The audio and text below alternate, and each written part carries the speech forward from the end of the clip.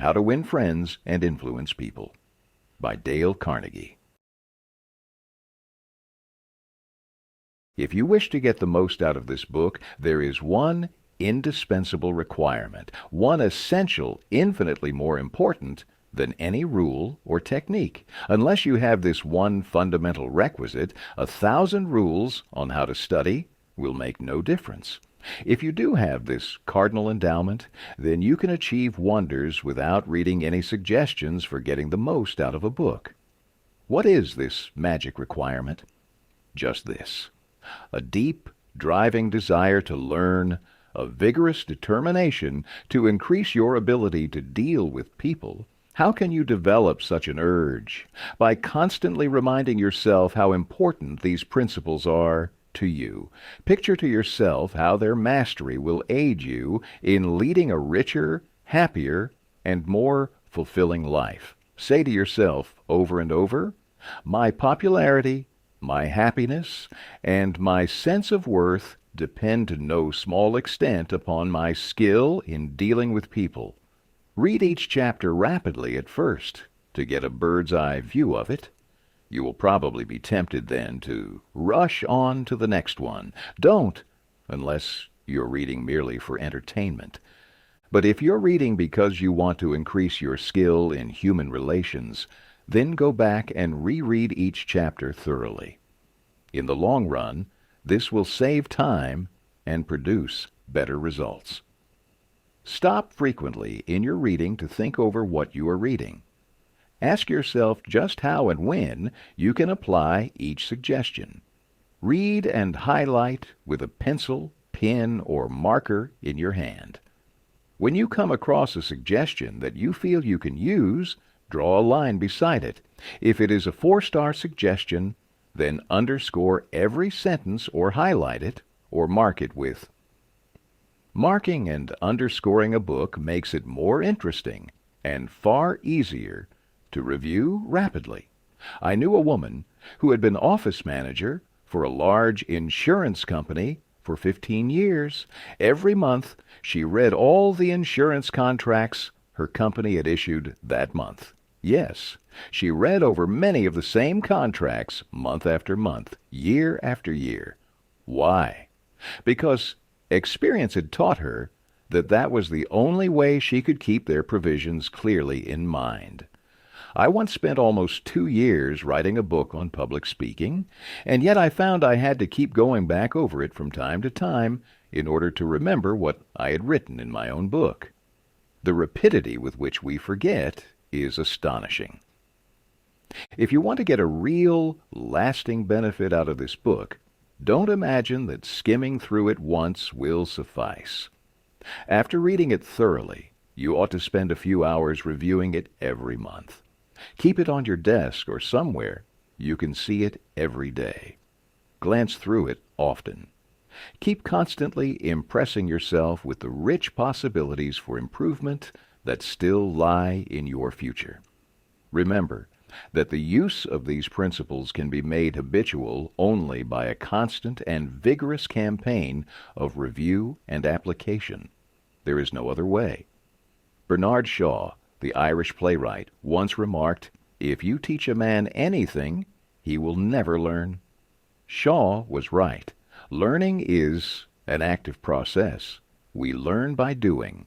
So, if you desire to master the principles you are studying in this book, do something about them. Apply these rules at every opportunity. If you don't, you will quickly forget them. Only knowledge that is used sticks in your mind. You will probably find it difficult to apply these suggestions all the time. I know because I wrote the book, and yet frequently I found it difficult to apply everything I advocated. For example, when you are displeased, it is much easier to criticize and condemn than it is to try to understand the other person's viewpoint. It is frequently easier to find fault than to find praise. It is more natural to talk about what you want than to talk about what the other person wants, and so on. So as you read this book, remember that you are not merely trying to acquire information. You are attempting to form new habits. Ah, yes, you are attempting a new way of life. That will require time and persistence and daily application. So refer to these pages often. Regard this as a working handbook on human relations. And whenever you are confronted with some specific problem, such as handling a child, winning your spouse, partner, or boss to your way of thinking, or satisfying an irritated customer, hesitate about doing the natural thing, the impulsive thing. This is usually wrong. Instead, turn to these pages and review the paragraphs you have underscored. Then try these new ways and watch them achieve magic for you.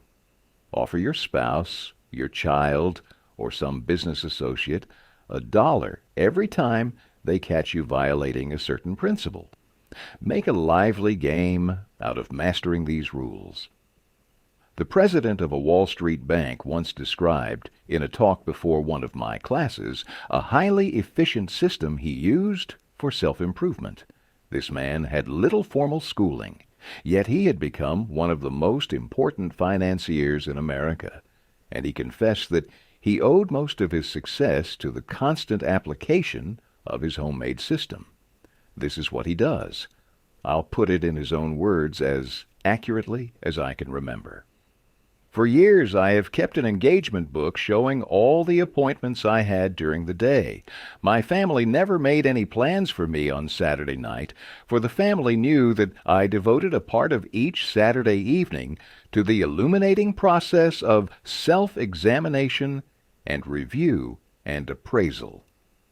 After dinner, I went off by myself, opened my engagement book, and thought over all the interviews, discussions, and meetings that had taken place during the week. I asked myself, what mistakes did I make that time? What did I do that was right? And in what way could I have improved my performance? What lessons can I learn from that experience? I often found that this weekly review made me very unhappy. I was frequently astonished at my own blunders.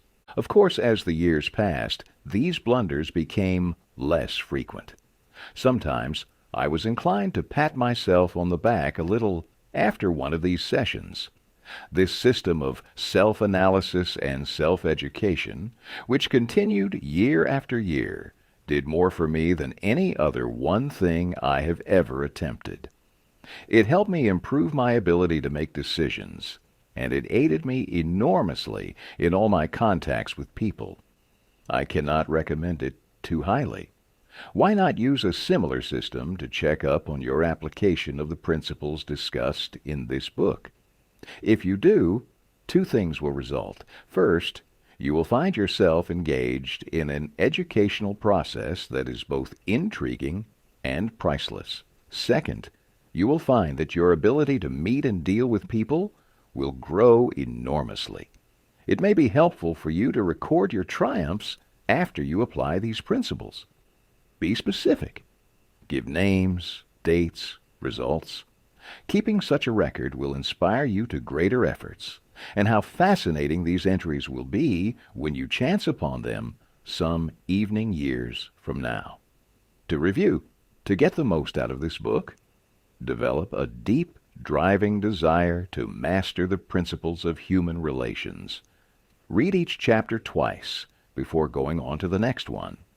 As you read, stop frequently to ask yourself how you can apply each suggestion. Underscore each important idea. Review this book each month. Apply these principles at every opportunity. Use this volume as a working handbook to help you solve your daily problems. Make a lively game out of your learning by offering some friend $1 every time they catch you violating one of these principles. Check up each week on the progress you are making. Ask yourself what mistakes you have made, what improvement, what lessons you have learned for the future. Keep notes in the back of this book showing how and when you applied these principles. Part 1. Fundamental Techniques in Handling People. Chapter 1. If you want to gather honey, don't kick over the beehive. On May 7, 1931, the most sensational manhunt New York City had ever known had come to its climax. After weeks of search, Two-Gun Crowley, the killer, the gunman who didn't smoke or drink, was at bay, trapped in his sweetheart's apartment on West End Avenue. 150 police officers and detectives laid siege to his top-floor hideaway. They chopped holes in the roof. They tried to smoke out Crowley, the cop killer, with tear gas. Then they mounted their machine guns on surrounding buildings, and for more than an hour, one of New York's fine residential areas reverberated with the crack of pistol fire and the rat-tat-tat of machine guns. Crowley, crouching behind an overstuffed chair, fired incessantly at the police. 10,000 excited people watched the battle. Nothing like it had ever before been seen on the sidewalks of New York. When Crowley was captured, Police Commissioner E.P. Mulrooney declared that the two-gun desperado was one of the most dangerous criminals ever encountered in the history of New York. "He will kill," said the commissioner, "at the drop of a feather." But how did Two-Gun Crowley regard himself? We know because, while the police were firing into his apartment, he wrote a letter addressed "To whom it may concern." And as he wrote, the blood flowing from his wounds left a crimson trail on the paper. In his letter, Crowley said, "Under my coat is a weary heart, but a kind one, one that would do nobody any harm." A short time before this, Crowley and his girlfriend were parked in a car, necking on a country road out on Long Island. Suddenly, a policeman walked up to the car and said, "Let me see your license." Without saying a word, Crowley drew his gun and cut the policeman down with a shower of lead. As the dying officer fell, Crowley leaped out of the car, grabbed the officer's revolver, and fired another bullet into the prostrate body. And that was the killer who said, "Under my coat is a weary heart, but a kind one, one that would do nobody any harm." Crowley was sentenced to the electric chair.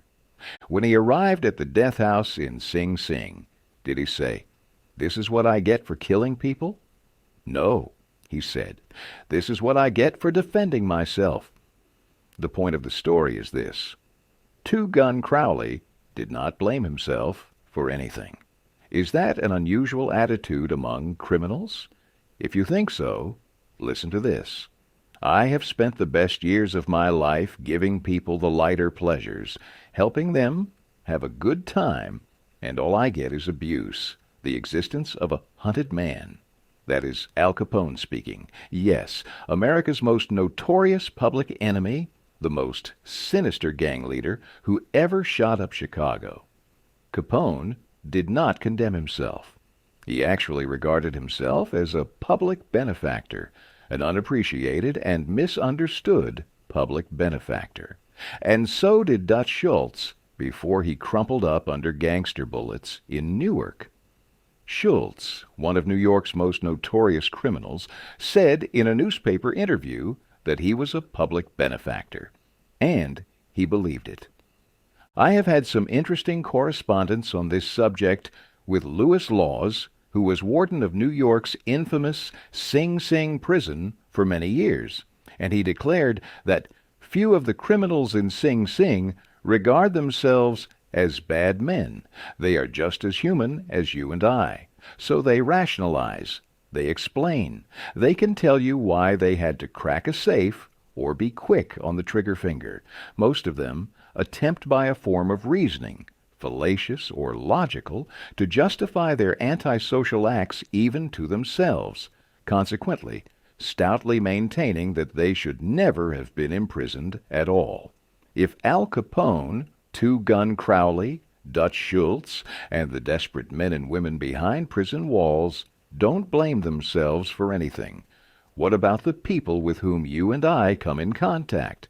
John Wanamaker, founder of the stores that bear his name, once confessed, "I learned 30 years ago that it is foolish to scold. I have enough trouble overcoming my own limitations without fretting over the fact that God has not seen fit to distribute evenly The gift of intelligence. Wanamaker learned this lesson early, but I personally had to blunder through this old world for a third of a century before it even began to dawn upon me that 99 times out of 100 people don't criticize themselves for anything, no matter how wrong it may be. Criticism is futile because it puts people on the defensive and usually makes them strive to justify themselves. Criticism is dangerous because it wounds a person's precious pride, hurts their sense of importance, and arouses resentment. B.F. Skinner, the world-famous psychologist, proved through his experiments that an animal rewarded for good behavior will learn much more rapidly and retain what it learns far more effectively than an animal punished for bad behavior. Later studies showed that the same applies to humans. By criticizing, we do not make lasting changes and often incur resentment. Hans Selye, another great psychologist, said, "As much as we thirst for approval, we dread condemnation." The resentment that criticism engenders can demoralize employees, family members, and friends, and still not correct the situation that has been condemned. Remember, it's honey you want, without the bee stings.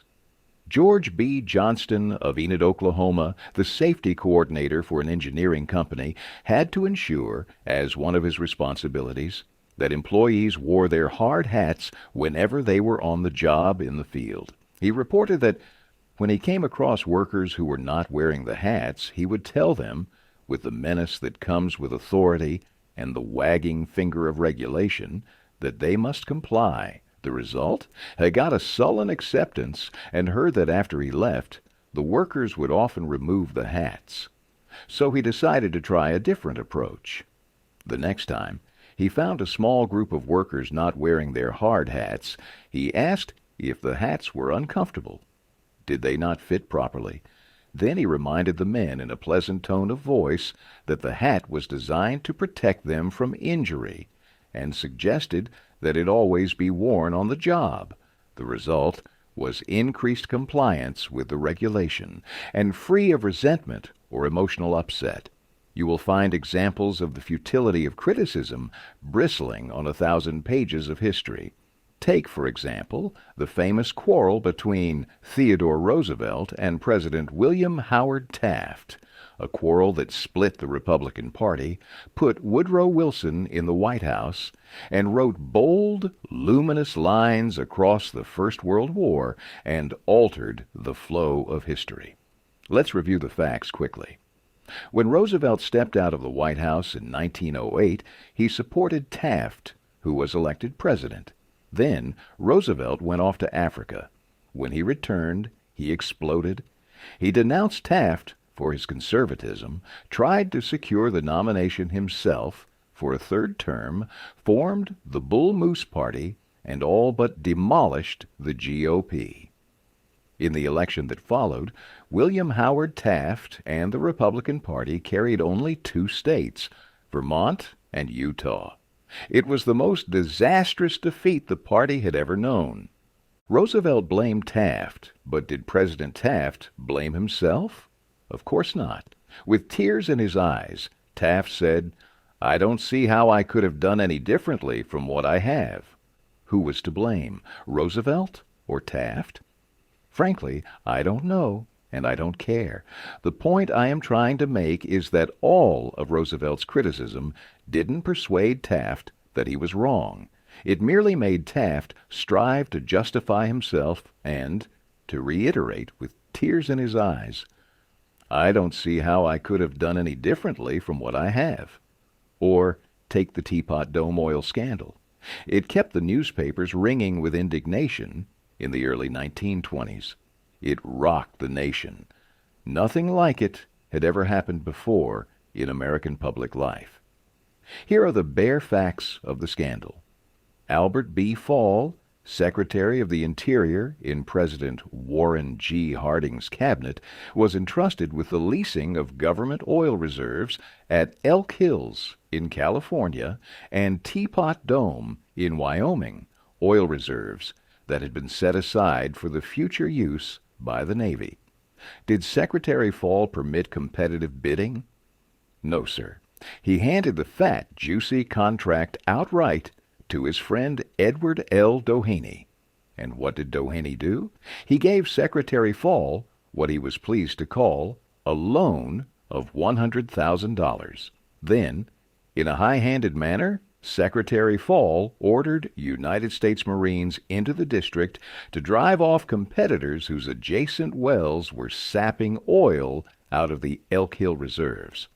These competitors, driven off their ground at the ends of guns and bayonets, rushed into court and blew the lid off of the Teapot Dome scandal. A stench arose so vile that it ruined the Harding administration, nauseated an entire nation, threatened to wreck the Republican Party again, and put Albert B. Fall behind prison bars. Fall was condemned viciously, condemned as few in public life have ever been. Did he repent? Never. Years later, Herbert Hoover intimated in a public speech that President Harding's death had been due to mental anxiety and worry because a friend had betrayed him. When Mrs. Fall heard that, she sprang from her chair, she wept, she shook her fists at fate and screamed, "What? Harding betrayed by Fall? No, my husband never betrayed anyone. A whole house full of gold wouldn't tempt my husband to do wrong. He is the one who has been betrayed and led to the slaughter and crucified." Mrs. Fall may have been deluded in believing her husband's innocence, but one thing is clear. She would have defended him to the death. There you are, human nature in action. Wrongdoers blaming everybody but themselves. We are all like that.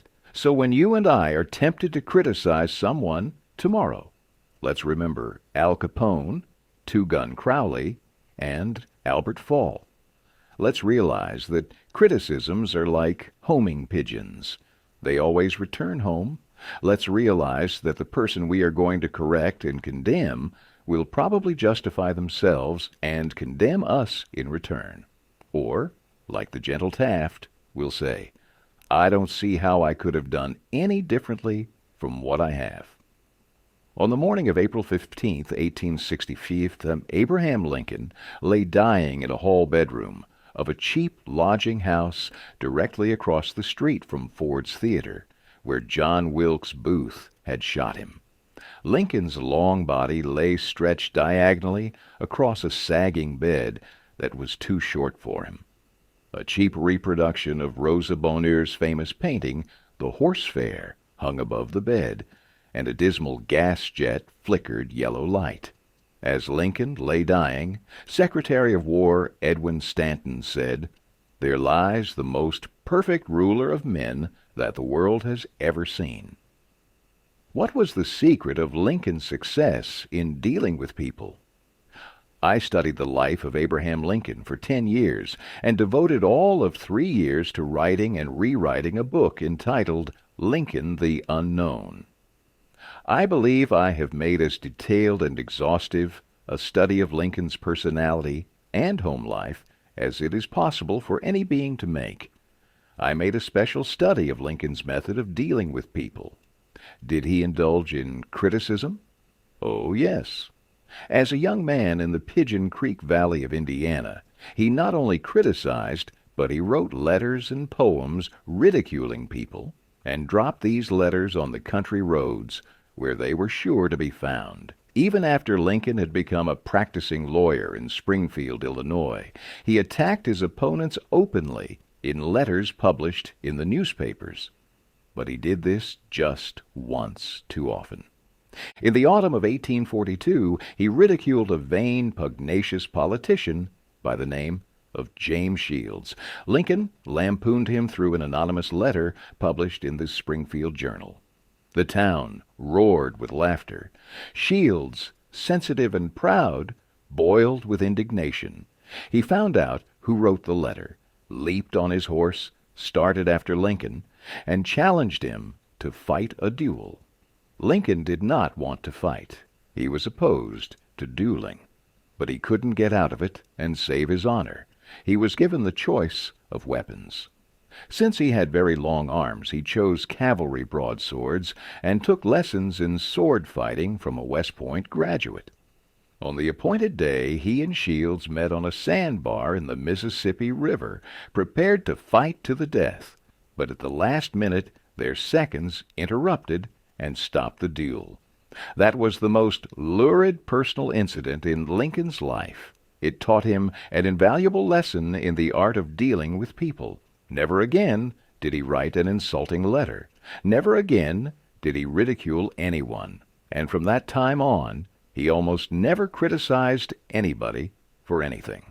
Time after time, during the Civil War, Lincoln put a new general at the head of the Army of the Potomac, and each one in turn, McClellan, Pope, Burnside, Hooker, Meade, blundered tragically and drove Lincoln to pacing the floor in despair. Half the nation savagely condemned these incompetent generals, but Lincoln, with malice toward none, with charity for all, held his peace. One of his favorite quotations was, "Judge not, that ye be not judged."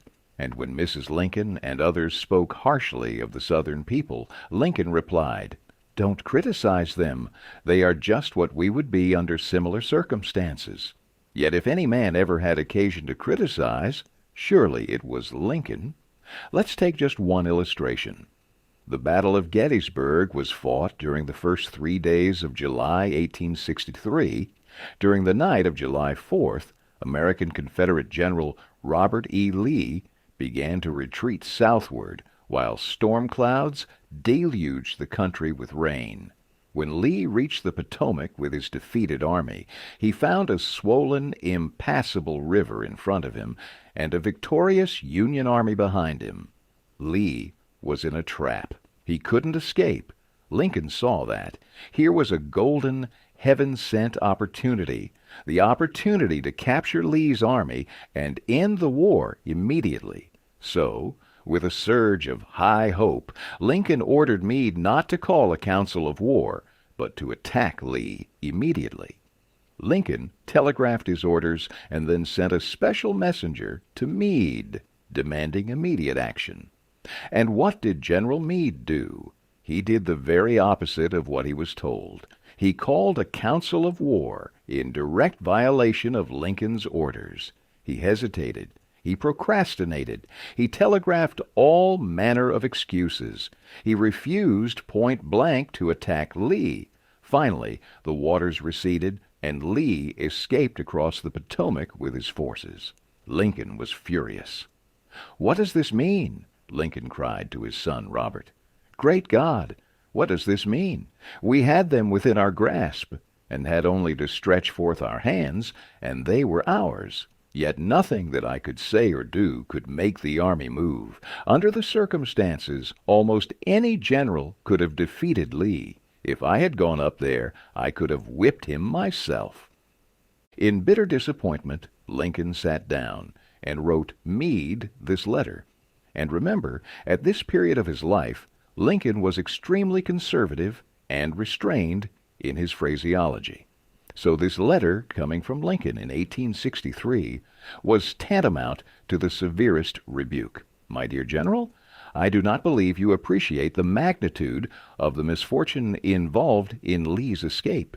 He was within our easy grasp, and to have closed upon him would, in connection with our other late successes, have ended the war.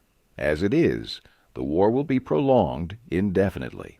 If you could not safely attack Lee last Monday, how can you possibly do so south of the river, when you can take with you very few, no more than 2/3 of the force you then had in hand? It would be unreasonable to expect, and I do not expect, that you can now effect much. Your golden opportunity is gone, and I am distressed immeasurably because of it." What do you suppose Meade did when he read the letter? Meade never saw that letter. Lincoln never mailed it. It was found among his papers after his death. My guess is, and this is only a guess, that after writing that letter, Lincoln looked out of the window and said to himself, "Just a minute. Maybe I should not be so hasty. It is easy enough for me to sit here in the quiet of the White House and order Meade to attack. But if I had been up at Gettysburg, and if I had seen as much blood as Meade has seen during the last week, and if my ears had been pierced with the screams and shrieks of the wounded and dying, maybe I wouldn't be so anxious to attack either. If I had Meade's timid temperament, perhaps I would have done just what he had done.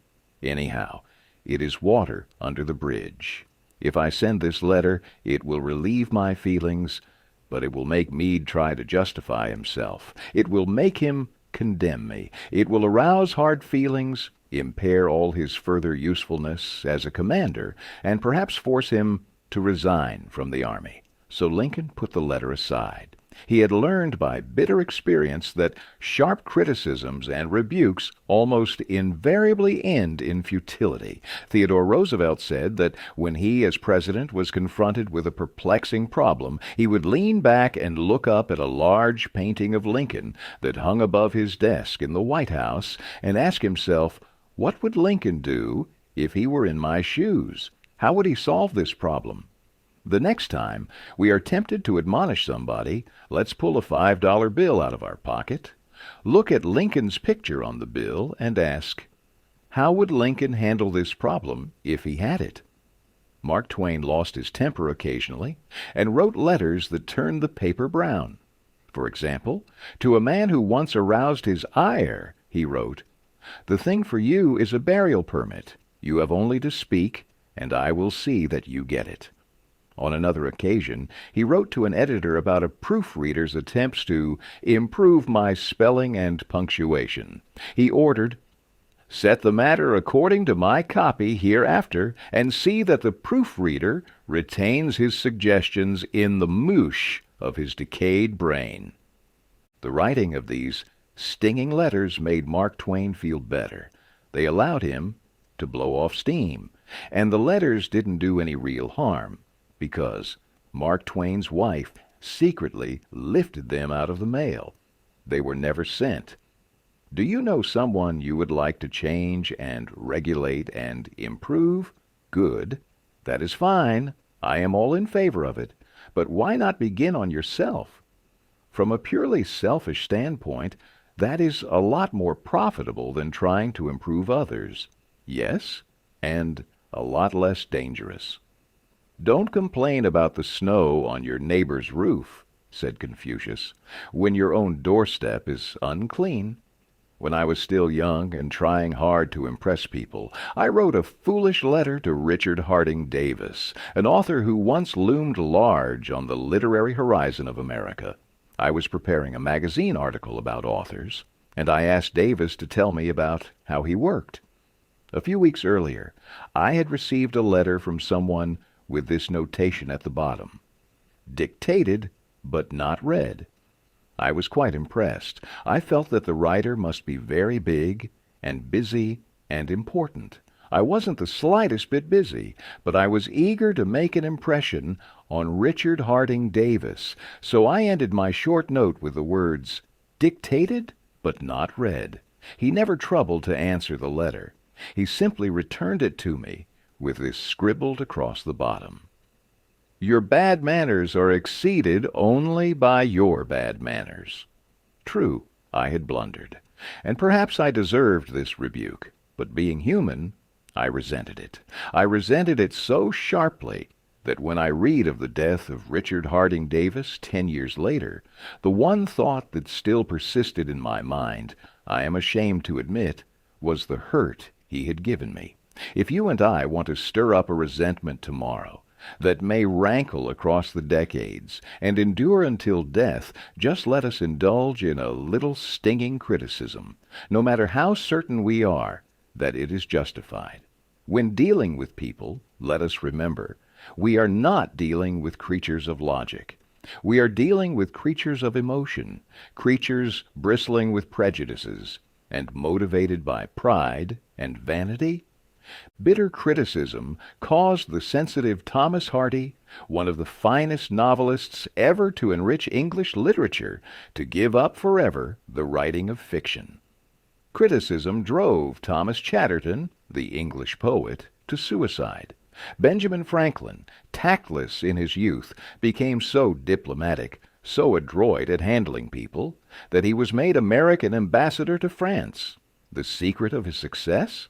"I will speak ill of no man," he said, "and speak all the good I know of everybody." Any fool can criticize, condemn, and complain, and most fools do, but it takes character and self-control to understand and forgive.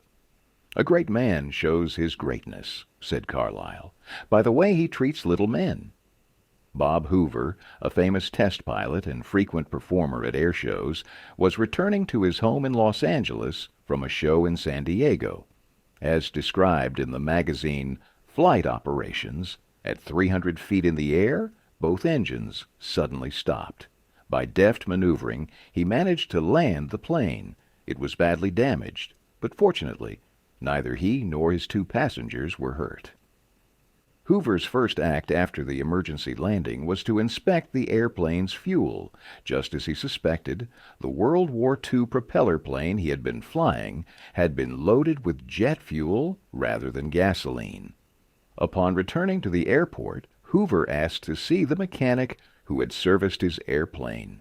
The young man was sick with the agony of his mistake. Tears streamed down his face. As Hoover approached, he had just caused the loss of a very expensive plane and could have caused the loss of 3 lives as well.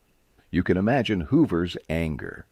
One could anticipate the tongue lashing that this proud and precise pilot was about to unleash for that carelessness. But Hoover didn't scold the mechanic. He didn't even criticize him. Instead, he put his big arm around the man's shoulder and said, "To show you I'm sure that you'll never do this again, I want you to service my F-51 tomorrow." One of the most wonderful people I have ever had the pleasure of knowing is Evangeline Booth, the first woman elected to head the Salvation Army. During her time as director there, she addressed the hunger and poverty among the immigrants of New York by establishing bread lines and programs to feed school children and help the elderly. When gold was discovered in the Yukon, Evangeline knew that the Salvation Army would be needed there, so she headed for Skagway. She later said it was one of the most difficult jobs in her career. Skagway was a tough place back then. On the day she arrived, 5 men were killed. Everyone carried a gun, and wherever she went she heard talk of Soapy Smith, the notorious killer of the Klondike, a desperado who was known for ambushing and murdering miners. He and his gang would shoot them down without warning to steal their gold, and no one was able to stop him. The night Evangeline arrived in Skagway, she held a meeting on the banks of the Yukon River, but the hardened miners were in no mood for a sermon. So Evangeline and her small group began to sing, and soon a crowd gathered and began to join in, slowly growing in size. The crowd continued to swell until finally thousands of people were singing along to the songs and hymns they had grown up with. At one point, someone came up and wrapped a blanket around Evangeline's shoulders to shield her from the bone-crushing cold, but the crowd continued to sing until 1 in the morning. Afterward, an exhausted Evangeline and her helpers prepared camp in the forest. As they were starting the fire, they saw 5 armed men coming out of the darkness. When the men got within speaking distance, the leader took off his hat and said, "I'm Soapy Smith, and I've come to tell you how much I enjoyed your singing. I was the man that sent you the blanket. You can keep it if you want." It was a royal gift in a place where men were dying from the chill and the damp. So began a conversation that went until dawn. Smith told Evangeline about his childhood and his mother, and poured out his memories of attending Salvation Army meetings with his grandmother, singing and clapping his hands to rousing hymns. Evangeline just listened. She knew that this man was desperate to be heard, to be valued, and respected by someone he wasn't pointing a gun at? Did this devout and principled woman condemn him for his terrible crimes, criticize him for the way he had wasted his life and caused others so much pain? How do you think he would have responded to that? No, she simply listened to him with compassion, and it touched his heart. Evangeline also believed in forgiveness and the power we all have to change. So with forthright honesty, she told him, "You're taking life, and that's not right. You can't win. They'll kill you sooner or later." Then she asked him to kneel with her. Together they prayed, and with tears streaming down his face, Smith promised to give up his lawlessness and turn himself in. He never got the chance, for 2 days later he was shot and killed. While Skagway celebrated the demise of a vicious criminal, Evangeline thought of a man who had wanted a chance to lead a better life. If listening without judgment could have that effect on a hardened murderer, what do you believe having the compassion to suspend our criticism could do for you or me in our daily interactions with our spouses, our families, and our co-workers?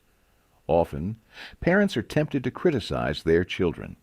You would expect me to say, "Don't," but I will not. I am merely going to say, before you criticize them, read one of the classics of American journalism, Father Forgets.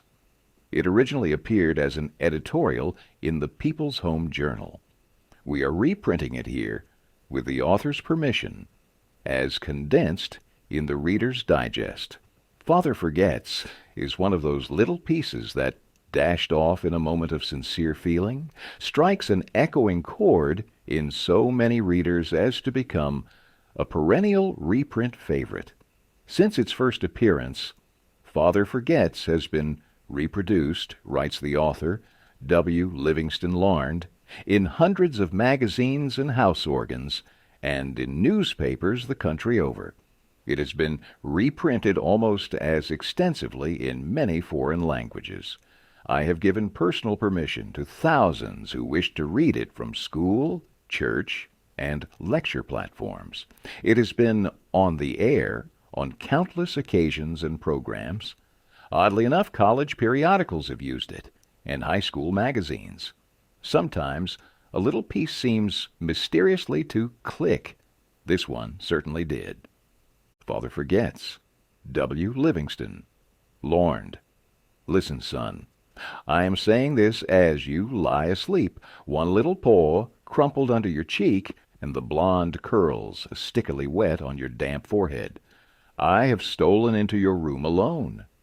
Just a few minutes ago, as I sat reading my paper in the library, a stifling wave of remorse swept over me.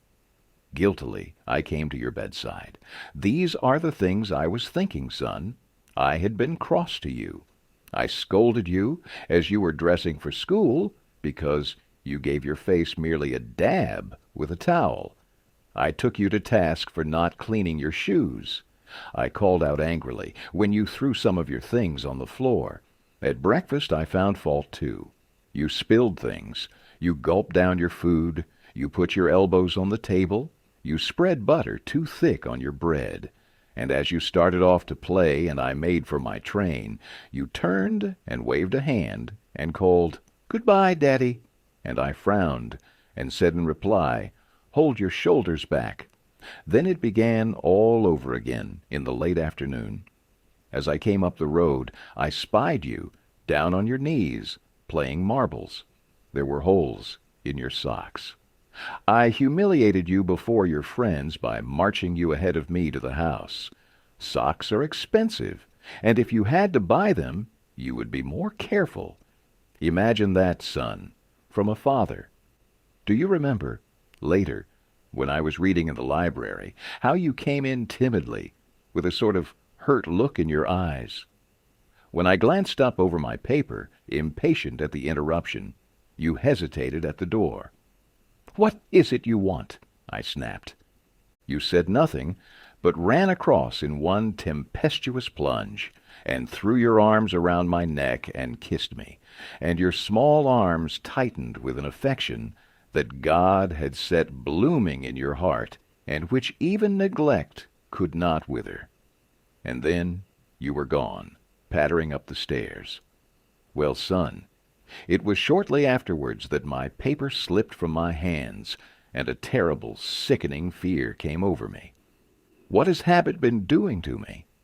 The habit of finding fault, of reprimanding. This was my reward to you for being a boy. It was not that I did not love you. It was that I expected too much of youth. I was measuring you by the yardstick of my own years. And there was so much that was good and fine and true in your character. The little heart of you was as big as the dawn itself over the wide hills. This was shown by your spontaneous impulse to rush in and kiss me good night. Nothing else matters tonight, son. I have come to your bedside in the darkness, and I have knelt here, ashamed. It is a feeble atonement. I know you would not understand these things if I told them to you during your waking hours. But tomorrow I will be a real daddy. I will chum with you, and suffer when you suffer, and laugh when you laugh. I will bite my tongue when impatient words come. I will keep saying, as if it were a ritual, he is nothing but a boy, a little boy. I am afraid I have visualized you as a man. Yet as I see you now, son, crumpled and weary in your cot, I see that you are still a baby. Yesterday, you were in your mother's arms, your head on her shoulder. I have asked too much, too much. Instead of condemning people, let's try to understand them. Let's try to figure out why they do what they do. That's a lot more profitable and intriguing than criticism, and it breeds sympathy, tolerance, and kindness. To know all is to forgive all. As Dr. Johnson said, God himself, sir, does not propose to judge man until the end of his days. Why should you and I? Principle 1. Don't criticize, condemn, or complain.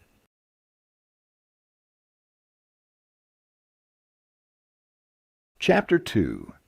The Big Secret of Dealing with People. There is only one way under high heaven to get anybody to do anything. Did you ever stop to think of that?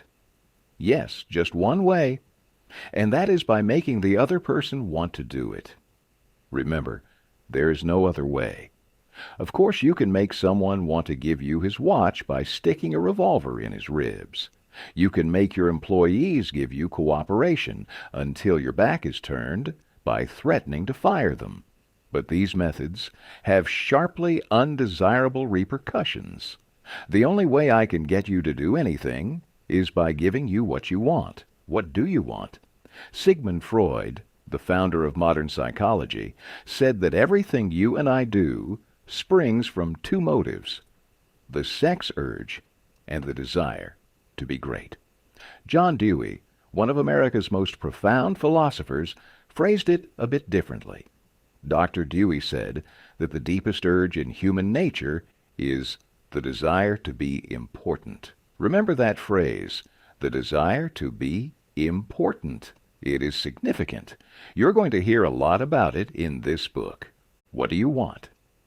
Not many things, but the few things that you do wish, you crave, with an insistence that will not be denied.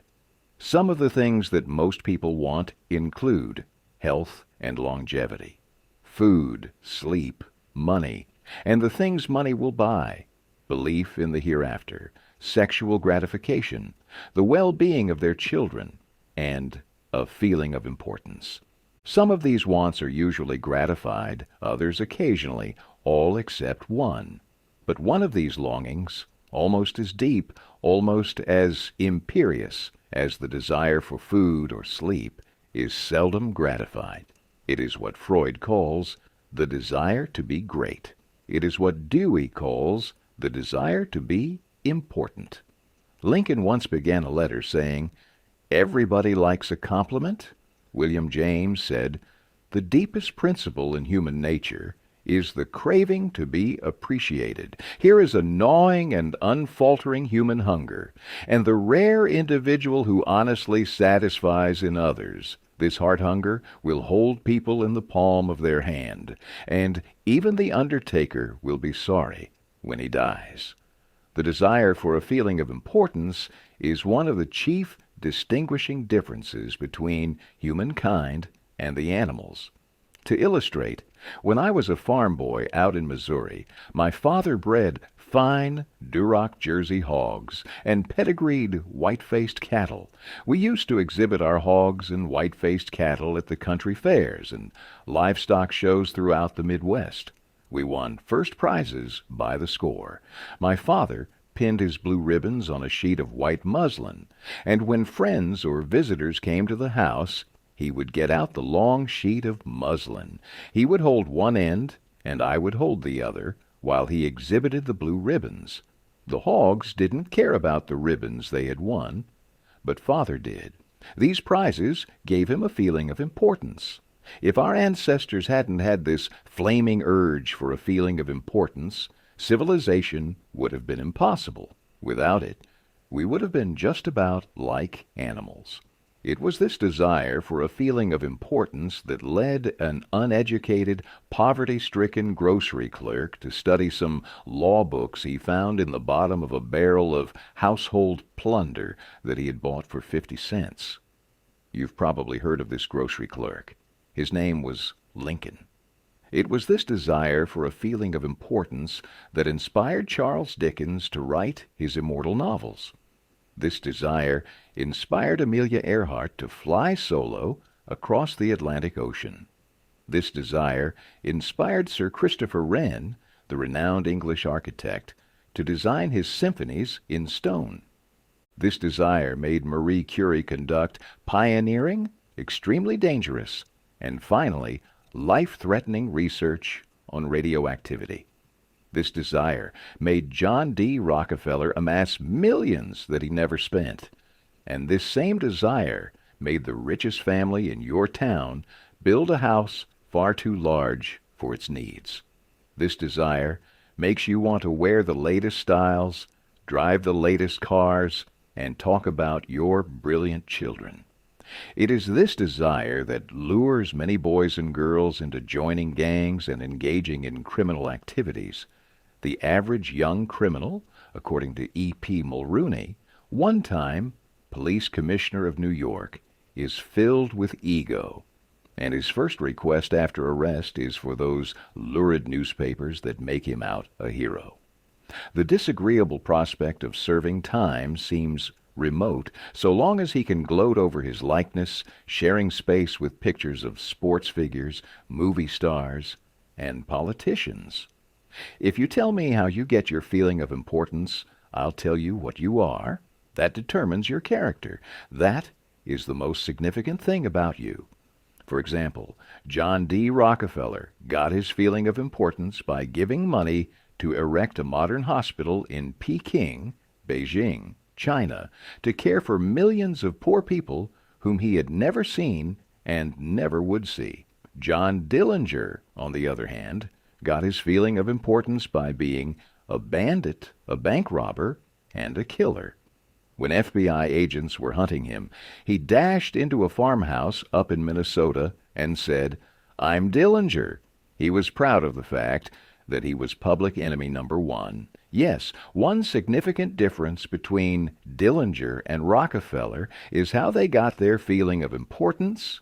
History sparkles with amusing examples of famous people struggling for a feeling of importance. Even George Washington wanted to be called His Mightiness, the President of the United States, and Columbus pleaded for the title Admiral of the Ocean and Viceroy of India.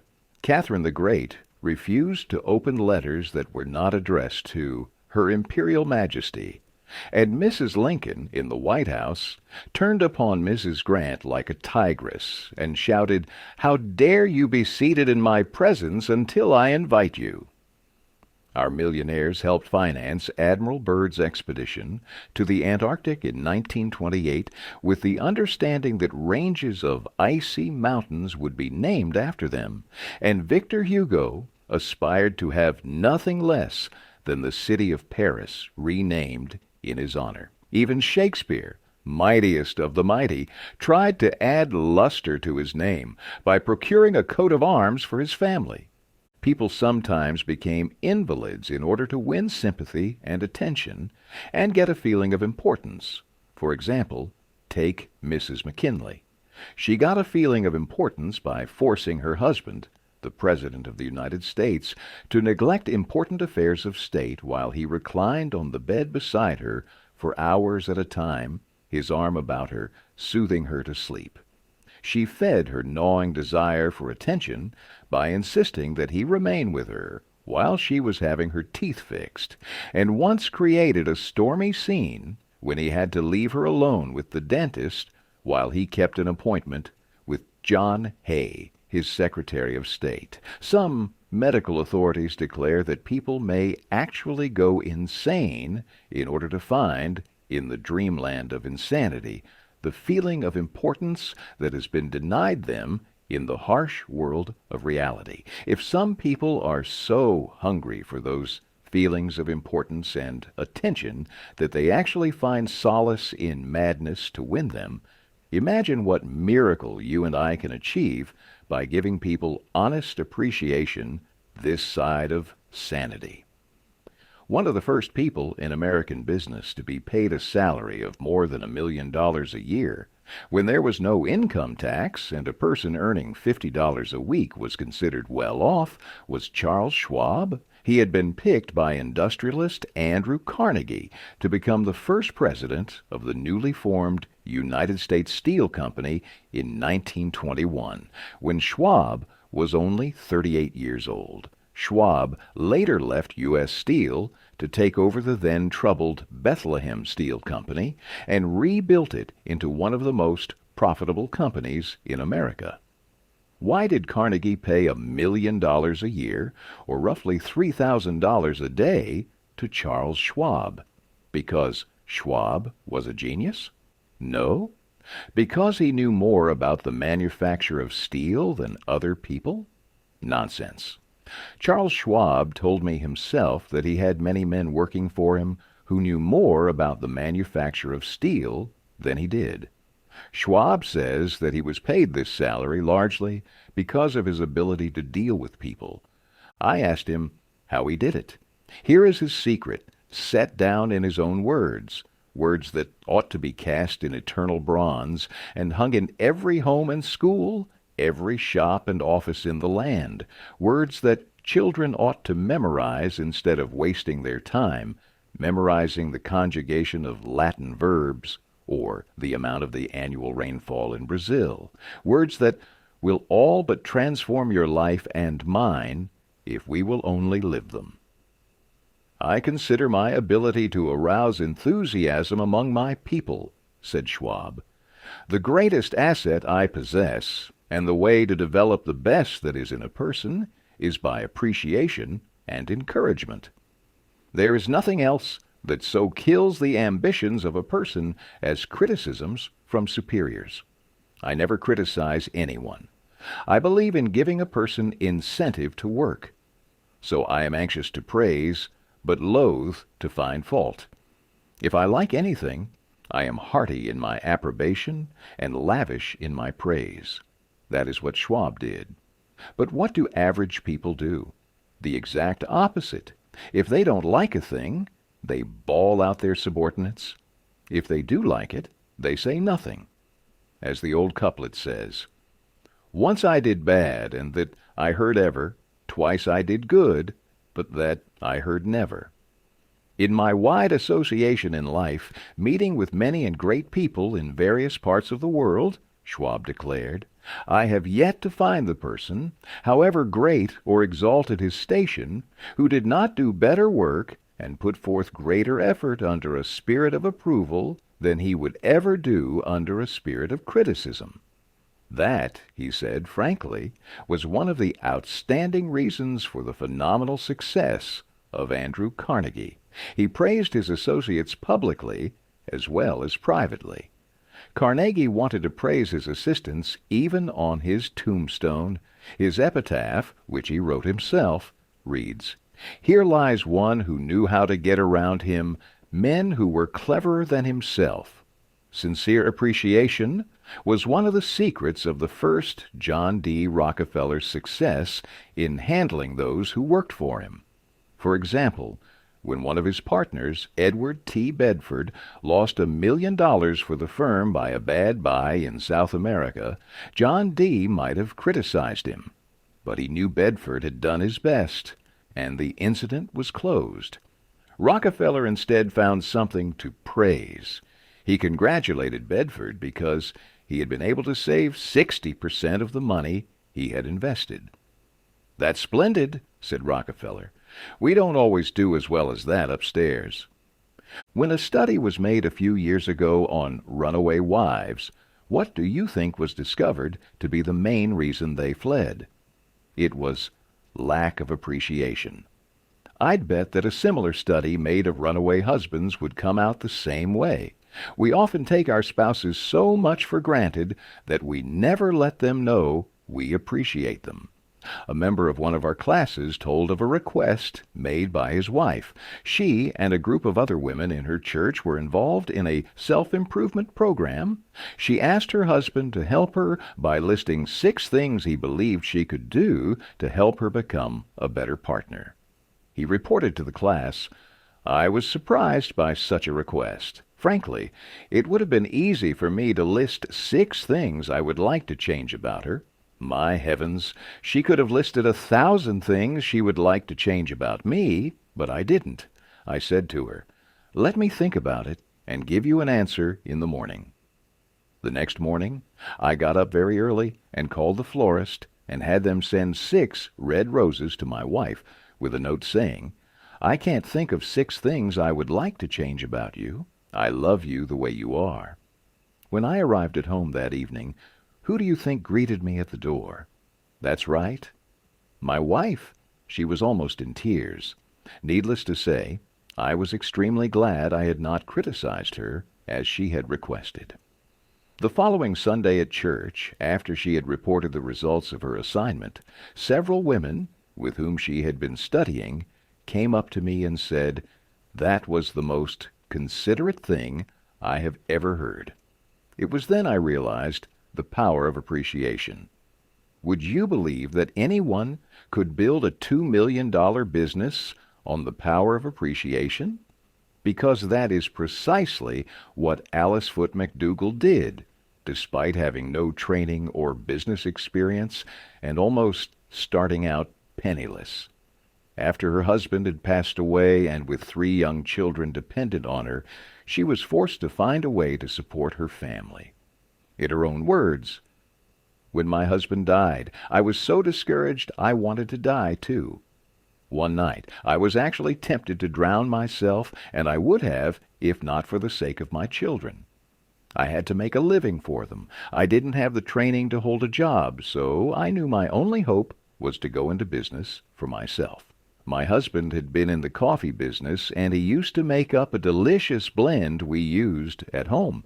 I knew there would be a market for this coffee if we could only get people to try it. I had $38, so I rented an office, a tiny room just large enough to store coffee. I bought a tiny coffee grinder that ground a half pound at a time, and when I got an order for 50 pounds of coffee, I had to fill the machine 100 times to complete that single order. Mrs. McDougall solicited customers by copying names from phone directories and sending out 100 letters a day, inviting people to try her blend. In the beginning, the orders barely trickled in, but I was taught as a child to write thank you notes, so I applied the same courtesy in business. In each letter, I explained how much the order meant to me, and how eager I was to supply that customer with the coffee best suited to their taste. I was astonished at what happened. The men in the coffee business had all prophesied that I would fail within 6 months. Yet 2 years later, Mrs. McDougall had a thriving coffee business and later branched out into the restaurant business. How did that happen? I opened a tiny coffee shop in Grand Central Station. For months, the shop was a dismal failure. Then one day it rained, and the corridors outside my shop were packed with people who were soaking wet. I've never seen a more miserable mass of humanity. I knew how those people felt because I had been cold and wet myself. I wanted to show them my honest appreciation for what they were feeling, and so, on an impulse, I had my waffle iron sent from home and served coffee and waffles for free. We began to serve them every day after that, but the demand was so great that we had to charge for them. Those free waffles turned my business into a success, and in 5 months we had a line half a block long. At the end of 5 years, I had built 6 restaurants, and my business was worth $500,000. Nobody needed to tell Mrs. McDougall the value of appreciation, nor did anyone need to tell it to Florence Ziegfeld. In the early part of the 20th century, Ziegfeld was the most spectacular entrepreneur who had ever dazzled Broadway, and he gained his reputation by his subtle ability to glorify the American girl. Time after time, he recruited average-looking young women, not great beauties or stunning head-turners, to be in his fabulous productions. Yet on stage, these average girls were transformed into glamorous visions of mystery and seduction who captivated their audiences. People from all walks of life thronged to see them each night in Ziegfeld's Follies, and many Ziegfeld girls, such as Barbara Stanwyck, Bette Davis, and Joan Blondell, later launched successful movie careers. Ziegfeld had taken ordinary American girls and turned them into spectacular stars. How did he do it? Ziegfeld knew the value of appreciation and confidence and took every opportunity to let them know they were special. Through the sheer power of his gallantry and his consideration toward them, they metamorphosed into the beauties the audience saw on the stage every night. He was practical as well. He raised the salary of chorus girls from $35 a week to as high as $175, and he was chivalrous. On opening night at the Follies, he sent a telegram to each star in the cast and deluged every girl in the chorus line with American Beauty roses. I once succumbed to the fad of fasting and went for 6 days and nights without eating. It wasn't difficult. I was less hungry at the end of the 6th day than I was at the end of the 2nd. Yet I know, as do you, people who would think they had committed a crime if they let their families or employees go for 6 days without food. Yet they will let them go for 6 days and 6 weeks, and sometimes 60 years without giving them the hearty appreciation that they crave almost as much as they crave food.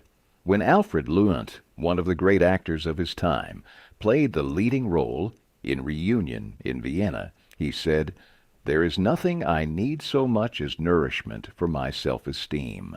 We nourish the bodies of our children and friends and employees, but how seldom do we nourish their self-esteem? We provide them with nutritious food to build energy, but we neglect to give them kind words of appreciation that would sing in their memories for years, like the music of the morning stars." Some readers are saying right now, as they read these lines, "Hogwash, stop, it's just flattery. I've tried that, and it doesn't work, not with intelligent people." Of course, flattery seldom works with discerning people. It is shallow, selfish, and insincere. It ought to fail, and it usually does. True, some people are so hungry, so thirsty for appreciation, that they will swallow anything, just as a starving man will eat grass and fishworms. Even Queen Victoria was susceptible to flattery. Prime Minister Benjamin Disraeli confessed that he put it on thick in dealing with the Queen. To use his exact words, he spread it on with a trowel. But Disraeli was one of the most polished and deft men who ever ruled the far-flung British Empire. What worked for him wouldn't necessarily work for you and me. In the long run, flattery will do you more harm than good. Flattery is counterfeit, and like counterfeit money, it will eventually get you into trouble if you pass it to someone else. The difference between appreciation and flattery? Simple. One is sincere, the other insincere. One comes from the heart out, the other from the teeth out. One is unselfish, the other selfish. One is universally admired, the other universally condemned. I recently saw a bust of the Mexican hero, general, and later president, Alvaro Obregón, in the Chapultepec Palace in Mexico City. Below the bust are carved these wise words from his philosophy. Don't be afraid of enemies who attack you. Be afraid of the friends who flatter you. No, no, no, I am not suggesting flattery. Far from it. I'm talking about a new way of life. Let me repeat. I am talking about a new way of life. King George V had a set of 6 maxims displayed on the walls of his study at Buckingham Palace. One of these said, "Teach me neither to proffer nor receive cheap praise." That's all flattery is, cheap praise. I once read a definition of flattery that may be worth repeating. Flattery is telling the other person precisely what he thinks about himself. If all we had to do was flatter, everybody would catch on, and we would all be experts in human relations. When we are not engaged in thinking about some definite problem, we usually spend about 95% of our time thinking about ourselves.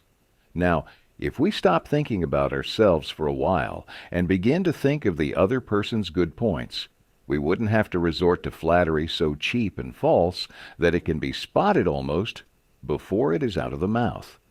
One of the most neglected virtues of our daily existence is appreciation. Somehow, we neglect to praise our daughter or son when she or he brings home a good report card, and we fail to encourage our children when they first succeed in building a birdhouse or baking brownies. Nothing pleases children more than this kind of parental interest and approval. The next time you enjoy an exceptional meal dining out, send word to the chef that it was excellently prepared. When a tired salesperson shows you unusual courtesy, please mention it. Every minister, lecturer, and public speaker knows the discouragement of pouring themselves out to an audience and not receiving a single ripple of appreciative comment. What applies to professionals applies doubly to workers in offices, shops, and factories, and to our families and friends. In our relations at work, we should never forget that all our associates are human beings and hunger for appreciation. It is the legal tender that all souls enjoy. Try leaving a friendly trail of little sparks of gratitude on your daily trips. You will be surprised how they will set small flames of friendship that will be rose beacons on your next visit. Hurting people not only does not change them, it is never called for. There's an old saying that I have cut out and pasted on my mirror where I cannot help but see it every day. I shall pass this way but once.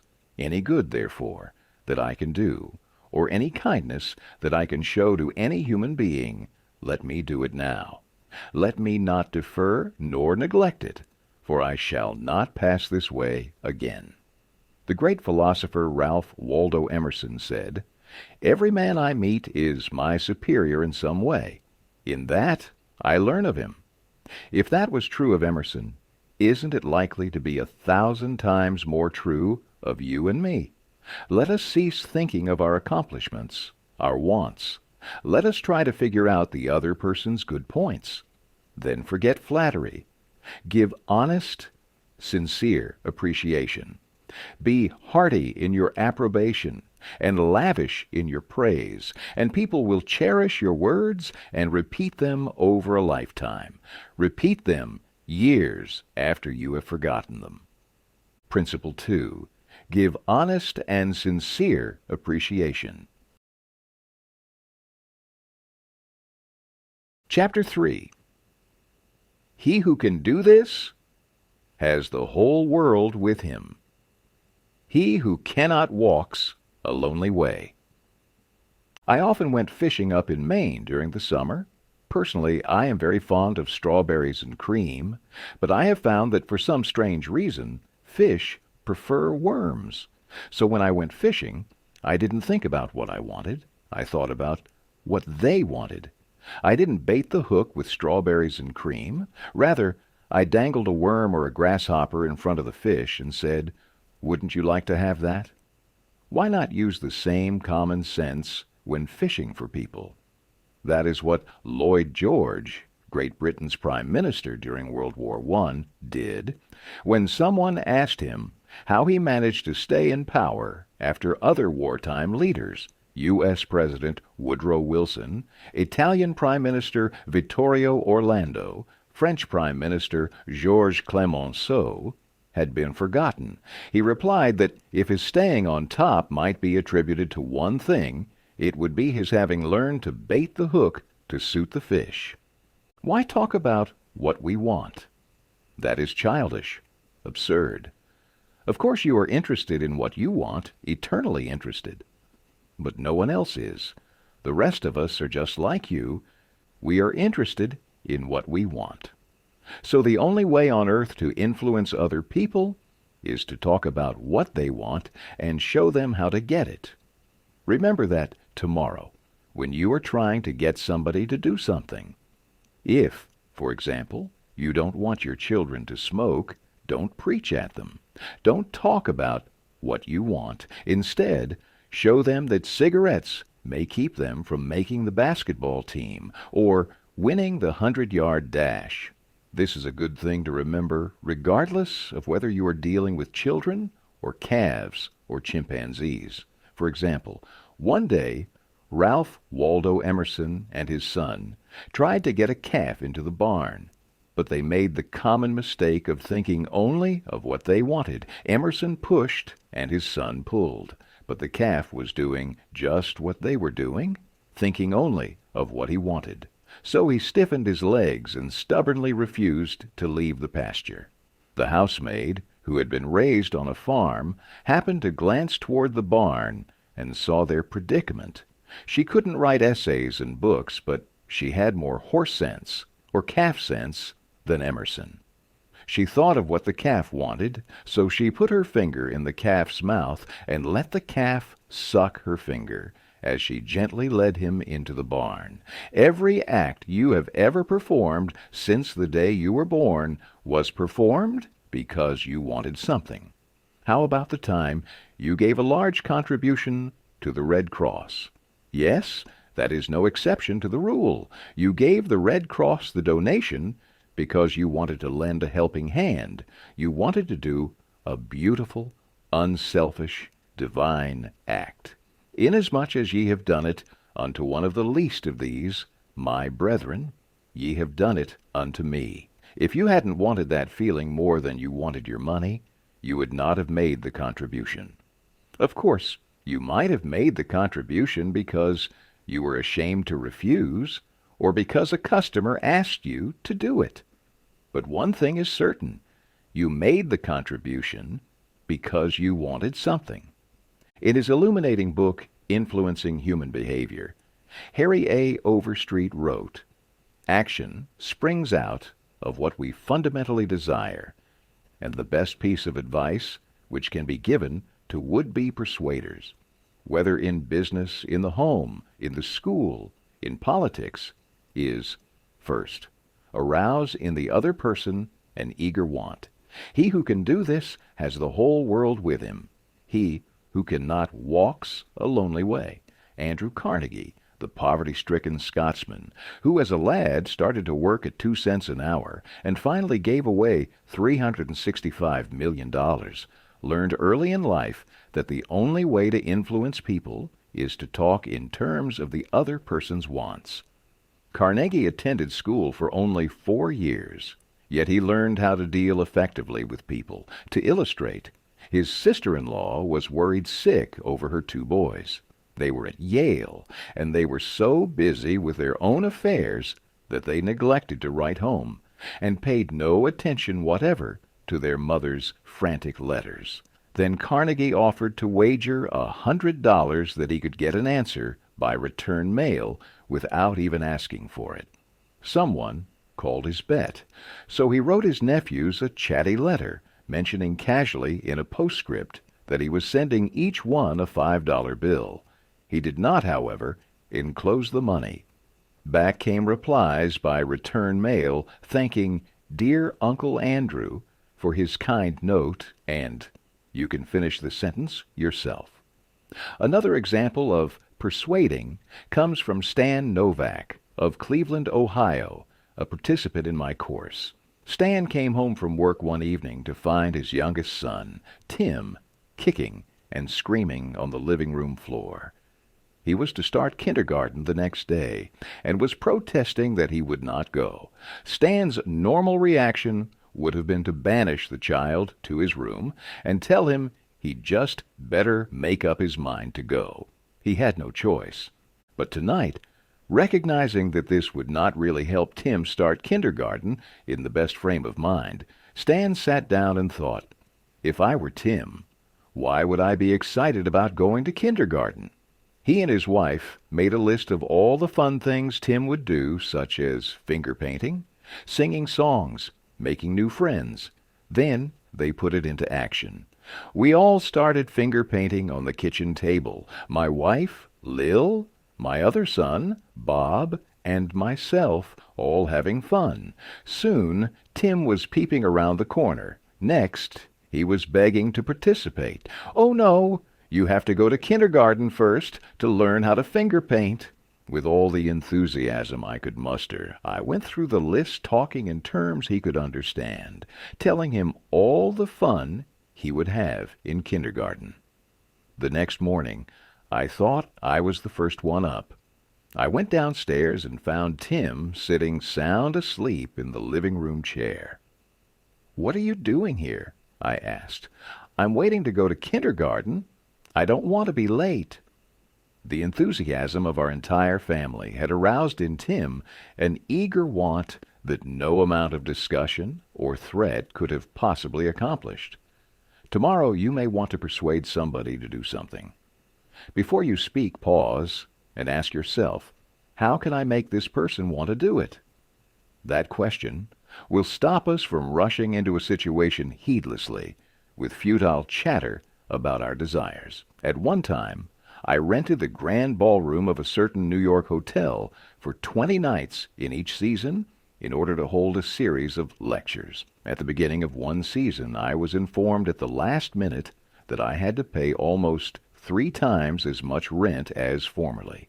This news reached me after the tickets had been printed and distributed and all announcements had been made. Naturally, I did not want to pay the increase. But what was the use of talking to the hotel about what I wanted? They were interested only in what they wanted. So a couple of days later, I went to see the manager. "I was a bit shocked when I got your letter," I said. "But I don't blame you at all. If I had been in your position, I would probably have written a similar letter myself. Your duty as the manager of the hotel is to make all the profit possible. If you don't do that, you will be fired, and you ought to be fired. Now let's take a piece of paper and write down the advantages and the disadvantages that will accrue to you if you insist on this increase in rent."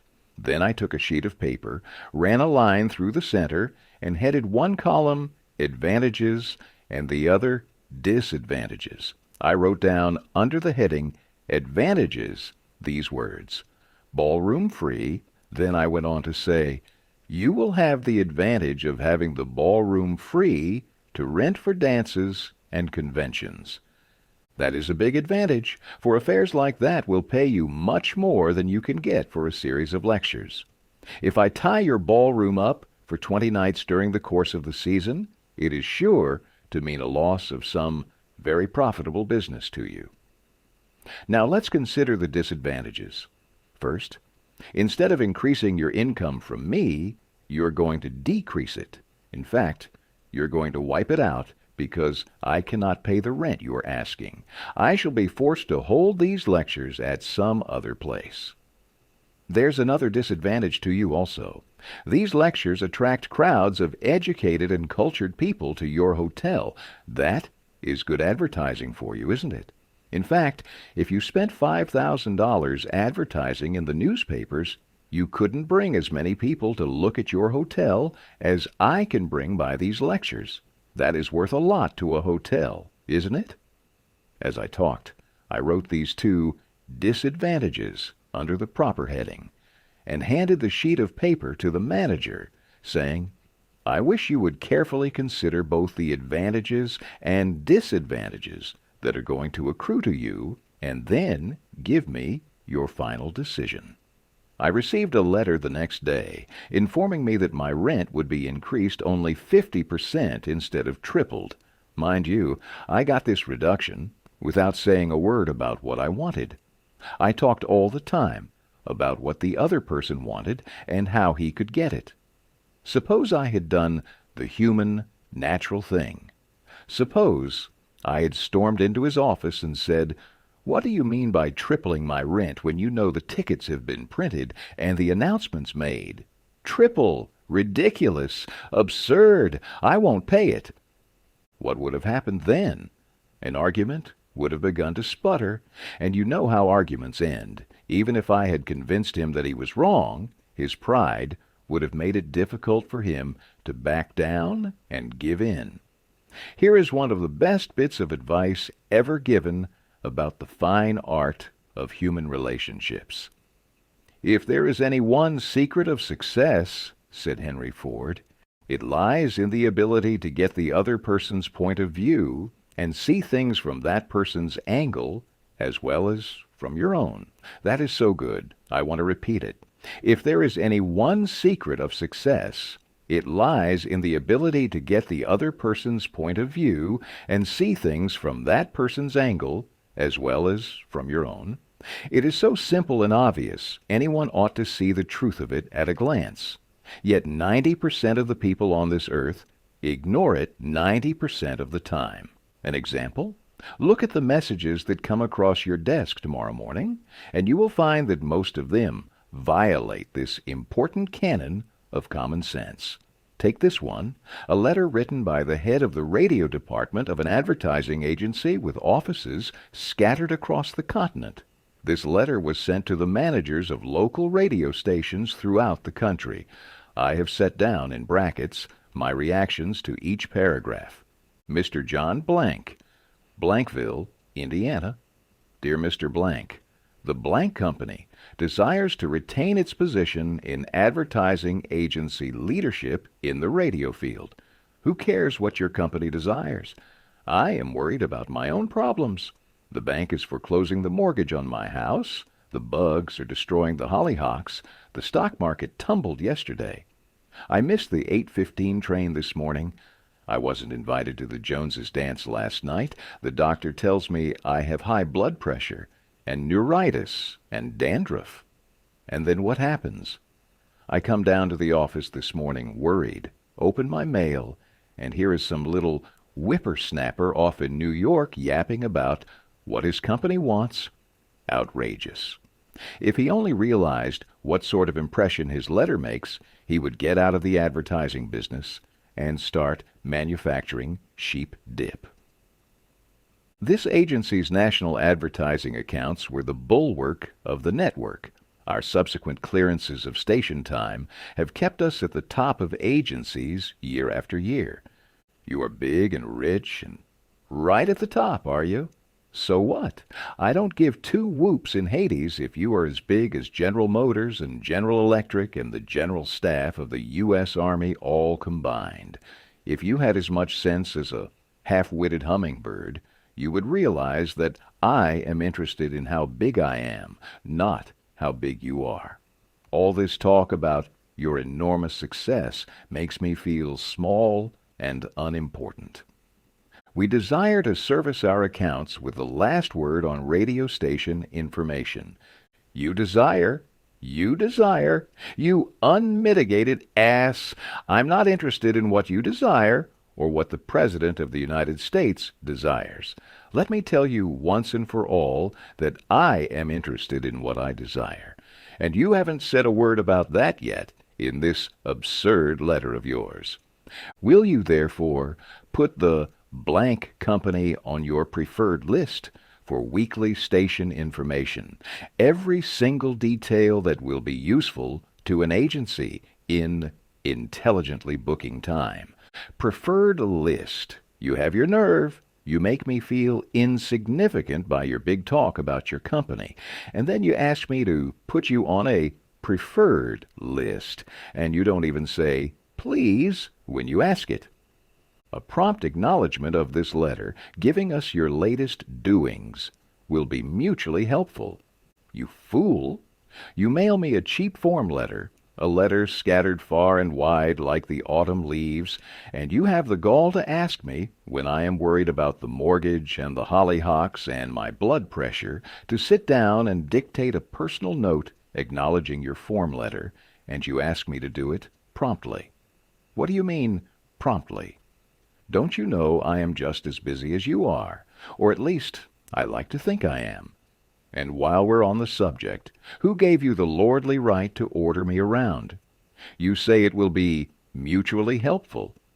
At last, you have begun to see my viewpoint, but you are vague about how it will be to my advantage. Very truly, yours, John Doe. Manager, Radio Department, P.S. The enclosed reprint from the Blankville Journal will be of interest to you, and you may want to broadcast it over your station. Finally, down here in the postscript, you mention something that may help me solve one of my problems. Why didn't you begin your letter with, "But what's the use? Anyone in advertising who is guilty of perpetrating such drivel as you have sent me has something wrong with his medulla oblongata. You don't need a letter giving our latest doings. What you need is a quart of iodine in your thyroid gland." Now, if people who devote their lives to advertising and who pose as experts in the art of influencing people to buy, if they write a letter like that, what can we expect from the butcher or baker or the auto mechanic? Here's another letter, written by the superintendent of a large freight terminal to a student of my course, Edward Vermeulen. What effect did this letter have on the man to whom it was addressed? Read it, and then I'll tell you. Azaraga's Sons, Incorporated, 28, Front Street, Brooklyn, New York, 11201. Attention, Mr. Edward Vermeulen. Gentlemen, the operations at our outbound rail receiving station are handicapped because a material percentage of the total business is delivered us in the late afternoon.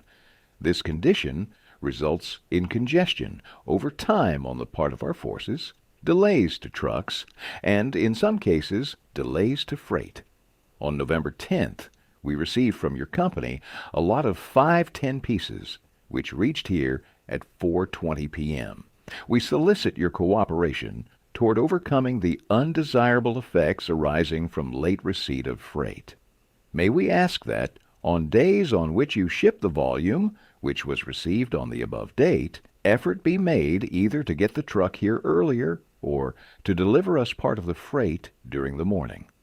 The advantage that would accrue to you under such an arrangement would be that of more expeditious discharge of your trucks and the assurance that your business would go forward on the date of its receipt. Very truly yours, J.B., Superintendent.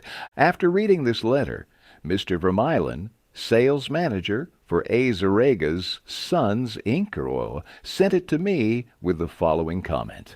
This letter had the reverse effect from that which was intended. The letter begins by describing the terminal's difficulties, in which we are not interested, generally speaking. Our cooperation is then requested without any thought as to whether it would inconvenience us. And then, finally, in the last paragraph, the fact is mentioned that if we do cooperate, it will mean more expeditious discharge of our trucks, with the assurance that our freight will go forward on the date of its receipt. In other words, that in which we are most interested is mentioned last, and the whole effect is one of raising a spirit of antagonism rather than of cooperation. Let's see if we can't rewrite and improve this letter. Let's not waste any time talking about our problems. As Henry Ford admonishes, let's get the other person's point of view and see things from that person's angle as well as from your own. Here is one way of revising the letter. It may not be the best way, but isn't it an improvement? Mr. Edward Vermeulen, in care of A. Zeriga's Sons, Incorporated. 28 Front St. Brooklyn, NY 11201. Dear Mr. Vermeulen, your company has been one of our good customers for 14 years. Naturally, we are very grateful for your patronage and are eager to give you the speedy, efficient service you deserve. However, we regret to say that it isn't possible for us to do that when your trucks bring us a large shipment late in the afternoon, as they did on November 10th. Why? Because many other customers make late afternoon deliveries also. Naturally, that causes congestion. That means your trucks are held up unavoidably at the pier, and sometimes even your freight is delayed. That's bad, but it can be avoided. If you make your deliveries at the pier in the morning, when possible, your trucks will be able to keep moving. Your freight will get immediate attention, and our workers will get home early at night to enjoy a dinner of the delicious macaroni and other noodles that you manufacture. Regardless of when your shipments arrive, we shall always cheerfully do all in our power to serve you promptly. You are busy. Please don't trouble to answer this note. Yours truly, J.B., Superintendent. Barbara Anderson, who worked at a bank in New York, desired to move to Phoenix, Arizona, for the health of her son. Using the principles she had learned in my course, she wrote the following letter to 12 banks in Phoenix. Dear Sir, my 10 years of bank experience should be of interest to a rapidly growing bank like yours.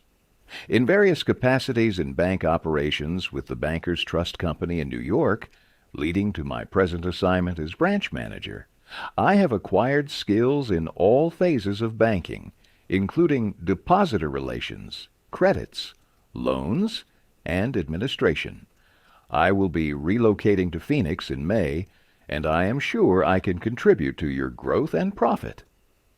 I will be in Phoenix the week of April 3rd and would appreciate the opportunity to show you how I can help your bank meet its goals. Sincerely, Barbara L. Anderson. Do you think Mrs. Anderson received any response from that letter? 11 of the 12 banks invited her to be interviewed, and she had a choice of which banks offered to accept. Why? Mrs. Anderson did not state what she wanted, but wrote in the letter how she could help them, and focused on their wants, not her own. Thousands of salespeople are pounding the pavements today, tired, discouraged, and underpaid. Why? Because they are always thinking only of what they want. They don't realize that neither you nor I want to buy anything. If we did, we would go out and buy it. But both of us are eternally interested in solving our problems. And if salespeople can show us how their services or merchandise will help us solve our problems, they won't need to sell us. We will buy. And customers like to feel that they are buying, not being sold. Yet many salespeople spend a lifetime in selling without seeing things from the customer's angle. For example, for many years I lived in a house in Forest Hills, a community in Queens, New York. One day, as I was rushing to the train station, I chanced to meet a real estate operator who had bought and sold property in that area for many years. He knew Forest Hills well, so I hurriedly asked him whether or not my stucco house was built with metal lath or hollow tile. He said he did not know and told me what I already knew, that I could find out by calling the Forest Hills Garden Association. The following morning, I received a letter from him. Did he give me the information I wanted? He could have gotten it in 60 seconds by a telephone call, but he did not. He told me again that I could get it by telephoning, and then asked me to let him handle my insurance. He was not interested in helping me. He was interested only in helping himself. J. Howard Lucas of Birmingham, Alabama, tells how two salespeople from the same company handled the same type of situation. He reported, "Several years ago, I was on the management team of a small company. Headquartered near us was the district office of a large insurance company. Their agents were assigned territories, and our company was assigned to two agents, whom I shall refer to as Carl and John. One morning, Carl dropped by our office and casually mentioned that his company had just introduced a new life insurance policy for executives and thought we might be interested later on, and he would get back to us when he had more information on it. The same day, John saw me and a colleague on the sidewalk while returning from a coffee break, and he shouted, 'Hey, Luke, hold up. I have some great news for you fellas.' He hurried over and very excitedly told us about an executive life insurance policy his company had introduced that very day. It was the same policy that Carl had casually mentioned. He wanted us to have one of the first issued. He gave us a few important facts about the coverage and ended saying, 'The policy is so new, I'm going to have someone from the home office come out tomorrow and explain it. Now, in the meantime, let's get the application signed and on the way so my fellow can have more information to work with.' His enthusiasm aroused in us an eager want for this policy, even though we still did not have details. When they were made available to us, they confirmed John's initial understanding of the policy, and he not only sold each of us a policy, but later doubled our coverage. Carl could have had those sales, but he made no effort to arouse in us any desire for the policies. The world is full of people who are grabbing and self-seeking, so the rare individual who unselfishly tries to serve others has an enormous advantage. He has little competition. Owen D. Young, a noted lawyer and founder of the Radio Corporation of America, RCA, once said, "People who can put themselves in the place of other people, who can understand the workings of their minds, need never worry about what the future has in store for them." If out of reading this book you get just one thing, an increased tendency to think always in terms of other people's point of view and see things from their angle, if you get that one thing out of this book, it may easily prove to be one of the building blocks of your career. Looking at the other person's point of view and arousing in him or her an eager want for something is not to be construed as manipulating that person to do something that is only for your benefit and their detriment. Each party should gain from the negotiation. In the letters to Mr. Vermeulen, both the sender and the receiver of the correspondence gained by implementing what was suggested. Both the bank and Mrs. Anderson won by her letter, in that the bank obtained a valuable employee and Mrs. Anderson a suitable job. The best way to motivate someone to do something for you is to show how it would benefit them as well. Michael Whidden could attest to that. Mike, a territory salesperson for the Shell Oil Company in Rhode Island, had a situation that was plaguing him, but by using this principle, he came up with an ingenious solution. The problem was one outdated, run-down station. Mike was determined to be the #1 salesperson in his area, but this station was in such bad shape that sales were declining significantly, and it was holding him back from his goal. The station was run by an older man who was set in his ways. He had no desire to change, and no amount of cajoling on Mike's part could get him to fix the place up. Mike first tried reasoning with the man and offered helpful suggestions. No luck. He then tried heart-to-heart talks. Finally, he resorted to pleading. None of it had any effect. The man was as stubborn as a Missouri mule. Then Mike had an idea. If he invited the manager to join him in visiting the newest station in the territory, maybe it would inspire the man to upgrade his own. The manager was interested to see what the competition was up to, and readily agreed to, the field trip, so Mike arranged a tour of the new facility. What the manager saw there impressed him so much that the next time Mike visited, he didn't recognize the place. It had been cleaned up and was already recording a sales increase, and that enabled Mike to hit his target of being the top salesperson in the district.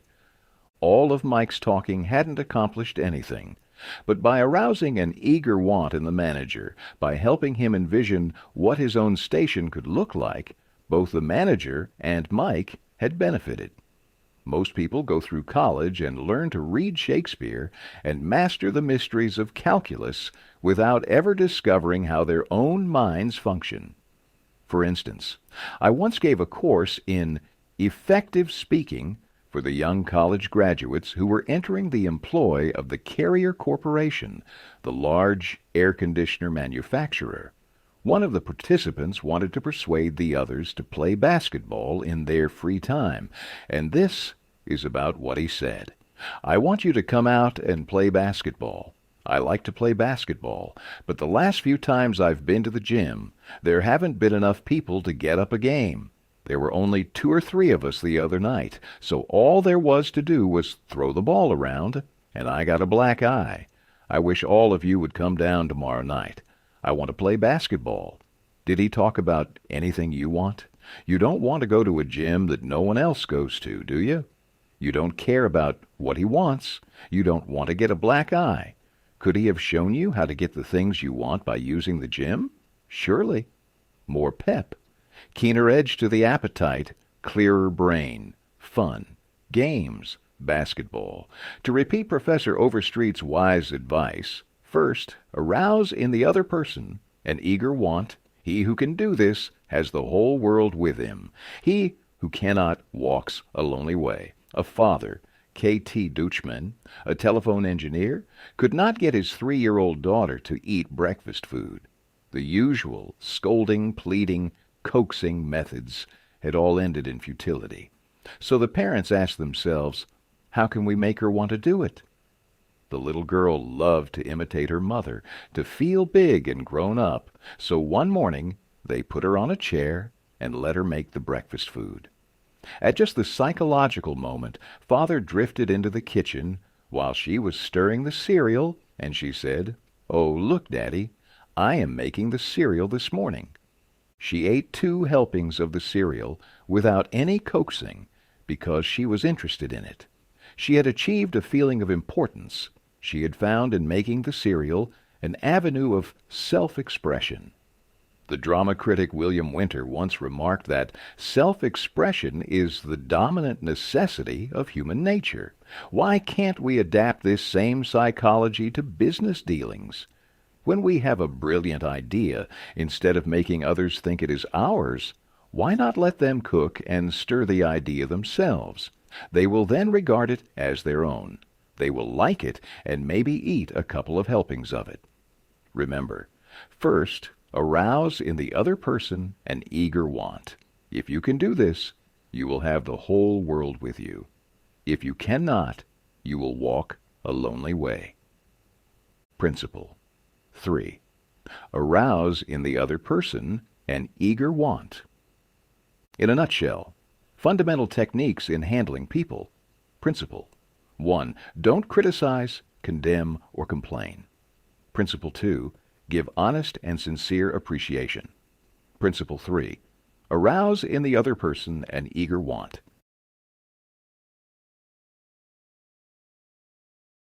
Part 2. 6 Ways to Make People Like You. Chapter 1. Do this, and you'll be welcome anywhere. Why read this book to find out how to win friends? Why not study the technique of the greatest winner of friends the world has ever known? Who is he? You may meet him tomorrow coming down the street. When you get within 10 feet of him, he will begin to wag his tail. If you stop and pat him, he will almost jump out of his skin to show you how much he likes you.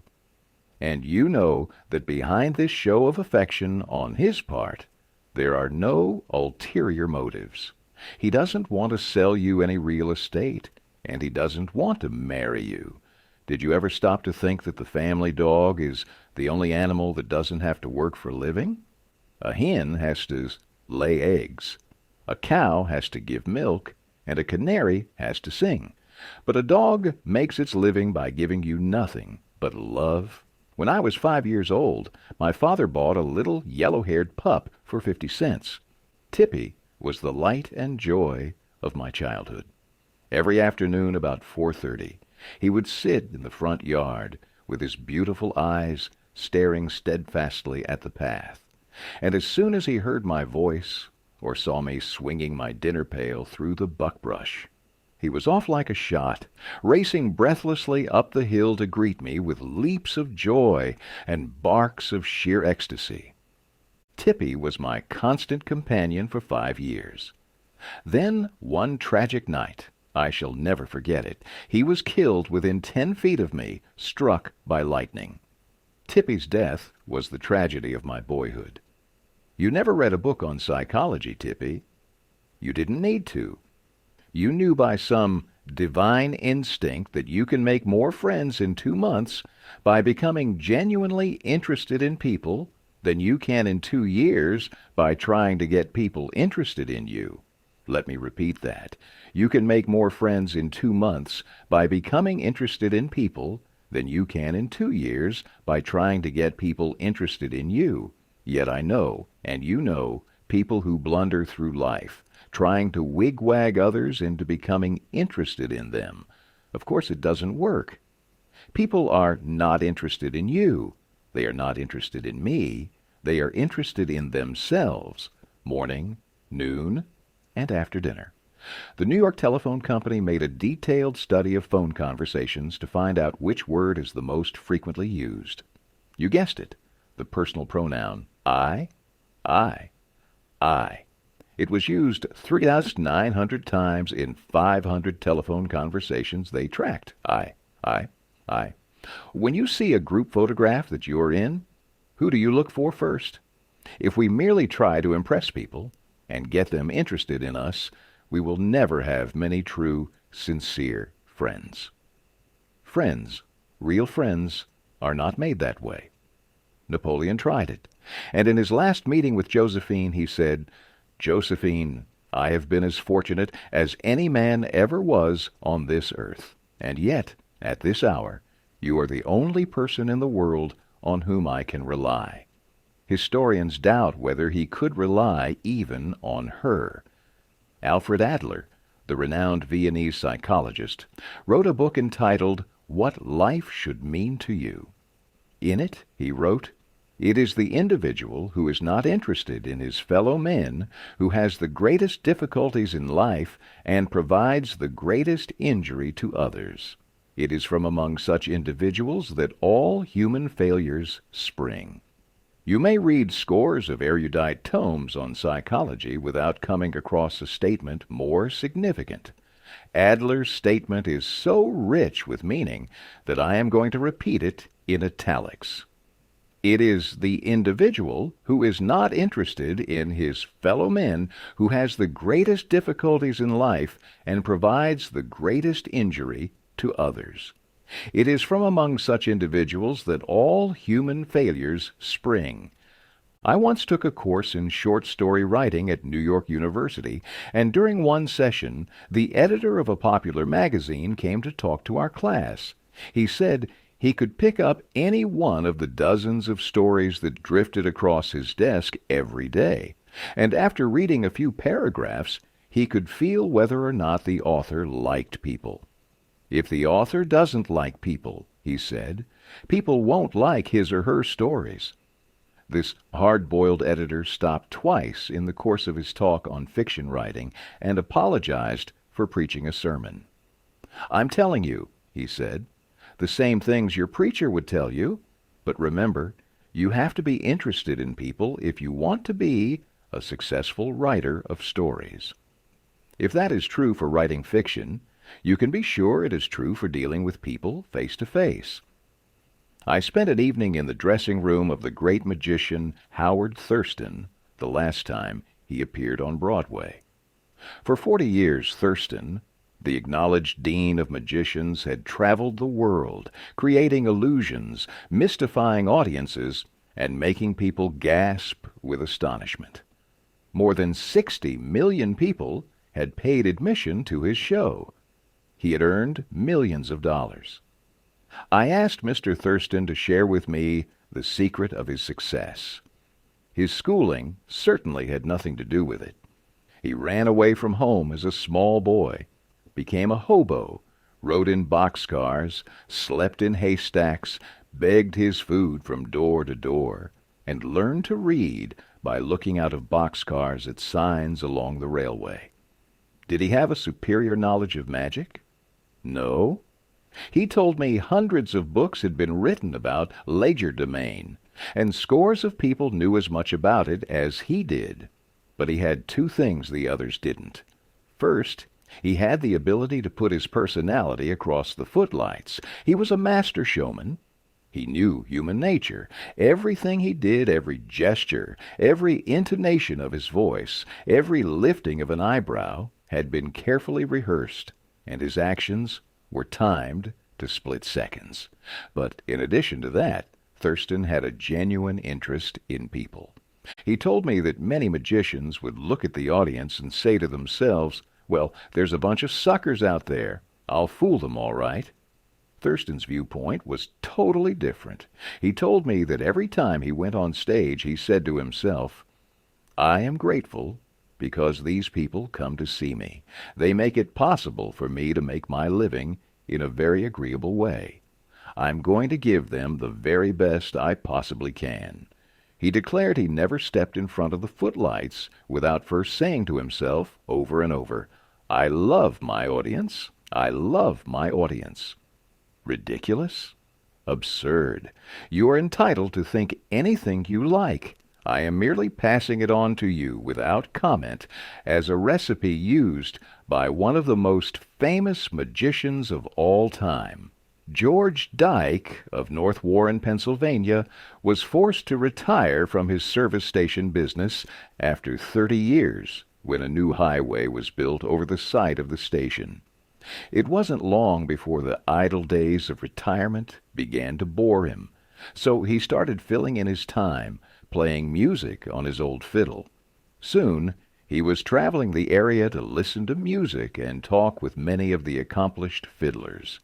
In his humble and friendly way, he grew interested to learn the background and interests of every musician he met.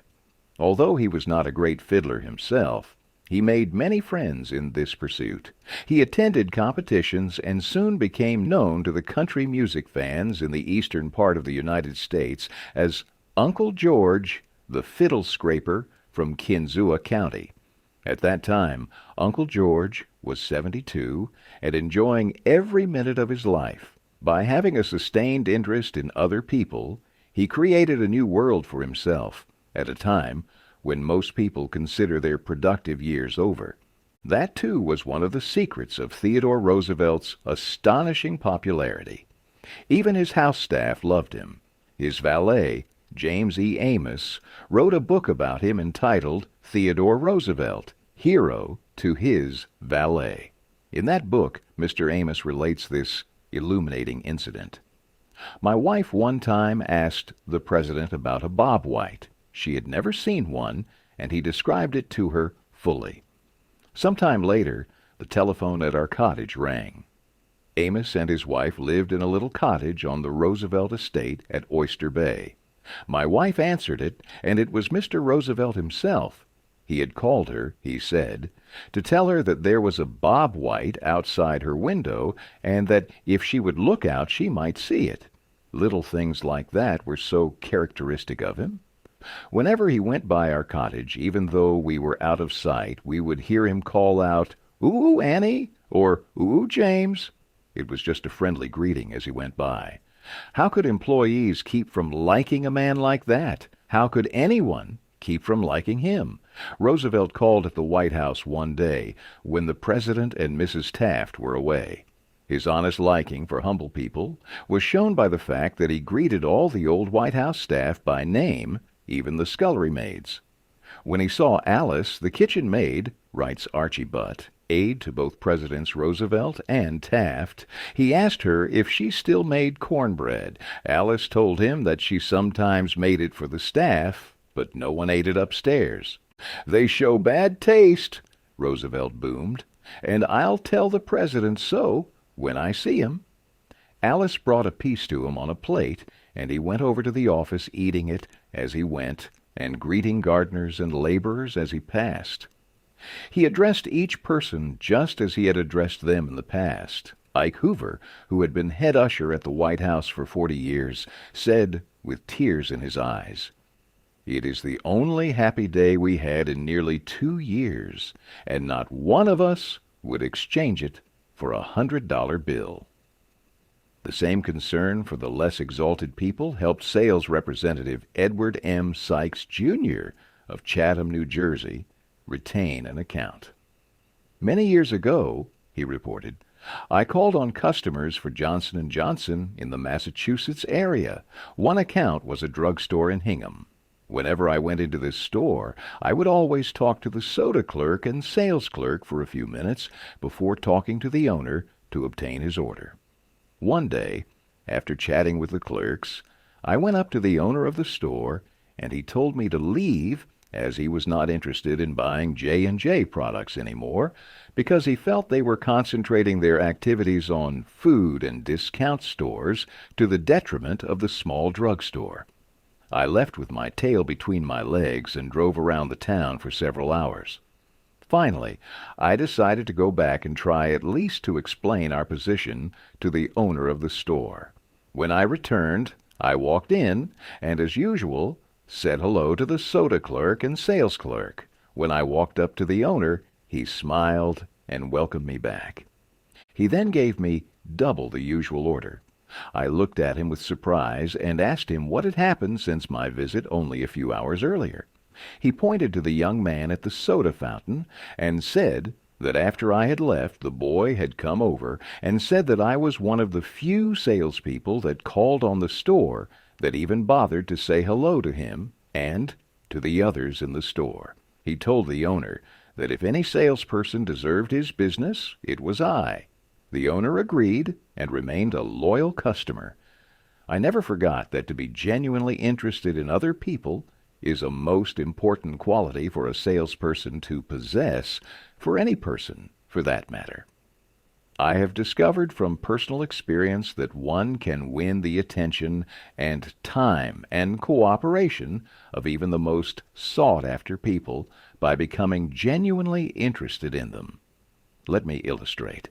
Years ago, I conducted a course in fiction writing at the Brooklyn Institute of Arts and Sciences, and we wanted such distinguished and busy authors as Kathleen Norris, Fannie Hurst, Ida Tarbell, Albert Payson, Terhune, and Rupert Hughes to come to Brooklyn and give us the benefit of their experiences. So we wrote them, saying we admired their work and were deeply interested in getting their advice and learning the secrets of their success. Each of these letters was signed by about 150 students. We said we realized that these authors were busy, too busy to prepare a lecture, so we enclosed a list of questions for them to answer about themselves and their methods of work. They liked that. Who wouldn't? So they left their homes and traveled to Brooklyn to give us a helping hand. By using the same method, I persuaded Leslie M. Shaw, Secretary of the Treasury in Theodore Roosevelt's cabinet, George W. Wickersham, Attorney General in William Taft's cabinet, William Jennings Bryan, Franklin D. Roosevelt, and many other prominent people to come talk to the students of my courses in public speaking. All of us, whether we be workers in a factory, clerks in an office, or even a queen upon her throne, all of us like people who admire us. If we want to make friends, let's put ourselves out to do things for others, things that require time, energy, selflessness, and thoughtfulness. When the Duke of Windsor was Prince of Wales, he was scheduled to tour South America, and before he embarked, he spent months studying Spanish. so that he could make public talks in the language of the country. The South Americans loved him for it. For years, I made it a point to find out the birthdays of my friends. How? Although I haven't the foggiest bit of faith in astrology, I began by asking the other party whether they believed the date of one's birth has anything to do with character and disposition. I then asked him or her to tell me the month and day of their birth. If he or she said November 24th, for example, I kept repeating to myself, November 24th, November 24th. The minute my friend's back was turned, I wrote down the name and birthday, and later would transfer it to a birthday book. At the beginning of each year, I had these birthday dates scheduled in my calendar pad so that they came to my attention automatically. When the day arrived, there was my letter or card. What a hit it made. I was frequently one of the only persons on earth who remembered. If we want to make friends, let's greet people with animation and enthusiasm. When somebody calls you on the phone, use the same psychology. Say, hello, in tones that show unquestionably how pleased you are to hear the person's voice. Many companies train their telephone operators to greet all callers in a tone of voice that radiates interest and enthusiasm. Callers feel the company is concerned about them. Let's remember that when we answer the telephone tomorrow. Showing a genuine interest in others not only wins friends for you, but may develop in customers a loyalty to your company. In an issue of the Eagle, publication of the National Bank of North America of New York, the following letter from Madeline Rosedale, a depositor, was published. I would like you to know how much I appreciate your staff. Everyone is so courteous, polite, and helpful. What a pleasure it is, after waiting on a long line, to have the teller greet you pleasantly. Last year my mother was hospitalized for 5 months. Frequently I went to Marie Petruccello, a teller. She was concerned about my mother and inquired about her progress. Is there any doubt that Mrs. Rosedale will continue to use this bank? Charles R. Walters, of one of the large banks in New York City, was assigned to prepare a confidential report on a certain corporation. He knew of only one person who possessed the facts he needed so urgently. As Mr. Walters was ushered into the president's office, a young woman stuck her head in and told the president that she didn't have any stamps for him that day. I am collecting stamps for my 12-year-old son, the president explained to Mr. Walters. Mr. Walters stated his mission and began asking questions. The president was vague, general, nebulous. He didn't want to talk, and apparently nothing could persuade him to talk. The interview was brief and barren. Frankly, I didn't know what to do, Mr. Walters said, as he related the story to the class. Then I remembered the exchange between his secretary and him, stamps, 12-year-old son, and I also recalled that the foreign department of our bank collected stamps taken from letters pouring in from every continent washed by the 7 seas. The next afternoon I called on this man and sent in word that I had some stamps for his boy. Was I ushered in with enthusiasm? Yes, sir. He couldn't have shaken my hand with more enthusiasm if he had been running for Congress. He radiated smiles and goodwill. My George will love this one, he kept saying as he fondled the stamps. And look at this. This is a treasure. We spent half an hour talking stamps and looking at a picture of his boy, and he then devoted more than an hour of his time to giving me every bit of information I wanted, without my even suggesting that he do it. He told me all he knew and then called in his subordinates and questioned them on my behalf. He phoned his associates. He loaded me down with facts, figures, reports, and correspondence. In the parlance of newspaper reporters, I had a scoop. Here is another illustration. C. M. Knoffel, Jr. of Philadelphia, had tried for years to sell fuel to a large chain store organization, but the chain store company continued to purchase its fuel from an out-of-town dealer and haul it right past the door of Mr. Knopfel's office. Mr. Knoffel made a speech one night before one of my classes, pouring out his hot wrath upon chain stores, branding them as a curse to the nation. And still he wondered why he couldn't sell them. I suggested that he try different tactics. To put it briefly, this is what happened. We staged a debate between members of the course on whether the spread of the chain store was doing the country more harm than good. Mr. Naffel, at my suggestion, took the positive side. He agreed to defend the chain stores, and then went straight to an executive of the chain store organization that he despised and said, "I am not here to try to sell fuel. I have come to ask you to do me a favor." He then told about his debate and said, "I have come to you for help because I can't think of anyone else who would be more capable of giving me the facts I want. I'm anxious to win this debate, and I deeply appreciate whatever help you can give me." Here is the rest of the story in Mr. Naffel's own words. I had asked this man for precisely 1 minute of his time.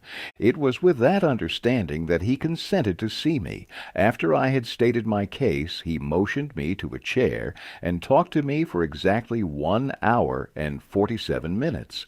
He called in another executive who had written a book on chain stores.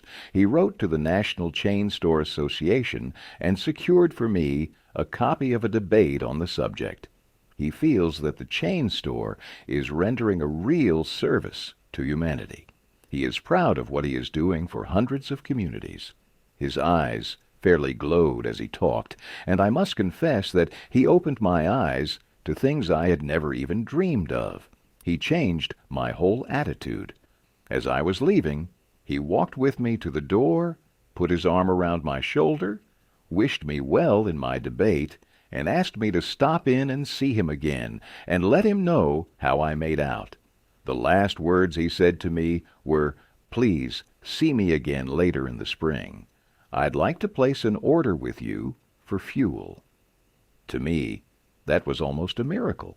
Here he was, offering to buy fuel without my even suggesting it. I had made more headway in 2 hours by becoming genuinely interested in him and his problems than I could have made in 10 years trying to get him interested in me and my product. A long time ago, 100 years before Christ was born, a Roman poet, Publilius Cyrus, remarked, "We are interested in others when they are interested in us." A show of interest, as with every other principle of human relations, must be sincere. It must pay off not only for the person showing the interest, but for the person receiving the attention. It is a two-way street. Both parties benefit. Mr. Martin Ginsburg, who took my course in Long Island, New York, reported how the special interest a nurse took in him profoundly affected his life. It was Thanksgiving Day, and I was 10 years old. I was in a welfare ward of a city hospital and was scheduled to undergo major orthopedic surgery the next day. I had months of confinement, convalescence, and pain ahead of me. My father was dead. My mother and I lived alone in a small apartment, and we were on welfare. My mother was unable to visit me that day. As the day went on, I became overwhelmed with feelings of loneliness, despair, and fear. I knew my mother was home alone, worrying about me, not having anyone to be with, not having anyone to eat with, and not even having enough money to afford a Thanksgiving Day dinner. The tears welled up in my eyes, and I stuck my head under the pillow and pulled the covers over it. I cried silently, but oh so bitterly, so much that my body racked with pain. A young student nurse heard my sobbing and came over to me. She took the covers off my face and started wiping my tears. She told me how lonely she was, having to work that day and not being able to be with her family. She asked me whether I would have dinner with her. She brought 2 trays of food, sliced turkey, mashed potatoes, cranberry sauce, and ice cream for dessert. She talked to me and tried to calm my fears. Even though she was scheduled to go off duty at 4 p.m., she stayed on her own time until almost 11 p.m. She played games with me, talked to me, and stayed with me until I finally fell asleep. Many Thanksgivings have come and gone since I was 10, but not one ever passes without me remembering that one, and how my feelings of frustration, fear, and loneliness dissolved, replaced by the warmth and tenderness of this stranger who somehow made it all bearable. If you want others to like you, if you want to develop real friendships, if you want to help others at the same time as you help yourself, keep this principle in mind. Principle 1. Become genuinely interested in other people. Chapter 2. A simple way to make a good first impression. Charles Schwab told me his smile had been worth $1 million, and he was probably understating the truth. For Schwab's personality, his charm, his ability to make people like him were almost wholly responsible for his extraordinary success, and one of the most delightful factors in his personality was his captivating smile. Actions speak louder than words, and a smile says, "I like you. You make me happy. I am glad to see you." That is why dogs make such a hit. They are so glad to see us that they almost jump out of their skins. So, naturally, we are glad to see them. A baby's smile has the same effect.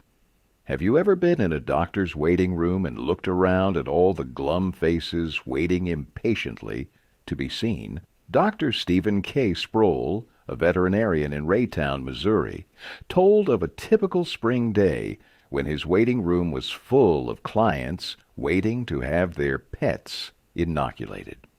No one was talking to anyone else, and all were probably thinking of a dozen other things they would rather be doing than wasting time sitting in that office. He told one of my classes, there were 6 or 7 clients waiting when a young woman came in with a 9-month-old baby and a kitten. As luck would have it, she sat down next to a gentleman who was more than a little distraught about the long wait for service. The next thing he knew, the baby just looked up at him with that great big smile that is so characteristic of babies. What did that gentleman do? Just what you and I would do, of course. He smiled back at the baby. Soon, he struck up a conversation with the woman about her baby and about his grandchildren, and soon the entire reception room joined in, and the boredom and tension were converted into a pleasant and enjoyable experience. An insincere grin? No, that doesn't fool anybody. We know it is mechanical, and we resent it. I am talking about a real smile, a heartwarming smile, a smile that comes from within, the kind of smile that will bring a good price in the marketplace. Professor James V. McConnell, a psychologist at the University of Michigan, expressed his feelings about a smile. People who smile, he said, tend to manage, teach, and sell more effectively, and to raise happier children. There's far more information in a smile than a frown. That's why encouragement is a much more effective teaching device than punishment. The employment manager of a large New York department store told me she would rather hire a sales clerk who hadn't finished grade school, if he or she has a pleasant smile, than to hire a doctor of philosophy with a somber face. The effect of a smile is powerful, even when it is unseen. Telephone companies throughout the United States have a program called Phone Power, which is offered to employees who use the telephone for selling their services or products. In this program, they suggest that you smile when talking on the phone. Your smile comes through in your voice. Mr. Robert Cryer, a department manager for a Cincinnati, Ohio company, told how he had successfully found the right applicant for a hard-to-fill position. I was desperately trying to recruit someone with a Ph.D. in science for my department. I finally located a young man with ideal qualifications who was about to graduate from Purdue University. After several phone conversations, I learned that he had offers from numerous companies, many of them larger and better known than mine. I was delighted when he accepted my offer. After he started on the job, I asked him why he had chosen us over the others. He paused for a moment. Then he said, "Managers in the other companies spoke on the phone in a cold, business-like manner, which made me feel like just another business deal. Your voice sounded as if you were glad to hear from me, that you really wanted me to be part of your organization. You can be assured," Mr. Cryer concluded, "that I still answer my phone with a smile." The chairman of the board of directors of one of the largest rubber companies in the United States told me that, according to his observations, people rarely succeed at anything unless they have fun doing it. This industrial leader doesn't put much faith in the old adage that hard work alone is the magic key that will unlock the door to our desires. "I have known people," he said, "who succeeded because they had a rip-roaring good time conducting their business. Later, I saw those people change as the fun became work. The business had grown dull. They lost all joy in it, and they failed. You must have a good time meeting people if you expect them to have a good time meeting you. I have asked thousands of business people to smile at someone every hour of the day for a week, and then come to class and talk about the results. How did it work? Let's see. Here is a letter from William B. Steinhardt, a New York stockbroker. His case isn't isolated. In fact, it is typical of hundreds of cases. "I have been married for over 18 years," wrote Mr. Steinhardt, "and in all that time I seldom smiled at my wife or spoke 24 words to her from the time I got up until I was ready to leave for business. I was one of the worst grouches who ever walked down Broadway. When you asked me to talk about my experience with smiles, I thought I would try it for a week. So the next morning, while combing my hair, I looked at my glum mug in the mirror and said to myself, 'Bill, you are going to wipe the scowl off that sour puss of yours today. You are going to smile, and you are going to begin right now.' As I sat down to breakfast, I greeted my wife with a 'Good morning, my dear,' and smiled as I said it. You warned me that she might be surprised. Well, you underestimated her reaction. She was bewildered. She was shocked. I told her that in the future she could expect this as a regular occurrence, and I kept it up every morning. This changed attitude of mine brought more happiness into our home in the 2 months since I started than there was during the last year. As I leave for my office, I greet the elevator operator in the apartment house with a good morning and a smile. I greet the doorman with a smile. I smile at the cashier in the subway booth when I ask for change. As I stand on the floor of the stock exchange, I smile at people who until recently never saw me smile. I soon found that everybody was smiling back at me. I treat those who come to me with complaints or grievances in a cheerful manner. I smile as I listen to them, and I find that adjustments are accomplished much easier. I find that smiles are bringing me money every day. I share my office with another broker. One of his clerks is a likable young chap, and I was so elated about the results I was getting that I told him recently about my new philosophy of human relations. He confessed that when I first came to share my office with his firm, he thought me a terrible grouch, and only recently changed his mind. He said I was really human when I smiled. I have also eliminated criticism from my system. I give appreciation and praise. Now, instead of condemnation, I have stopped talking about what I want. I am now trying to see the other person's viewpoint, and these things have literally revolutionized my life. I am a totally different man, a richer man, richer in friendships and happiness, the only things that matter much after all. Suppose you don't feel like smiling. Then what? Two things. First, force yourself to smile. If you are alone, force yourself to whistle or hum a tune or sing. Act as if you were already happy, and that will tend to make you happy. Here's the way psychologist William James put it.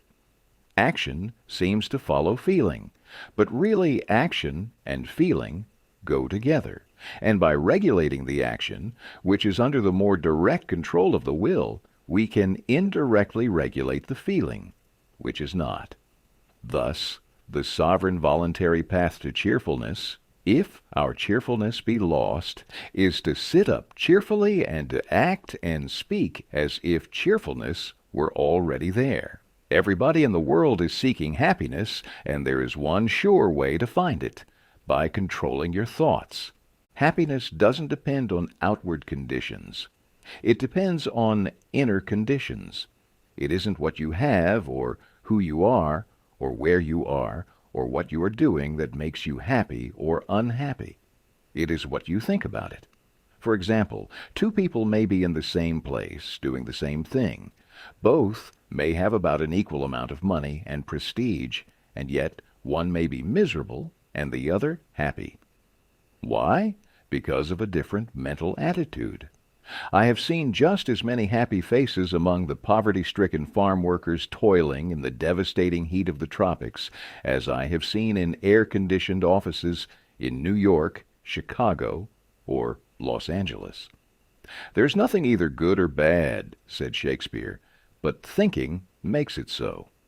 Abe Lincoln once remarked that most folks are about as happy as they make up their minds to be. He was right. I recently saw a vivid illustration of that truth. I was walking up the stairs of Penn Station in New York, and directly in front of me, 30 or 40 boys on canes and crutches were struggling up the stairs. One boy had to be carried up. I was astonished at their laughter and gaiety, and I spoke about it to one of the men in charge of the boys. "Oh, yes," he said, "when a boy realizes that he will not be able to walk for life, he is shocked at first. But after he gets over the shock, he usually adjusts to his condition and then becomes just as happy as any other boy." I felt like taking my hat off to those boys. They taught me a lesson I hope I shall never forget. Peruse this bit of sage advice from the essayist and publisher Elbert Hubbard, but remember, perusing it won't do you any good unless you apply it. Whenever you go out of doors, draw the chin in, carry the crown of the head high, and fill the lungs to the utmost. Drink in the sunshine, greet your friends with a smile, and put soul into every handshake. Do not fear being misunderstood, and do not waste a minute thinking about your enemies. Try to fix firmly in your mind what you would like to do, and then, without veering off direction, you will move straight to the goal. Keep your mind on the great and splendid things you would like to do. And then, as the days go gliding away, you will find yourself unconsciously seizing upon the opportunities required for the fulfillment of your desire, just as the coral insect takes from the running tide the element it needs. Picture in your mind the able, earnest, useful person you desire to be, and the thought you hold will transform you, hour by hour, into that particular individual. Thought is supreme. Preserve a right mental attitude, the attitude of courage, frankness, and good cheer. To think rightly is to create. All things come through desire, and every sincere prayer is answered. We become like that on which our hearts are fixed. Carry your chin in, and the crown of your head high. We are gods in the chrysalis. The ancient Chinese, wise in the ways of the world, had a proverb that you and I ought to cut out and paste inside our hats.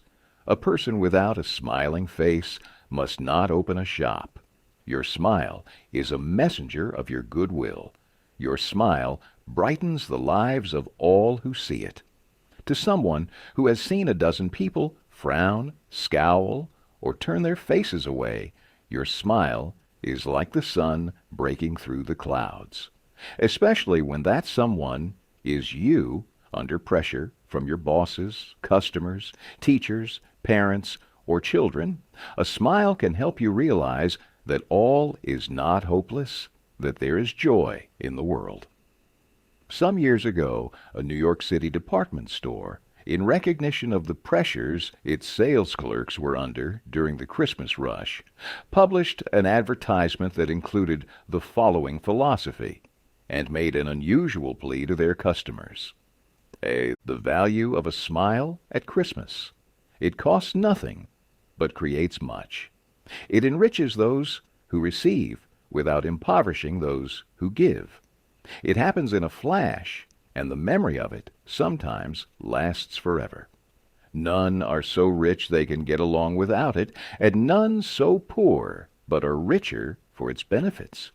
It creates happiness in the home, fosters goodwill in a business, and is the sign of a friend. It is rest to the weary, daylight to the discouraged, sunshine to the sad, and nature's best antidote for trouble. Yet it cannot be bought, begged, borrowed, or stolen, for it is something that is no earthly good to anybody till it is given away.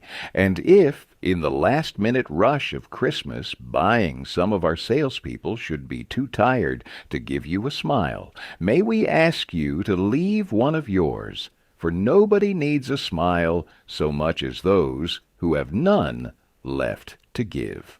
Principle 2. Smile. Chapter 3. If you don't do this, you are headed for trouble.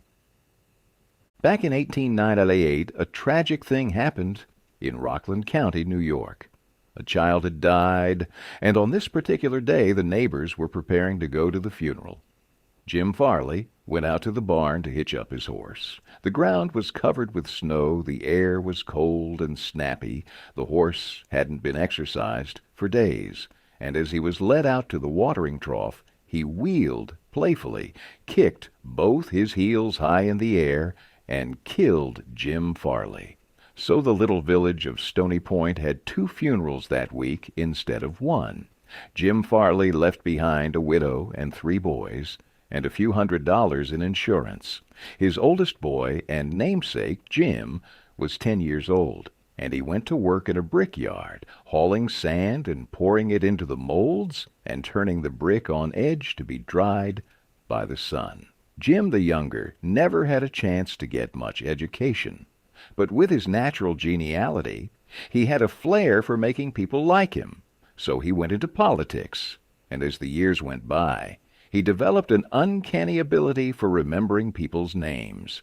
He never saw the inside of a high school, but before he was 46 years old, 4 colleges had honored him with degrees, and he had become chairman of the Democratic National Committee and Postmaster General of the United States. I once interviewed Jim Farley and asked him the secret of his success. He said, "Hard work," and I said, "Don't be funny." He then asked me what I thought was the reason for his success. I replied, "I understand you can call 10,000 people by their first names." "No, you are wrong," he said. "I can call 50,000 people by their first names."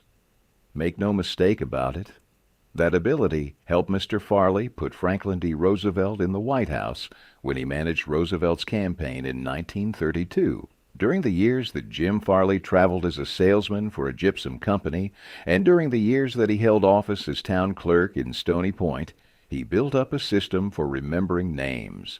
In the beginning, it was a very simple one. Whenever he met a new acquaintance, he found out their complete name and some facts about their family, business, and political opinions. He fixed all these facts well in mind as part of the picture, and the next time he met that person, even if it was a year later, he was able to shake hands, inquire after the family, and ask about the hollyhocks in the backyard. No wonder he developed a following. For months before Roosevelt's campaign for president began, Jim Farley wrote hundreds of letters a day to people all over the western and northwestern states. Then he hopped on a train, and in 19 days covered 20 states and 12,000 miles, traveling by buggy, train, automobile, and boat. He would drop into a town, meet his people at lunch or breakfast, tea or dinner, and give them a heart-to-heart talk. Then he would dash off again on the next leg of his journey. As soon as he arrived back east, he wrote to one person in each town he had visited, asking for a list of all the guests to whom he had talked. The final list contained thousands and thousands of names, yet each person on that list was paid the subtle flattery of getting a personal letter from James Farley. These letters began, "Dear Jane," or "Dear Bill," and they were always signed Jim. Jim Farley discovered early in life that the average person is more interested in his or her own name than in all the other names on earth put together. Remember that name and call it easily, and you have paid a subtle and very effective compliment. But forget it or misspell it, and you have placed yourself at a sharp disadvantage. For example, I once organized a public speaking course in Paris and sent form letters to all the American residents in the city. French typists, with apparently little knowledge of English, filled in the names, and naturally they made blunders. One man, the manager of a large American bank in Paris, wrote me a scathing rebuke because his name had been misspelled. Sometimes it is difficult to remember a name, particularly if it is hard to pronounce. Rather than even try to learn it, many people ignore it or call the person by an easy nickname. For some time, Sid Levy called on a customer whose name was Nicodemus Papadoulos. Most people just called him Nick. Levy told us, "I made a special effort to say his name over several times to myself before I made my call. When I greeted him by his full name, 'Good afternoon, Mr. Nicodemus Papadoulos,' he was shocked. For what seemed forever, there was no reply from him. Finally, with tears rolling down his cheeks, he said, 'Mr. Levy, in all the 15 years I have been in this country, nobody has ever made the effort to call me by my right name.'" What was the reason for Andrew Carnegie's success? He was called the Steel King, yet he himself knew little about the manufacture of steel. He had hundreds of people working for him who knew far more about steel than he did, but he knew how to handle people, and that is what made him as rich as Midas. Early in life, he showed a flair for organization, a genius for leadership. By the time he was 10, he too had discovered the astounding importance that people place on their own name, and he used this discovery to win cooperation. To illustrate, when he was a boy back in Scotland, he got hold of a rabbit, a mother rabbit. Presto! He soon had a whole nest of little rabbits and nothing to feed them. But he had a brilliant idea. He told the boys and girls in the neighborhood that if they would go out and pull enough clover and dandelions to feed the rabbits, he would name the bunnies in their honor. The plan worked like magic, and Carnegie never forgot it. Years later, he made millions by using the same psychology in business. For example, he wanted to sell steel rails to the Pennsylvania Railroad. J. Edgar Thompson was the president of the Pennsylvania Railroad then. So Carnegie built a huge steel mill in Pittsburgh and called it the Edgar Thompson Steel Works. Now, I will ask you a question. When the Pennsylvania Railroad needed steel rails, where do you suppose J. Edgar Thompson bought them?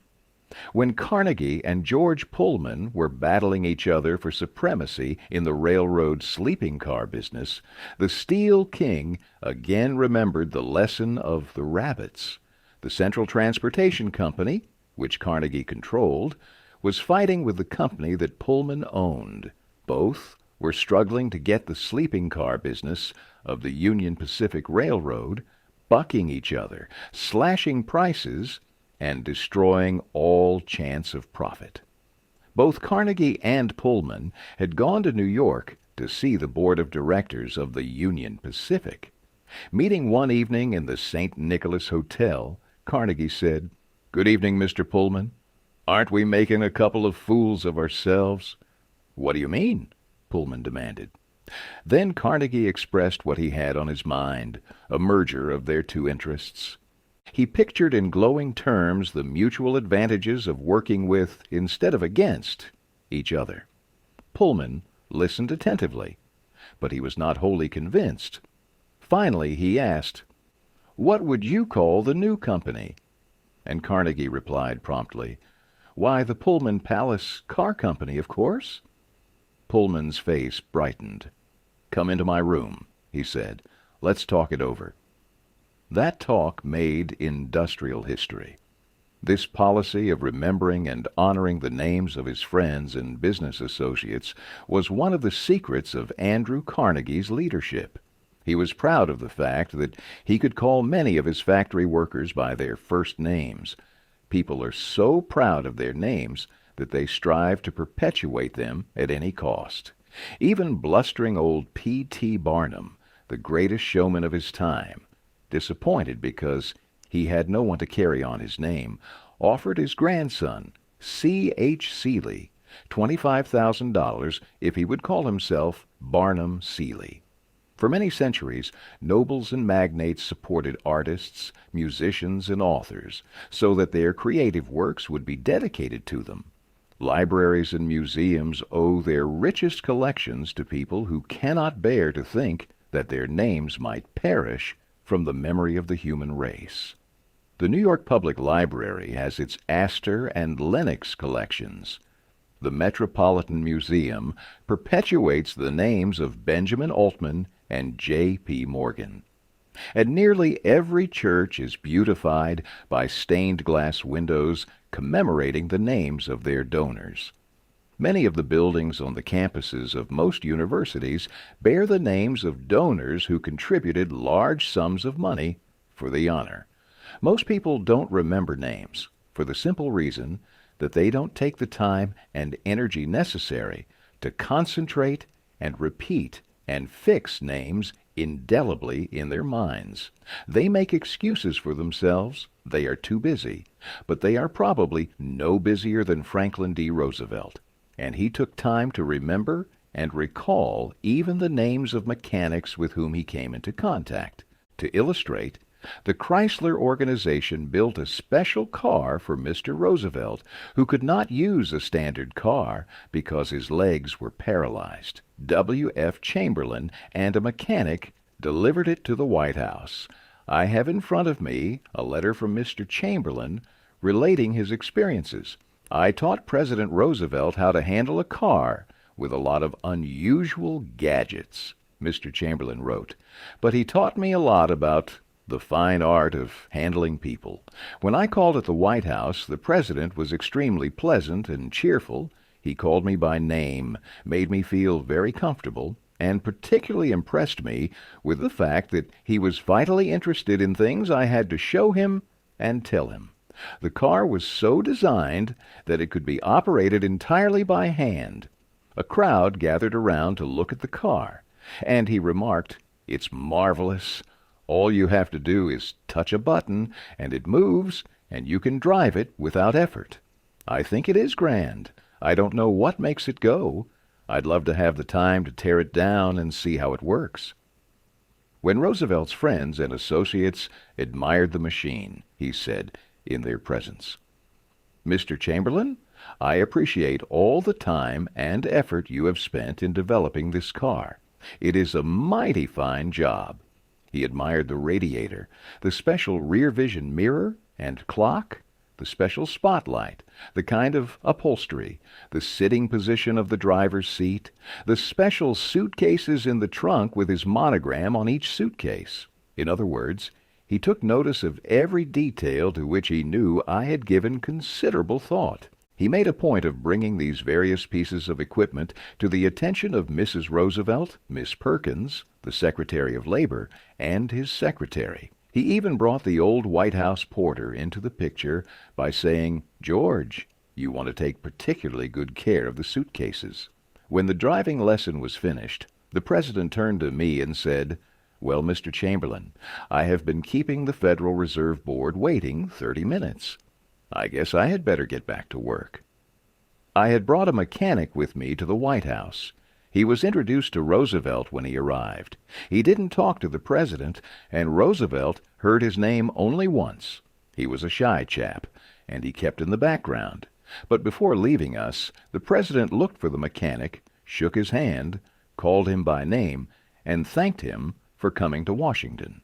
And there was nothing perfunctory about his thanks. He meant what he said. I could feel it. A few days after returning to New York, I got an autographed photograph of President Roosevelt and a little note of thanks again expressing his appreciation for my assistance. How he found time to do it is a mystery to me. Franklin D. Roosevelt knew that one of the simplest, most obvious, and most important ways of gaining goodwill was by remembering names and making people feel important. Yet how many of us do it? Half the time we are introduced to a stranger, we chat a few minutes, and can't even remember his or her name by the time we say goodbye. One of the first lessons a politician learns is this: to recall a voter's name is statesmanship. To forget it is oblivion. And the ability to remember names is almost as important in business and social contacts as it is in politics. Napoleon III, Emperor of France, and nephew of the great Napoleon, boasted that in spite of all his royal duties he could remember the name of every person he met. His technique? Simple. If he didn't hear the name distinctly, he said, "So sorry, I didn't get the name clearly." Then, if it was an unusual name, he would say, "How is it spelled?" During the conversation, he took the trouble to repeat the name several times and tried to associate it in his mind with the person's features, expression, and general appearance. As soon as His Royal Highness was alone, he wrote the name down on a piece of paper, looked at it, concentrated on it, fixed it securely in his mind, and then tore up the paper. In this way, he gained an eye impression of the name as well as an ear impression. All this takes time, but good manners, said Emerson, are made up of petty sacrifices. The importance of remembering and using names is not just the prerogative of kings and corporate executives. It works for all of us. Mr. Ken Nottingham, an employee of General Motors in Indiana, usually had lunch at the company cafeteria. He noticed that the woman who worked behind the counter always had a scowl on her face. She had been making sandwiches for about 2 hours, and to her I was just another sandwich. I told her what I wanted. She weighed out the ham on a little scale, then gave me 1 leaf of lettuce, a few potato chips, and handed them to me. The next day I went through the same line, same woman, same scowl. The only difference was I noticed her name tag. I smiled and said, "Hello, Eunice," and then told her what I wanted. Well, she forgot the scale, piled on the ham, gave me 3 leaves of lettuce, and heaped on the potato chips until they fell off the plate. We should be aware of the magic contained in a name and realize that this single item is wholly owned by the person with whom we are dealing, and nobody else. The name sets the individual apart. It makes him or her unique among all others. The information we are imparting or the request we are making takes on a special importance when we approach the situation with the name of the individual. From the waiter to the executive, the name will work magic as we deal with others. Principle 3. Remember that a person's name is to that person the sweetest and most important sound in any language. Chapter 4. An Easy Way to Become a Good Conversationalist. Some time ago I attended a bridge party. I don't play bridge, and there was a woman there who didn't play bridge either.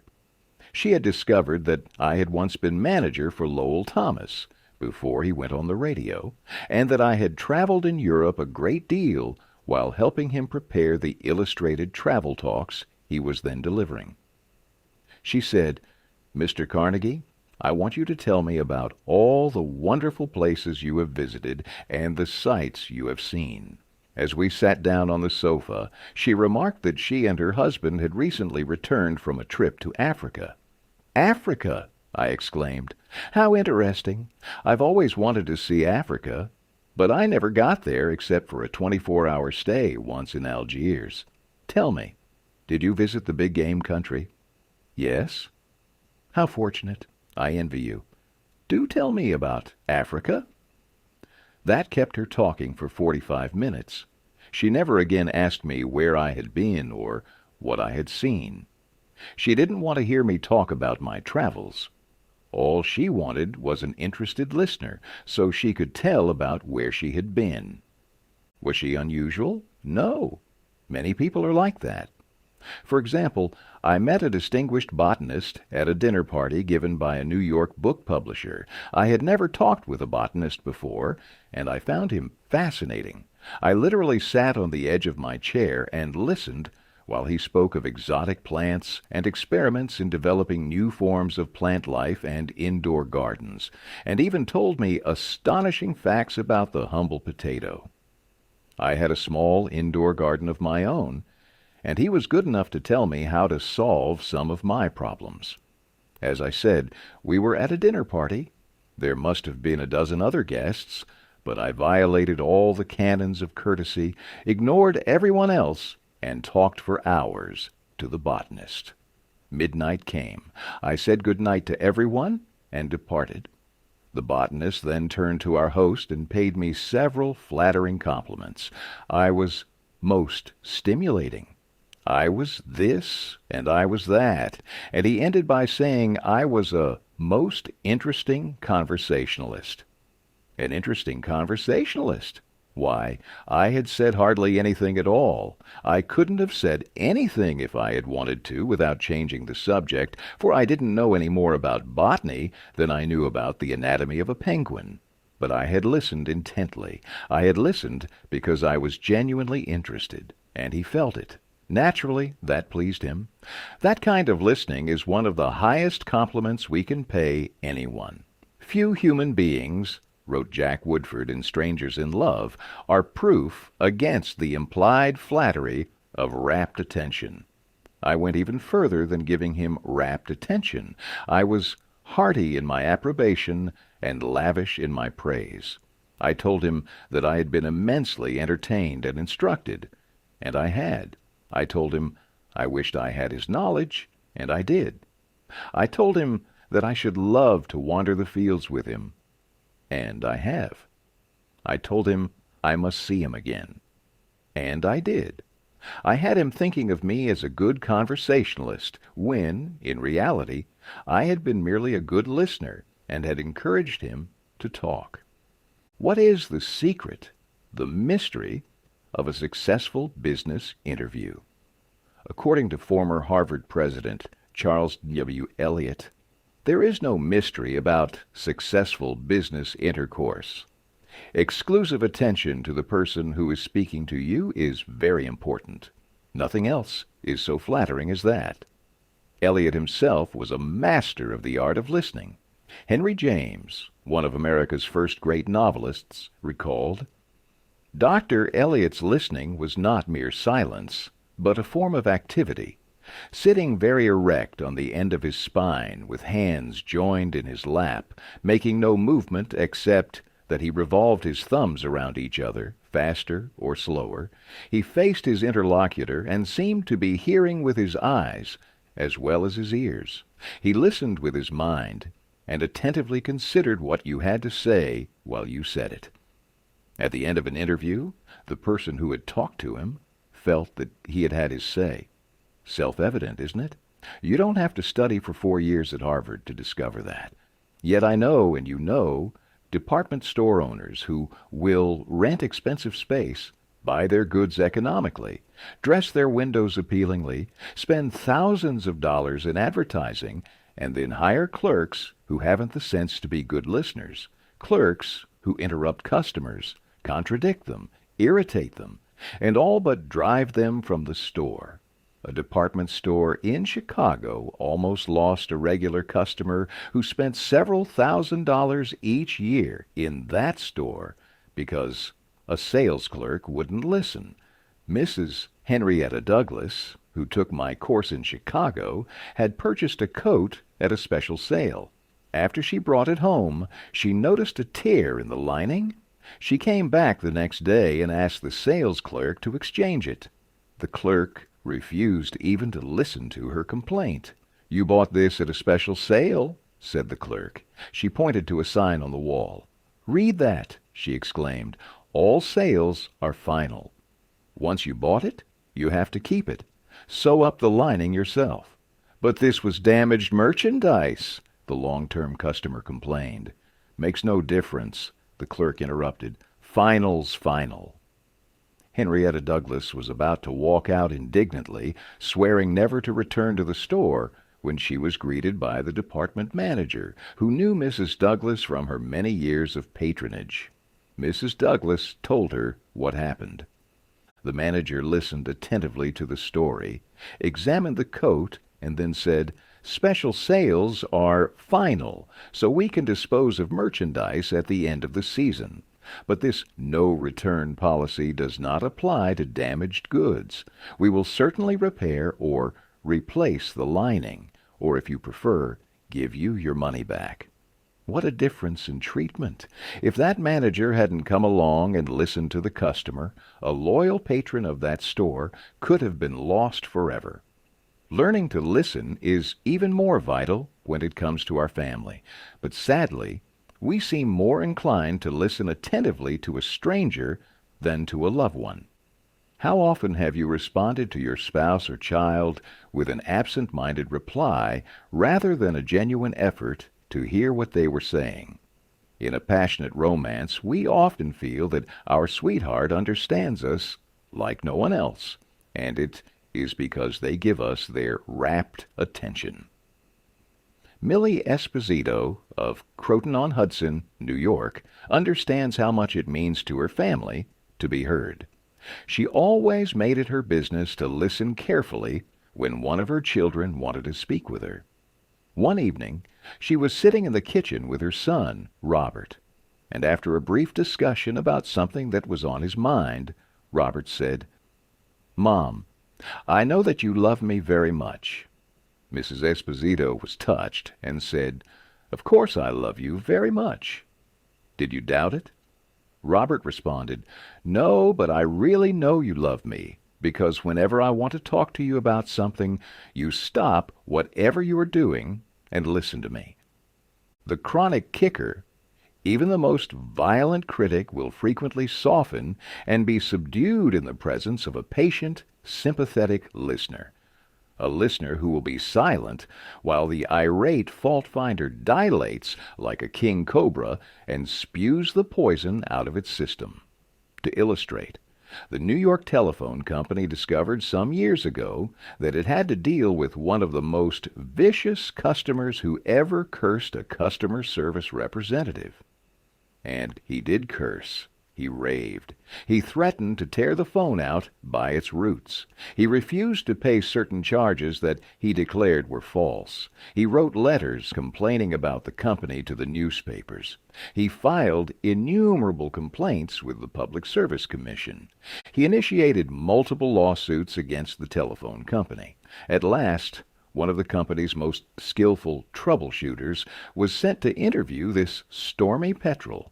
This troubleshooter listened and let the cantankerous customer enjoy himself pouring out his tirade. The telephone representative listened and said yes, and sympathized with his grievance. "He raved on, and I listened for nearly 3 hours," the troubleshooter said as he related his experience. "Then I went back and listened some more. I interviewed him 4 times, and before the 4th visit was over, I had become a charter member of an organization he was starting. He called it the Telephone Subscribers Protective Association. I am still a member of this organization, and so far as I know, I'm the only member in the world today besides Mr. B. On every point that he made during these interviews, I listened and sympathized with him. He had never had a telephone representative talk with him that way before, and he became almost friendly. The point on which I went to see him was not even mentioned on the first visit, nor the second or third.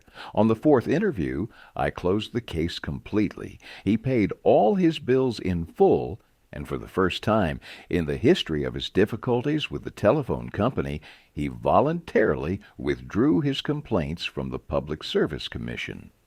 Doubtless, Mr. Mies had considered himself a holy crusader, defending the public against callous exploitation.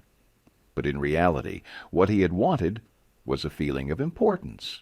He got this feeling of importance at first by kicking and complaining.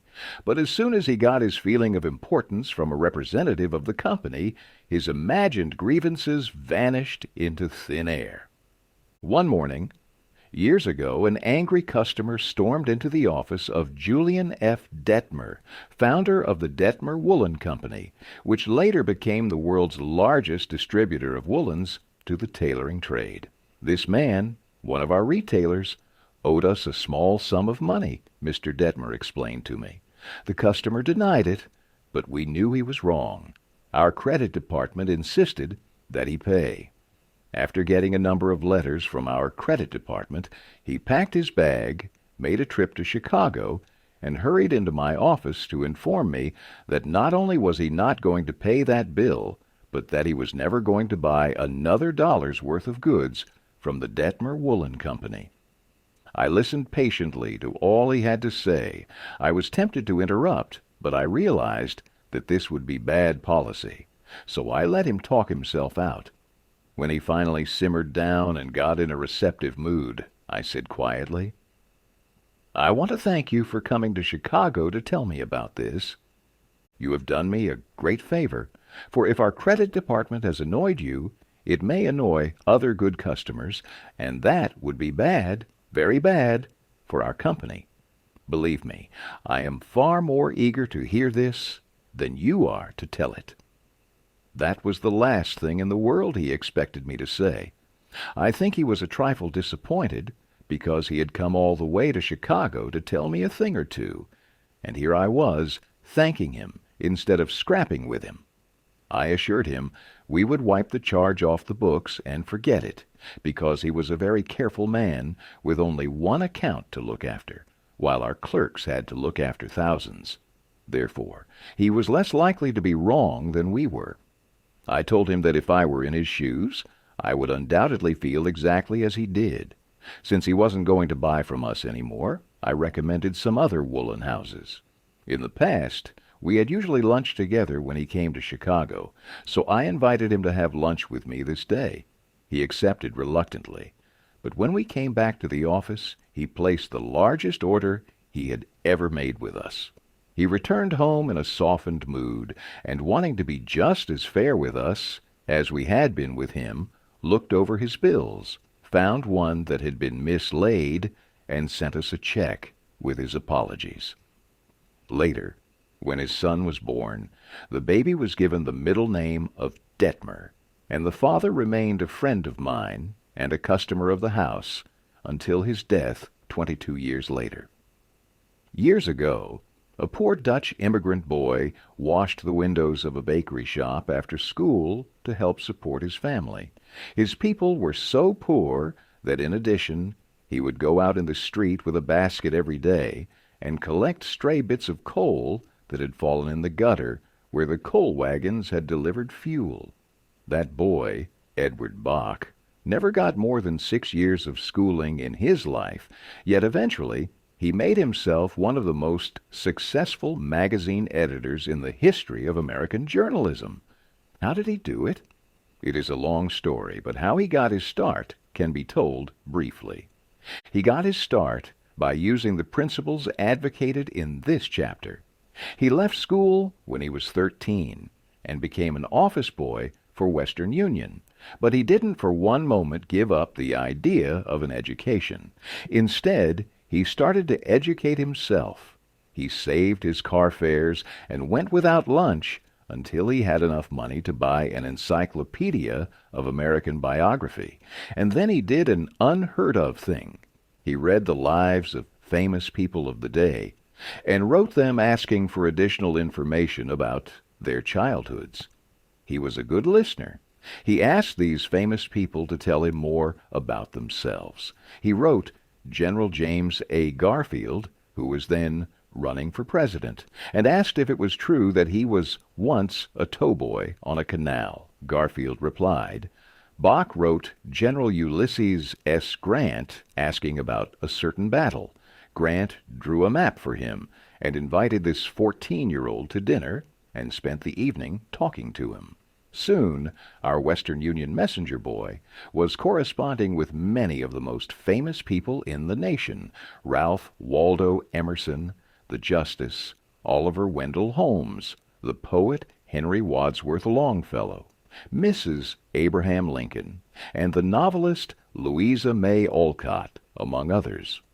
Not only did he correspond with these distinguished people, but as soon as he got a vacation, he visited many of them as a welcome guest in their homes. This experience imbued him with a confidence that was invaluable. These men and women fired him with a vision and ambition that shaped his life. And all this, let me repeat, was made possible solely by the application of the principles we are discussing here. Isaac F. Marcuson, a journalist who interviewed hundreds of celebrities, declared that many people fail to make a favorable impression because they don't listen attentively. They are so concerned with what they are going to say next that they do not keep their ears open. Very important people have told me that they prefer good listeners to good talkers, but the ability to listen seems rarer than almost any other good trait. And not only important personages crave a good listener, but ordinary folk do too. As the Reader's Digest once said, many persons call a doctor when all they want is an audience. During the darkest hours of the Civil War, Lincoln wrote to an old friend in Springfield, Illinois, asking him to come to Washington. Lincoln said he had some problems he wanted to discuss with him. The old neighbor called at the White House, and Lincoln talked to him for hours about the advisability of issuing a proclamation freeing slaves. Lincoln went over all the arguments for and against such a move, and then read letters and newspaper articles, some denouncing him for not freeing slaves, and others denouncing him for fear he was going to free them. After talking for hours, Lincoln shook hands with his old neighbor, said good night, and sent him back to Illinois without even asking for his opinion. Lincoln had done all the talking himself. That seemed to clarify his mind. He seemed to feel easier after that talk, said the old friend. Lincoln hadn't wanted advice.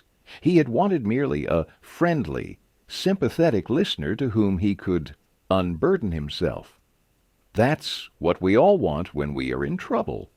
That is frequently all the irritated customer wants, and the dissatisfied employee or the hurt friend.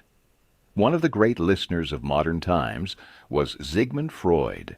A man who met Freud described his manner of listening. It struck me so forcibly that I shall never forget him. He had qualities which I had never seen in any other man. Never had I seen such concentrated attention. There was none of that piercing, soul-penetrating gaze business. His eyes were mild and genial. His voice was low and kind. His gestures were few. But the attention he gave me, his appreciation of what I said, even when I said it badly, was extraordinary. You've no idea what it meant to be listened to like that.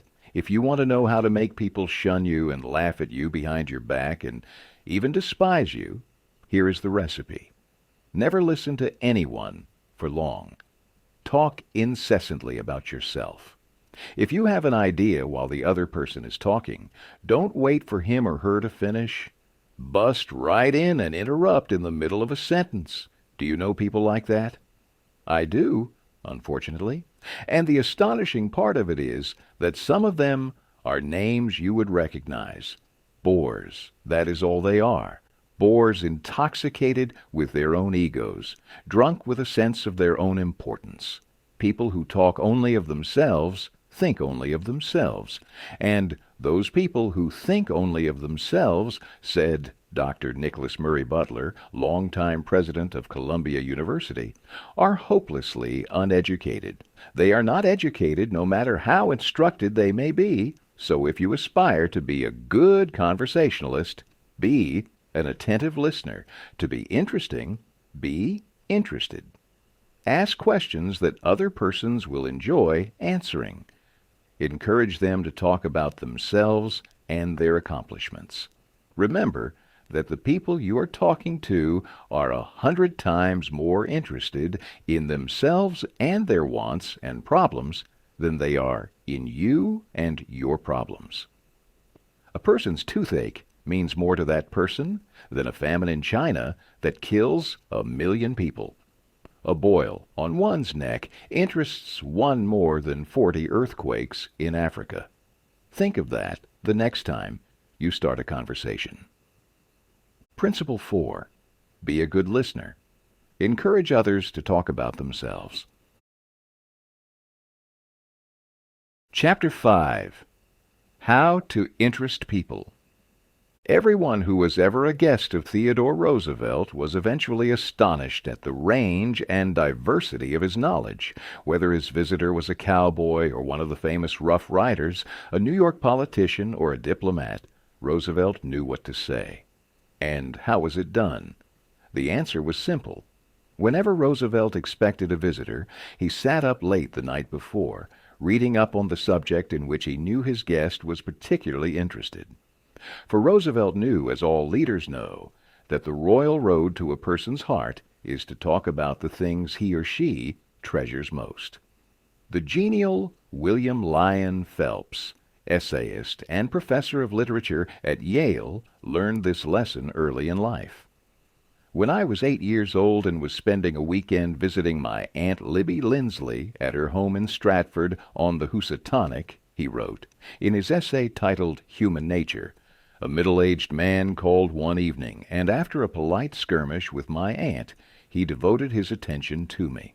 At that time I happened to be excited about boats, and the visitor discussed the subject in a way that seemed to me particularly interesting. After he left, I spoke of him with enthusiasm. What a man! My aunt informed me he was a New York lawyer, that he cared nothing whatever about boats, that he took not the slightest interest in the subject. But why then did he talk all the time about boats? Because he is a gentleman. He saw you were interested in boats, and he talked about the things he knew would interest and please you. He made himself agreeable. And William Lyon Phelps added, I never forgot my aunt's remark. As I write this chapter, I have before me a letter from Edward L. Chalif, who was active in Boy Scouts work. One day I found I needed a favor, wrote Mr. Chalif. A big scout jamboree was about to commence in Europe, and I wanted the president of one of the largest corporations in America to pay the expenses of one of my boys for the trip. Fortunately, just before I went to see this man, I heard that he had drawn a check for $1 million, and that after it was canceled, he had had it framed. So the first thing I did when I entered his office was to ask to see the check. A check for $1 million. I had never known anybody who had ever written such a check, or that it was even possible, and I wanted to tell my boys that I had actually seen such a check. He gladly showed it to me. I admired it, and asked him to tell me all about how it happened to be drawn. You notice, don't you, that Mr. Chalif didn't begin by talking about the Boy Scouts, or the jamboree in Europe, or what it was he really wanted? He talked in terms of what interested the other man. Here's the result. Presently, The man I was interviewing said, "Oh, by the way, what was it you wanted to see me about?" So I told him. To my vast surprise, Mr. Chalif continued, he not only granted immediately what I asked for, but much more. I had asked him to send only one boy to Europe, but he sent 5 boys and myself, gave me a letter of credit for $1,000, and told us to stay in Europe for 7 weeks. He also gave me letters of introduction to his branch presidents, putting them at our service, and he himself met us in Paris and showed us the town. Since then, he has given jobs to some of the boys whose parents were in want, and he is still active in our group. Yet I know, if I hadn't found out what he was interested in and got him warmed up first, I wouldn't have found him 1/10 as easy to approach. Is this a valuable technique to use in business? Is it? Let's see. Take Henry G. Duvernoy of Duvernoy and Sons, a wholesale baking firm in New York. Mr. Duvernoy had been trying to sell bread to a certain New York hotel. He had called on the manager every week for 4 years. He went to the same social affairs the manager attended. He even took rooms in the hotel and lived there in order to get the business. But he failed. "Then," said Mr. Duvernoy, "after studying human relations, I resolved to change my tactics. I decided to find out what interested this man, what caught his enthusiasm. I discovered he belonged to a society of hotel executives called the Hotel Greeters of America. He not only belonged, but his bubbling enthusiasm had made him president of the organization and president of the International Greeters. No matter where its conventions were held, he would be there. So when I saw him the next day, I began talking about the greeters. What a response I got! He talked to me for half an hour about the greeters, his tones vibrant with enthusiasm. I could plainly see that this society was not only his hobby, it was the passion of his life. Before I left his office, he had sold me a membership in his organization. In the meantime, I had said nothing about bread, but a few days later, the steward of his hotel phoned me to come over with samples and prices. "I don't know what you did to the old boy," the steward said to me upon my arrival, "but he sure is sold on you." Think of it. I had been drumming at that man for 4 years, trying to get his business, and I'd still be drumming at him if I hadn't finally taken the trouble to find out what he was interested in and what he enjoyed talking about. Edward E. Harriman of Hagerstown, Maryland, chose to live in the beautiful Cumberland Valley of Maryland after he completed his military service.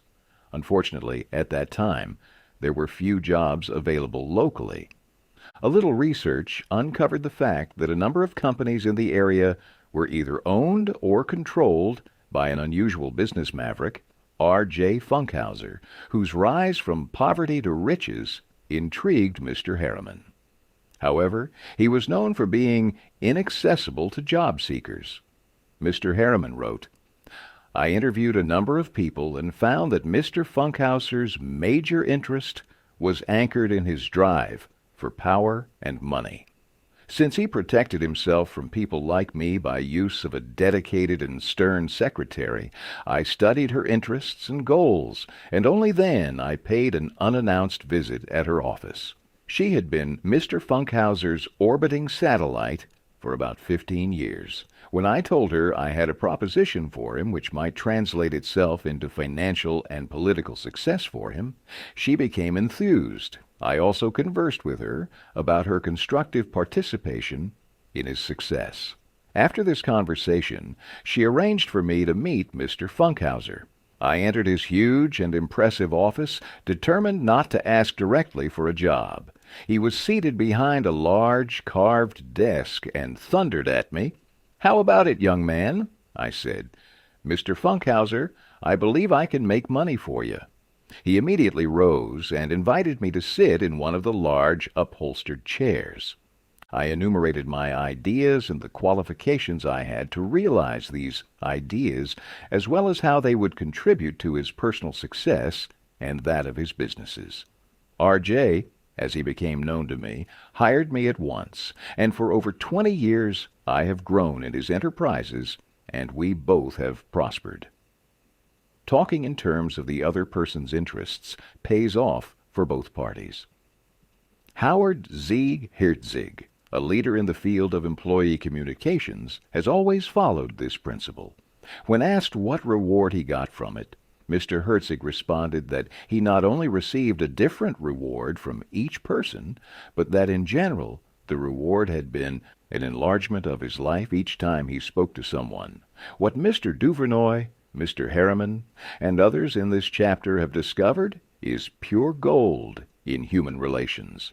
The most fascinating conversationalist that you know doesn't try to impress you with their knowledge of birding in Cornwall or bore you with the finer details of his or her daughter's upcoming nuptials, even though they are undoubtedly well versed in these topics. You enjoy their company because they talk in terms of your interest and opinions, and who isn't pleased by that? People from diplomats to courtesans and kings and queens throughout history have used this principle to broker political alliances, woo sweethearts, and make fortunes. If you also use this, it will pay off for both parties. The other person will relish talking to you, but you as well will receive a reward, the enlargement of your life each time you speak to someone. Principle 5. Talk in terms of the other person's interests. Chapter 6. How to make people like you instantly. I was waiting in line to register a letter in the post office at 33rd Street and 8th Avenue in New York. I noticed that the clerk appeared to be bored with the job, weighing envelopes, handing out stamps, making change, issuing receipts. The same monotonous grind, day after day, for heaven knows how long. So I said to myself, I am going to try to make that clerk like me. Obviously, to make him like me, I must say something nice, not about myself, but about him. So I asked myself, what is there about him that I can honestly admire? That is sometimes a hard question to answer, especially with strangers. But in this case, it happened to be easy. I instantly saw something I admired no end. So while he was weighing my envelope, I remarked with enthusiasm, I certainly wish I had your head of hair. He looked up, half startled, then beamed. Well, it isn't as good as it used to be, he said modestly. I assured him that although it might have lost some of its pristine glory, nevertheless it was still magnificent. He was immensely appreciative. We carried on a pleasant little conversation, and the last thing he said to me was, many people have admired my hair. I'll bet that person went out to lunch that day walking on air. I'll bet he went home that night and told his wife about it. I'll bet he looked in the mirror and said, it is a beautiful head of hair. I told this story once in public, and a man asked me afterwards, what did you want to get out of him? What was I trying to get out of him? What was I trying to get out of him? If we are so contemptibly selfish that we can't radiate a little happiness and pass on a bit of honest appreciation without trying to get something out of the other person in return, if our souls are no bigger than sour crab apples, we shall meet with the failure we so richly deserve. Oh yes, I did want something out of that chap. I wanted something priceless. And I got it. I got the feeling that I had done something for him without his being able to do anything whatever in return for me. That is a feeling that flows and sings in your memory long after the incident is past. There is one all-important law of human conduct. If we obey that law, we shall almost never get into trouble. In fact, that law, if obeyed, will bring us countless friends and constant happiness. But the very instant we break the law, we shall get into endless trouble.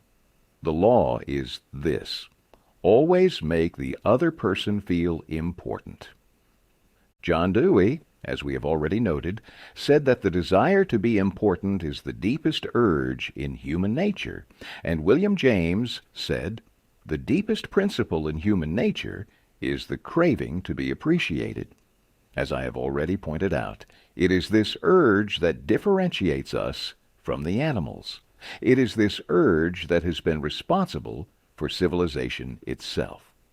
Philosophers have been speculating on the rules of human relationships for thousands of years, and out of all that speculation, there has evolved only one important precept. It is not new. It is as old as history.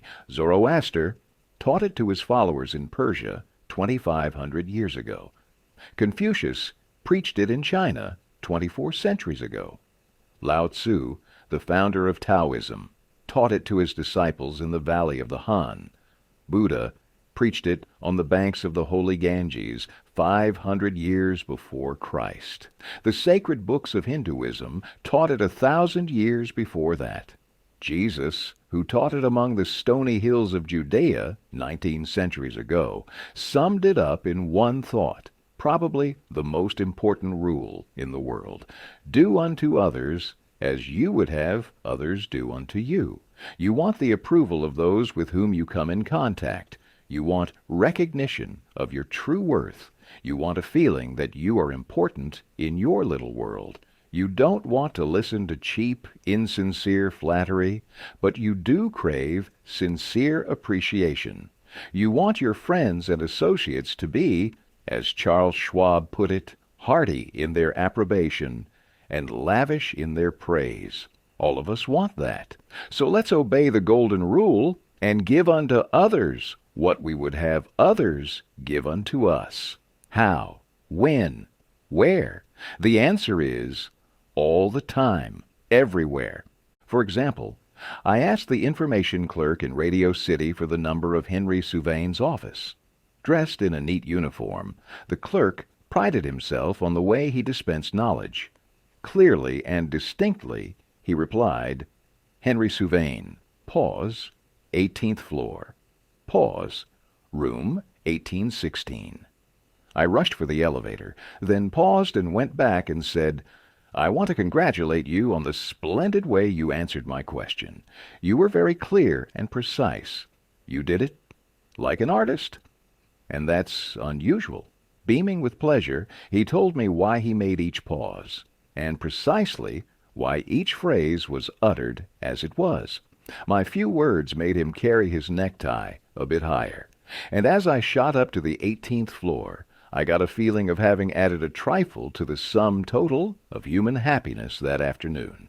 You don't have to wait until you are ambassador to France or head of the clam-bake committee of your lodge before you use this philosophy of appreciation. You can work magic with it almost every day. If, for example, the waitress brings you mashed potatoes when you have ordered French fried, you might say, "I'm sorry to trouble you, but I prefer French fried." She'll probably reply, "No trouble at all," and will be glad to change the potatoes because you have shown respect for her. Little phrases such as, "I'm sorry to trouble you," "Would you be so kind as to," "Won't you please," "Would you mind," "Thank you." Little courtesies like these oil the cogs of the monotonous grind of everyday life. And incidentally, they are the hallmark of good breeding. Let's take another illustration. Hall Caine's novels, The Christian, The Deemster, The Manxman, among them, were all bestsellers in the early part of the 20th century. Millions of people read his novels, countless millions. He was the son of a blacksmith. He never had more than 8 years' schooling in his life, yet when he died, he was the richest literary man of his time. The story goes like this. Hall Caine loved sonnets and ballads, so he devoured all of Dante Gabriel Rossetti's poetry. He even wrote a lecture chanting the praises of Rossetti's artistic achievement and sent a copy to Rossetti himself. Rossetti was delighted. "Any young man who has such an exalted opinion of my ability," Rossetti probably said to himself, "must be brilliant." So Rossetti invited this blacksmith's son to come to London and act as his secretary. That was the turning point in Hall Caine's life, for in his new position he met the literary artists of the day. Profiting by their advice and inspired by their encouragement, he launched upon a career that emblazoned his name across the sky. His home, Greba Castle, on the Isle of Man, became a mecca for tourists from the far corners of the world, and he left a multi-million-dollar estate. Yet, who knows, he might have died poor and unknown had he not written an essay expressing his admiration for a famous man. Such is the power, the stupendous power, of sincere, heartfelt appreciation. The life of many a person could probably be changed if only someone would make them feel important. To help me never forget this, I made a sign that reads, "You are important," which hangs in the front of the classroom for all to see and to remind me that each student I face is equally important. The unvarnished truth is that almost all the people you meet feel themselves superior to you in some way, and a sure path to their hearts is to let them realize in some subtle way that you recognize their importance and recognize it sincerely. Remember what Emerson said, "Every man I meet is my superior in some way. In that I learn of him." And the pathetic part of it is that frequently those who have the least justification for a feeling of achievement bolster their egos by a show of tumult and conceit which is truly nauseating. As Shakespeare put it, "Man, proud man, dressed in a little brief authority, plays such fantastic tricks before high heaven as make the angels weep." I am going to tell you how business people in my own courses have applied these principles with remarkable results. Let us take the case of a Connecticut attorney. Because of his relatives, he prefers not to have his name mentioned. Shortly after joining the course, Mr. R. drove to Long Island with his wife to visit some of her relatives. She left him to chat with an old aunt of hers, rushing off by herself to visit some of the younger relatives. Since he soon had to give a speech professionally on how he applied the principles of appreciation, he thought he would gain some worthwhile experience talking with the elderly lady. He looked around the house to see what he could honestly admire. "This house was built about 1890, wasn't it?" he inquired. "Yes," she replied. "That is precisely the year it was built." "It reminds me of the house I was born in," he said. "It's beautiful, well built, roomy. You know, they don't build houses like this anymore." "You're right," the old lady agreed. "The young folks nowadays don't care for beautiful homes. All they want is a small apartment, and then they go off gadding about in their automobiles." "This is a dream house," she continued, in a voice vibrating with tender memories. "This house was built with love. My husband and I dreamed about it for years before we built it. We didn't have an architect. We planned it all ourselves." She showed Mr. R. Fwaus about the house, and he expressed his hearty admiration for the beautiful treasures she had picked up in her travels and cherished over a lifetime. Paisley shawls, an old English tea set, Wedgwood china, French beds and chairs, Italian paintings, and silk draperies that had once hung in a French chateau. When she had finished showing Mr. E.R.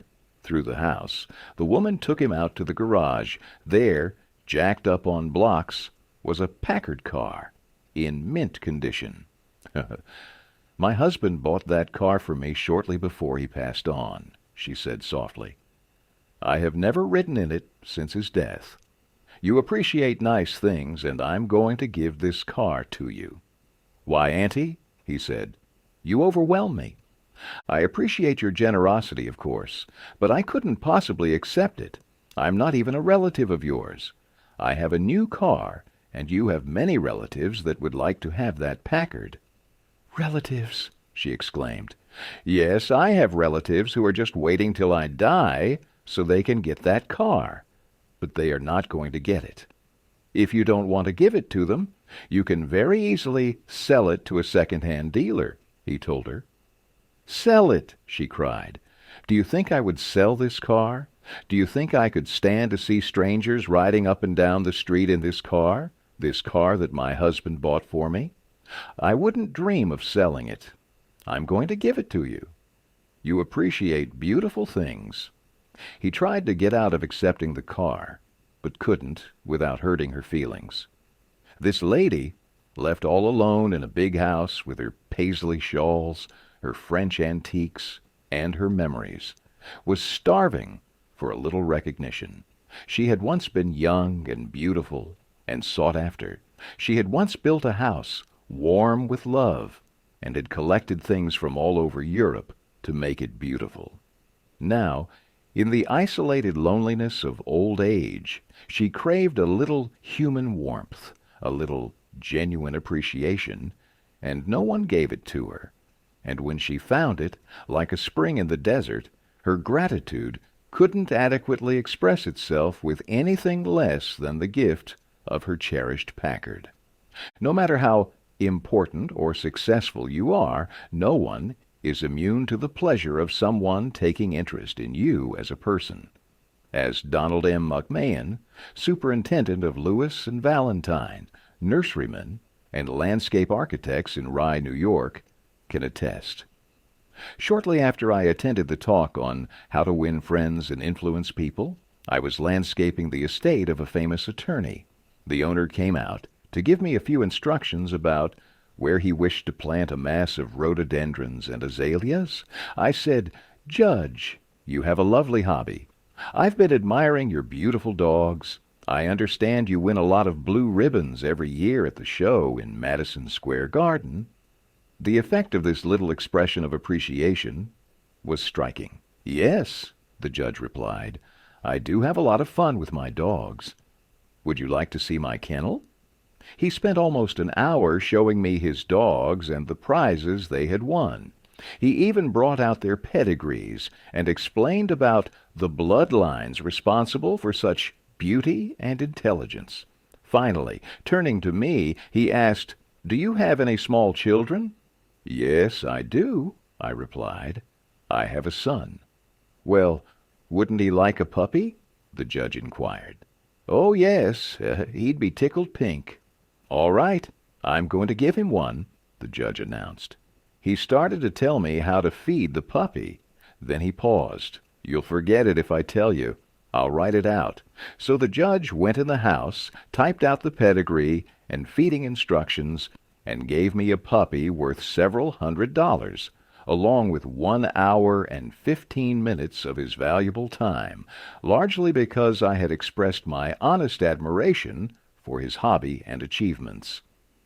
George Eastman, of Kodak fame, invented the transparent film that made motion pictures possible, amassed a fortune of $100 million, and made himself one of the most famous businessmen on earth. Yet in spite of all these tremendous accomplishments, he craved little recognitions as much as you and I do. To illustrate, when Eastman was building the Eastman School of Music, and also Kilbourne Hall in Rochester, James Adamson, then president of the Superior Seating Company of New York, wanted to get the order to supply the theater seats for these buildings. Phoning the architect, Mr. Adamson made an appointment through him to see Mr. Eastman in Rochester. When Mr. Adamson arrived, the architect said, "I know you want to get this order, but I can tell you right now that you won't stand a ghost of a show if you take more than 5 minutes of George Eastman's time. He is a martinet, a strict disciplinarian. He is very busy, so tell your story quickly and get out." Mr. Adamson was prepared to do just that. When he was ushered into the room, he saw Mr. Eastman bending over a pile of papers at his desk. Presently, Mr. Eastman looked up, removed his glasses, and walked toward the architect and Mr. Adamson, saying, "Good morning, gentlemen. What can I do for you?" The architect introduced them, and then Mr. Adamson said, While we've been waiting for you, Mr. Eastman, I've been admiring your office. I wouldn't mind working in a room like this myself. I'm in the interior woodworking business, and I never saw a more beautiful office in all my life." George Eastman replied, "You remind me of something I had almost forgotten. It is beautiful, isn't it? I enjoyed it a great deal when it was first built. But I come down here now with a lot of other things on my mind, and sometimes don't even see the room for weeks at a time." Mr. Adamson walked over and rubbed his hand across a panel. "This is English oak, isn't it? A little different texture from Italian oak." "Yes," Eastman replied.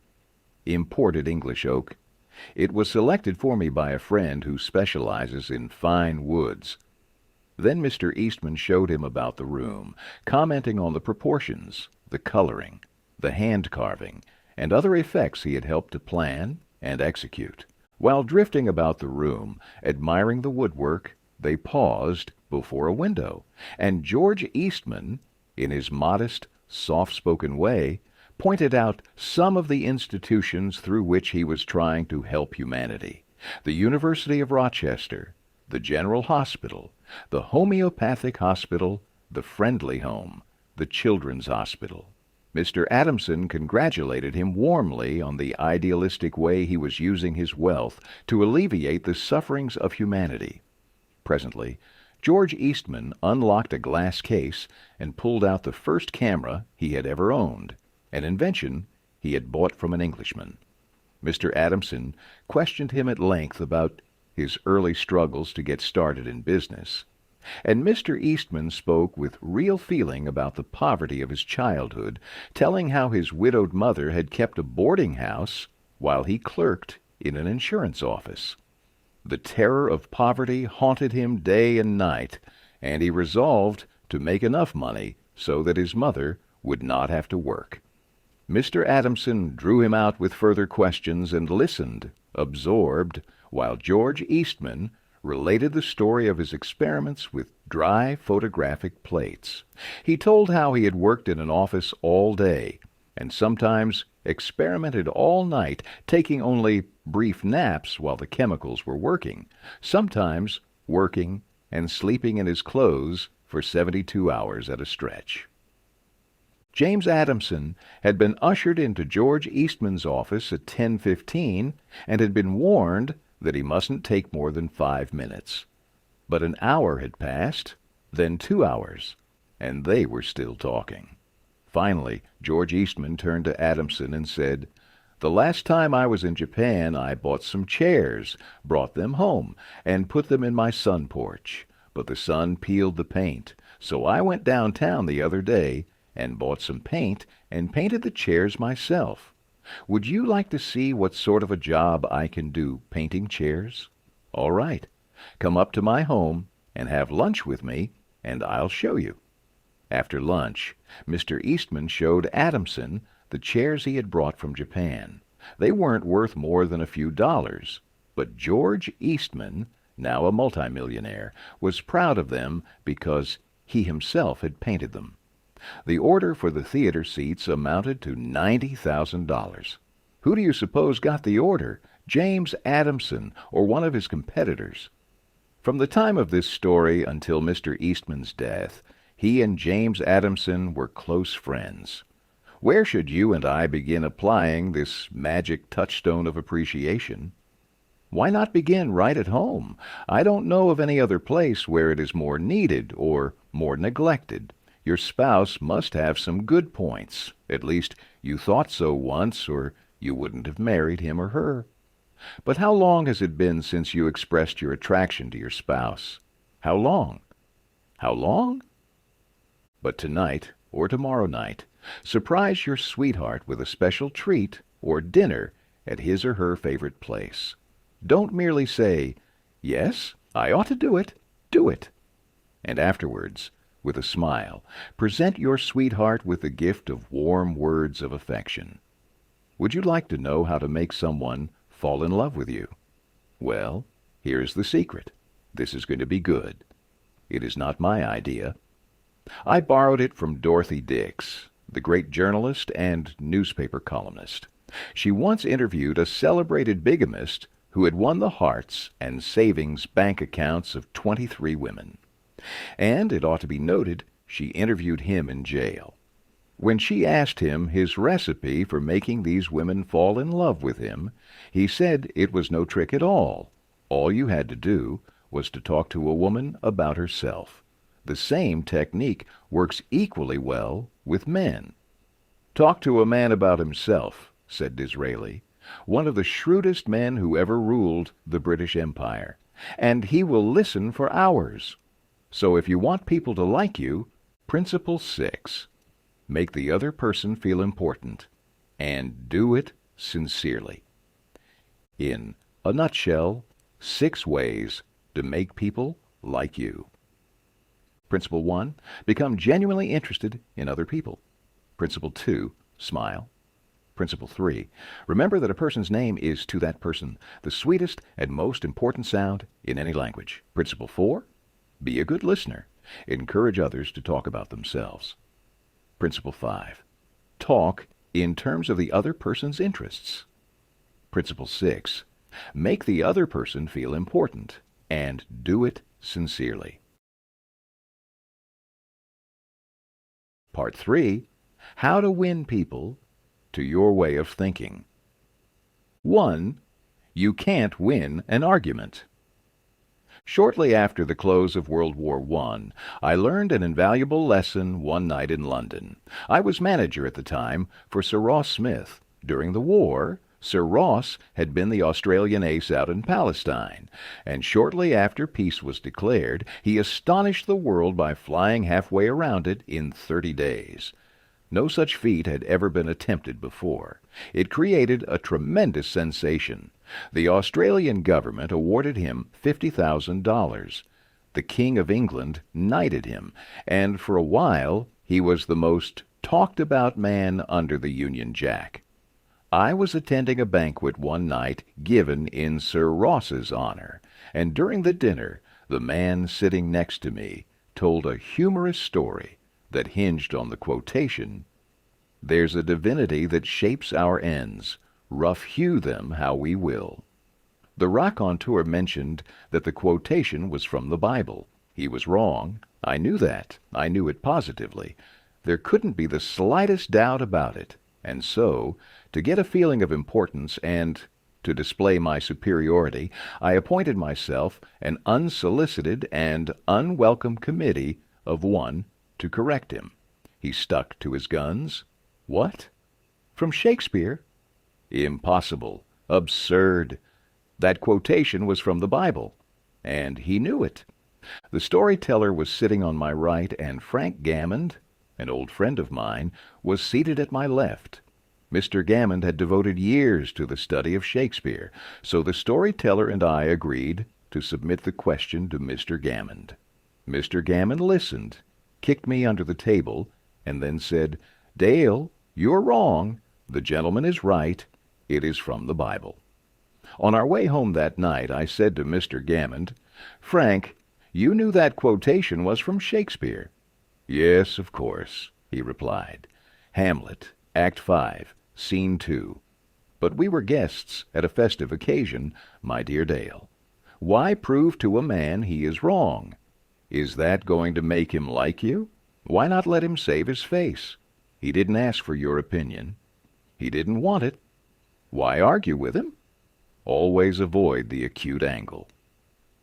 The man who said that taught me a lesson I'll never forget.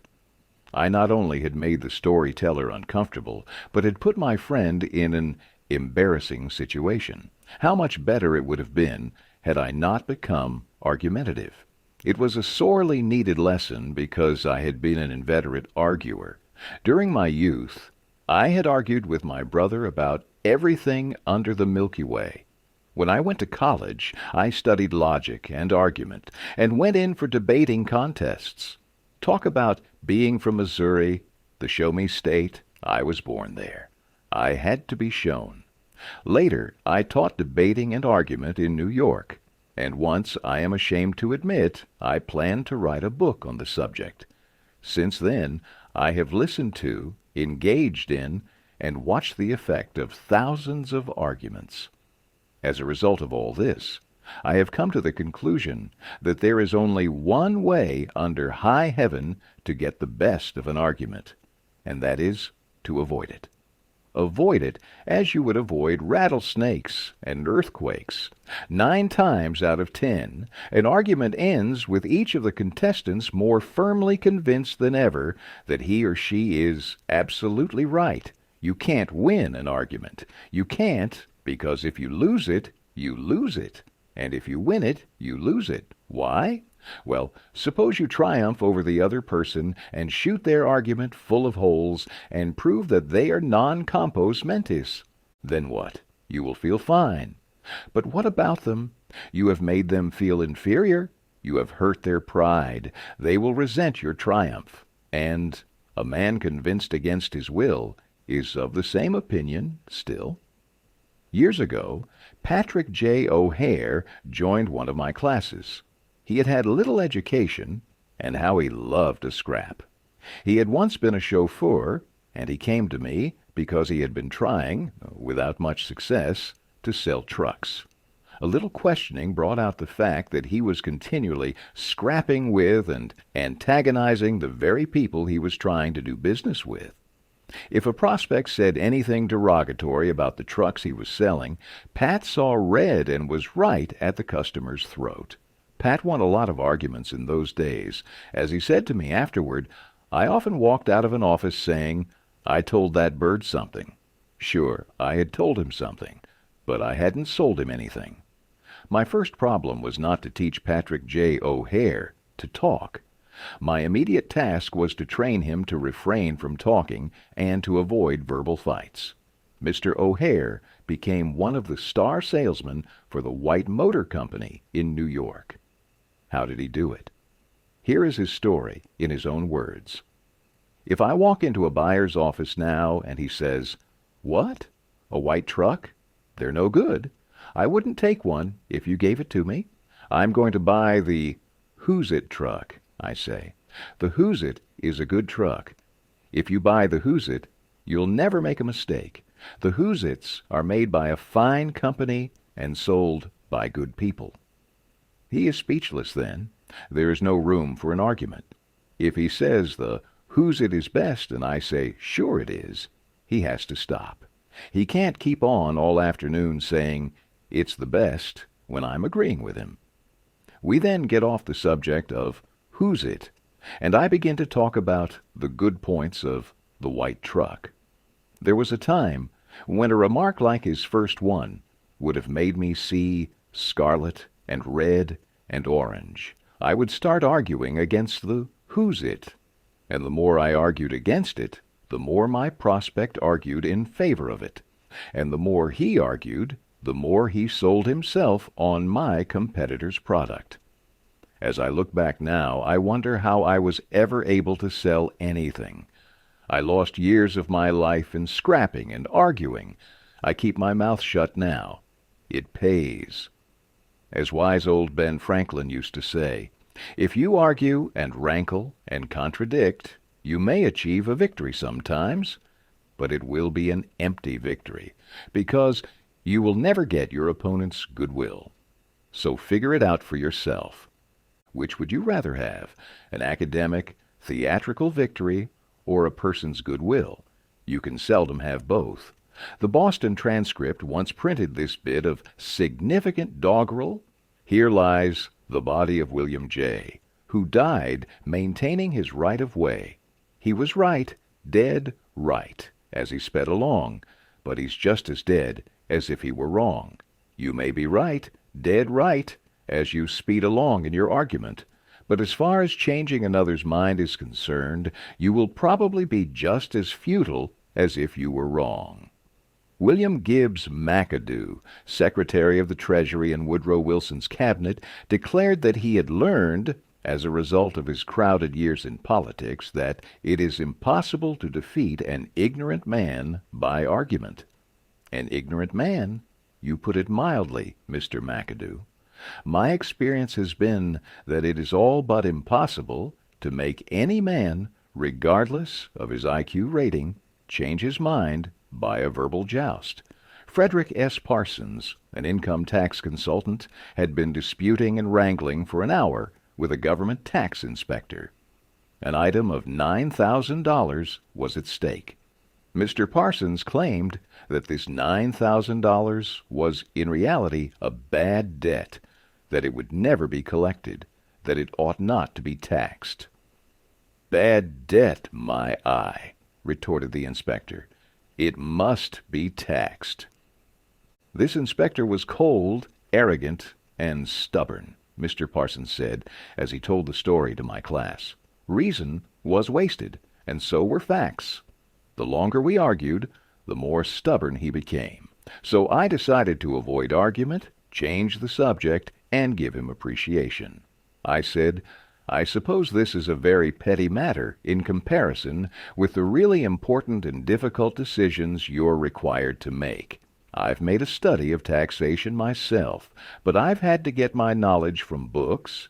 You are getting yours from the firing line of experience. I sometimes wish I had a job like yours. It would teach me a lot." I meant every word I said. Well, the inspector straightened up in his chair, leaned back, and talked for a long time about his work, telling me of the clever frauds he had uncovered. His tone gradually became friendly, and presently he was telling me about his children. As he left, he advised me that he would consider my problem further and give me his decision in a few days. He called at my office 3 days later and informed me that he had decided to leave the tax return exactly as it was filed. This tax inspector was demonstrating one of the most common of human frailties. He wanted a feeling of importance, and as long as Mr. Parsons argued with him, he got his feeling of importance by loudly asserting his authority. But as soon as his importance was admitted and the argument stopped and he was permitted to expand his ego, he became a sympathetic and kindly human being. Buddha said, "Hatred is never ended by hatred, but by love, and a misunderstanding is never ended by an argument, but by tact, diplomacy, conciliation, and a sympathetic desire to see the other person's viewpoint." Lincoln once reprimanded a young Army officer for indulging in a violent controversy with an associate. "No man who is resolved to make the most of himself," said Lincoln, "can spare time for personal contention. Still less can he afford to take the consequences, including the vitiation of his temper and the loss of self-control. Yield larger things to which you show no more than equal rights, and yield lesser ones, though clearly your own.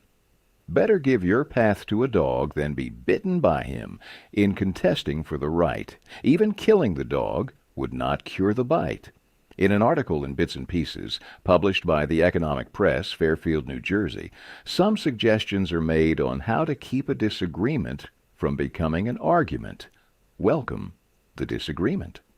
Remember the slogan, "When two partners always agree, one of them is not necessary. If there is some point you haven't thought about, be thankful if it is brought to your attention." Perhaps this disagreement is your opportunity to be corrected before you make a serious mistake. Distrust your first instinctive impression. Our first natural reaction in a disagreeable situation is to be defensive. Be careful, keep calm, and watch out for your first reaction. It may be you at your worst, not your best. Control your temper. Remember, you can measure the size of a person by what makes him or her angry. Listen first.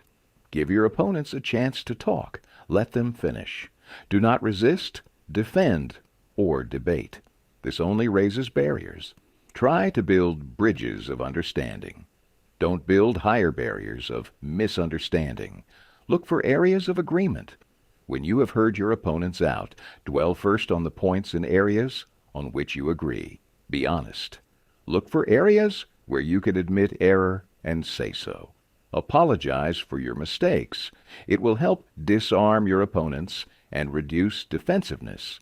Promise to think over your opponent's ideas and study them carefully and mean it. Your opponents may be right. It is a lot easier at this stage to agree to think about their points than to move rapidly ahead and find yourself in a position where your opponents can say, "We tried to tell you, but you wouldn't listen." Thank your opponents sincerely for their interest. Anyone who takes the time to disagree with you is interested in the same things you are. Think of them as people who really want to help you, and you may turn your opponents into friends. Postpone action to give both sides time to think through the problem. Suggest that another meeting be held later that day or the next day, when all the facts may be brought to bear. In preparation for this meeting, ask yourself some hard questions. Could my opponents be right? Partly right? Is there truth or merit in their position or argument? Is my reaction one that will relieve the problem, or will it just relieve any frustration? Will my reaction drive my opponents further away or draw them closer to me? Will my reaction elevate the estimation good people have of me? Will I win or lose? What price will I have to pay if I win? If I am quiet about it, will the disagreement blow over? Is this difficult situation an opportunity for me? Opera tenor Jan Pierce, after he was married nearly 50 years, once said, "My wife and I made a pact a long time ago, and we've kept it no matter how angry we've grown with each other. When one yells, the other should listen, because when two people yell, there is no communication, just noise and bad vibrations." Principle 1. The only way to get the best of an argument is to avoid it. 2. A sure way of making enemies, and how to avoid it. When Theodore Roosevelt was in the White House, he confessed that if he could be right 75% of the time, he would reach the highest measure of his expectation. If that was the highest rating that one of the most distinguished men of the 20th century could hope to obtain. What about you and me? If you can be sure of being right only 55% of the time, you can go down to Wall Street and make $1 million a day. If you can't be sure of being right even 55% of the time, why should you tell other people they are wrong? You can tell people they are wrong by a look or an intonation or a gesture just as eloquently as you can in words. And if you tell them they are wrong, do you make them want to agree with you? Never. For you have struck a direct blow at their intelligence, judgment, pride, and self-respect. That will make them want to strike back. But it will never make them want to change their minds. You may then hurl at them all the logic of a Plato or an Immanuel Kant, but you will not alter their opinions, for you have hurt their feelings. Never begin by announcing, "I am going to prove so-and-so to you." That's bad. That's tantamount to saying, "I am smarter than you are. I am going to tell you a thing or two and make you change your mind." That is a challenge. It arouses opposition and makes the listener want to battle with you before you even start. It is difficult, under even the most benign conditions, to change people's minds. So why make it harder? Why handicap yourself? If you are going to prove anything, don't let anybody know it. Do it so subtly, so adroitly, that no one will feel that you are doing it. This was expressed succinctly by Alexander Pope. Men must be taught as if you taught them not, and things unknown proposed as things forgot. Over 300 years ago, Galileo said, "You cannot teach a man anything. You can only help him to find it within himself." As Lord Chesterfield said to his son, "Be wiser than other people if you can, but do not tell them so." Socrates said repeatedly to his followers in Athens, "One thing only I know, and that is that I know nothing." Well, I can't hope to be any smarter than Socrates, so I have quit telling people they are wrong, and I find that it pays. If a person makes a statement that you think is wrong, yes, Even that you know is wrong. Isn't it better to begin by saying, "Well, now look, I thought otherwise, but I may be wrong. I frequently am. And if I am wrong, I want to be put right. Let's examine the facts." There's magic, positive magic, in such phrases as, "I may be wrong. I frequently am. Let's examine the facts." Nobody in the heavens above or on the earth beneath or in the waters under the earth will ever object to your saying, "I may be wrong. Let's examine the facts." You will never get into trouble by admitting that you may be wrong.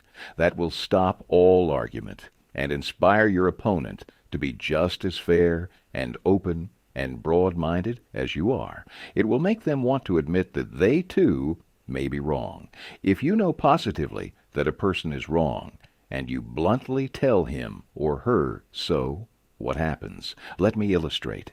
Mr. S., a young New York attorney, once argued a rather important case before the United States Supreme Court, Lustgarten vs. Fleet Corporation, 280 U.S. 320.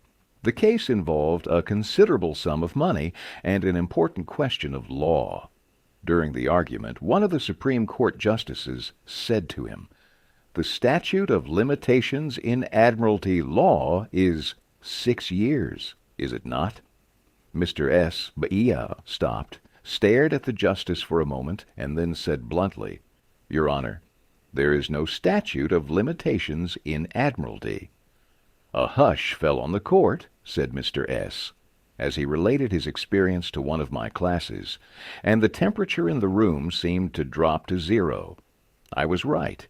Justice was wrong, and I had told him so. But did that make him friendly? No. I still believe that I had the law on my side, and I know that I spoke better than I ever spoke before, but I didn't persuade. I made the enormous blunder of telling a very learned and famous man that he was wrong.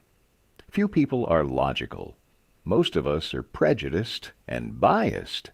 Most of us are blighted with preconceived notions, with jealousy, suspicion, fear, envy, and pride.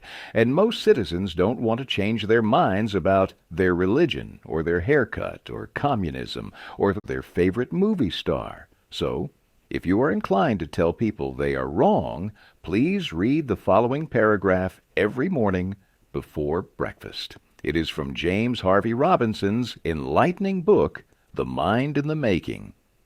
We sometimes find ourselves changing our minds without any resistance or heavy emotion, but if we are told we are wrong, we resent the imputation and harden our hearts. We are incredibly heedless in the formation of our beliefs, but find ourselves filled with an illicit passion for them when anyone proposes to rob us of their companionship. It is obviously not the ideas themselves that are dear to us, but our self-esteem which is threatened. The little word "my" is the most important one in human affairs, and properly to reckon with it is the beginning of wisdom. It has the same force whether it is my dinner, my dog, and my house, or my father, my country, and my God. We not only resent the imputation that our watch is wrong, or our car shabby, but that our conception of the canals of Mars, of the pronunciation of Epictetus, of the medicinal value of salicin, or of the date of Sargon, is subject to revision. We like to continue to believe what we have been accustomed to accept as true, and the resentment aroused when doubt is cast upon any of our assumptions leads us to seek every manner of excuse for clinging to it. The result is that most of our so-called reasoning consists in finding arguments for going on believing as we already do. Carl Rogers, the eminent psychologist, wrote in his book On Becoming a Person, "I have found it of enormous value when I can permit myself to understand the other person. The way in which I have worded this statement may seem strange to you. Is it necessary to permit oneself to understand another? I think it is. Our first reaction to most of the statements which we hear from other people is an evaluation or judgment rather than an understanding of it. When someone expresses some feeling, attitude, or belief, our tendency is almost immediately to feel that's right, or that's stupid, that's abnormal, that's unreasonable, that's incorrect, that's not nice. Very rarely do we permit ourselves to understand precisely what the statement means to the other person. I once employed an interior decorator to make some draperies for my home. When the bill arrived, I was dismayed. A few days later, a friend dropped in and looked at the draperies. The price was mentioned, and she exclaimed with a note of triumph, "What? That's awful. I'm afraid he put one over on you." True? Yes, she had told the truth, but few people like to listen to truths that reflect on their judgment. So being human, I tried to defend myself. I pointed out that investing in the best can be cheaper in the long run, that one can't expect to get quality and artistic taste at bargain basement prices, and so on and on. The next day, another friend dropped in, admired the draperies, bubbled over with enthusiasm, and expressed a wish that she could afford such exquisite creations for her home. My reaction was totally different. "Well, to tell the truth," I said, "I can't afford them myself. I paid too much. I'm sorry I ordered them." When we are wrong, we may admit it to ourselves, and if we are handled gently and tactfully, we may admit it to others and even take pride in our frankness and broad-mindedness. But not if someone else is trying to ram the unpalatable fact down our esophagus. Horace Greeley, the most famous editor in America during the time of the Civil War, disagreed violently with Lincoln's policies. He believed that he could drive Lincoln into agreeing with him by a campaign of argument, ridicule, and abuse. He waged this bitter campaign month after month, year after year. In fact, he wrote a brutal, bitter, sarcastic, and personal attack on President Lincoln the night Booth shot him. But did all this bitterness make Lincoln agree with Greeley? Not at all. Ridicule and abuse never do. If you want some excellent suggestions about dealing with people and managing yourself and improving your personality, read Benjamin Franklin's autobiography, one of the most fascinating life stories ever written, one of the classics of American literature.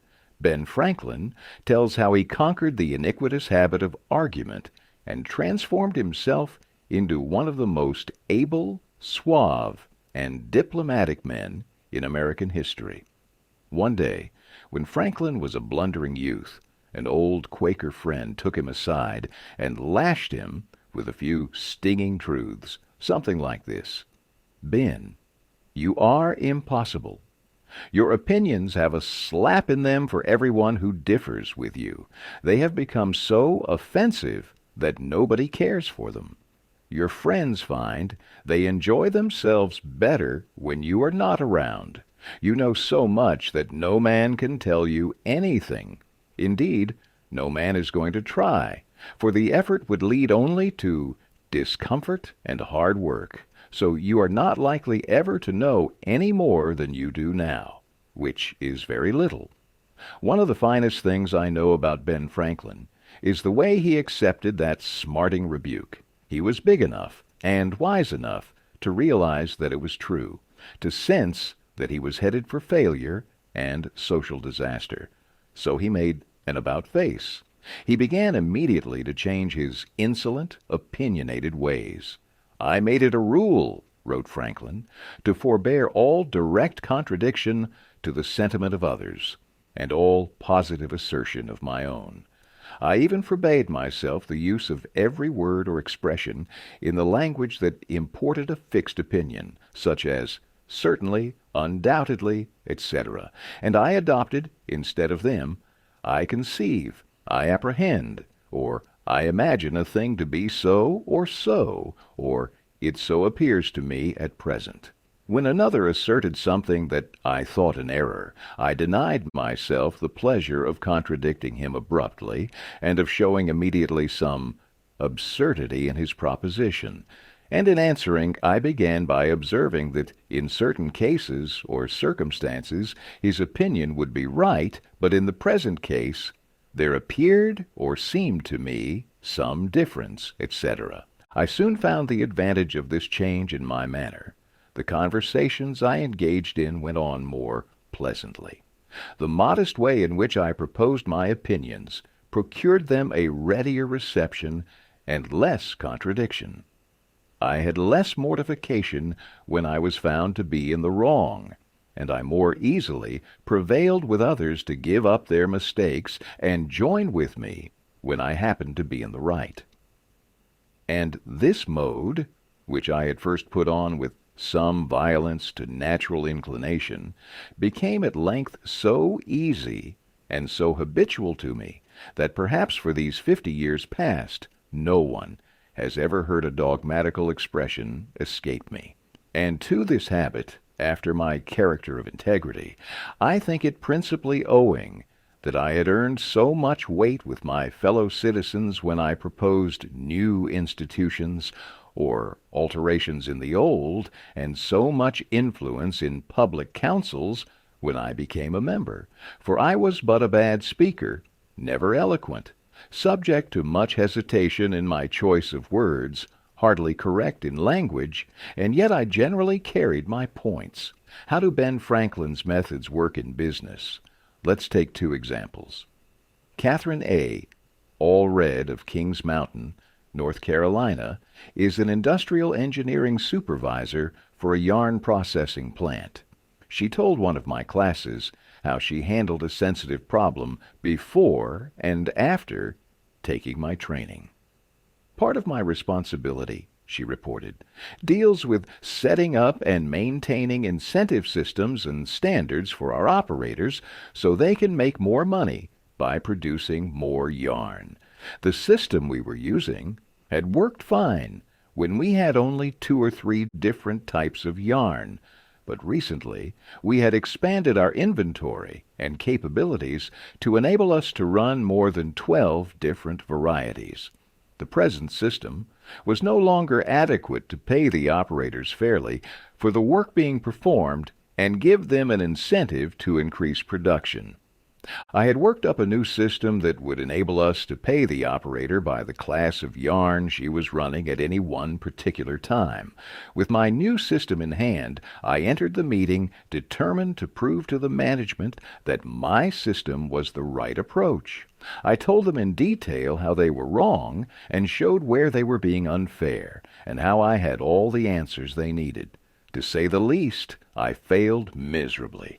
I had become so busy defending my position on the new system that I had left them no opening to graciously admit their problems on the old one. The issue was dead. After several sessions of this course, I realized all too well where I had made my mistakes. I called another meeting, and this time I asked where they felt their problems were. We discussed each point, and I asked them their opinions on which was the best way to proceed. With a few low-key suggestions at proper intervals, I let them develop my system themselves. At the end of the meeting, when I actually presented my system, they enthusiastically accepted it. I am convinced now that nothing good is accomplished, and much damage can be done if you tell a person straight out that he or she is wrong. You only succeed in stripping that person of dignity and making yourself an unwelcome part of any discussion. Let's take another example, and remember, these cases I am citing are typical of the experiences of thousands of other people. R.V. Crowley was a salesman for a lumber company in New York. Crowley admitted that he had been telling hard-boiled lumber inspectors for years that they were wrong, and he had won the arguments too, but it hadn't done any good. For these lumber inspectors, said Mr. Crowley, are like baseball umpires. Once they make a decision, they never change it. Mr. Crowley saw that his firm was losing thousands of dollars through the arguments he won, so he resolved to change tactics and abandon arguments. With what results? Here's the story as he told it. One morning, the phone rang in my office. A hot and bothered person at the other end proceeded to inform me that a car of lumber we had shipped into his plant was entirely unsatisfactory. His firm had stopped unloading and requested that we make immediate arrangements to remove the stock from their yard. After about one-fourth of the car had been unloaded, their lumber inspector reported that the lumber was running 55% below grade. Under the circumstances, they refused to accept it. I immediately started for his plant, and on the way turned over in my mind the best way to handle the situation. Ordinarily, under such circumstances, I would have quoted grading rules and tried, as a result of my own experience and knowledge as a lumber inspector, to convince the other inspector that the lumber was actually up to grade and that he was misinterpreting the rules in his inspection. However, I thought I should apply the principles learned in this training. When I arrived at the plant, I found the purchasing agent and the lumber inspector in a wicked humor, both set for an argument and a fight. We walked out to the car that was being unloaded, and I requested that they continue to unload so that I could see how things were going. I asked the inspector to go right ahead and lay out the rejects, as he had been doing, and to put the good pieces in another pile. After watching him for a while, it began to dawn on me that his inspection actually was much too strict and that he was misinterpreting the rules. This particular lumber was white pine, and I knew the inspector was thoroughly schooled in hardwoods, but not a competent, experienced inspector on white pine. White pine happened to be my own strong suit, but did I offer any objection to the way he was grading the lumber? None whatever. I kept on watching and gradually began to ask questions as to why certain pieces were not satisfactory. I didn't for one instant insinuate that the inspector was wrong. I emphasized that my only reason for asking was in order that we could give his firm exactly what they wanted in future shipments. By asking questions in a very friendly, cooperative spirit, and insisting continually that they were right in laying out boards not satisfactory to their purpose, I got him warmed up, and the strained relations between us began to thaw and melt away.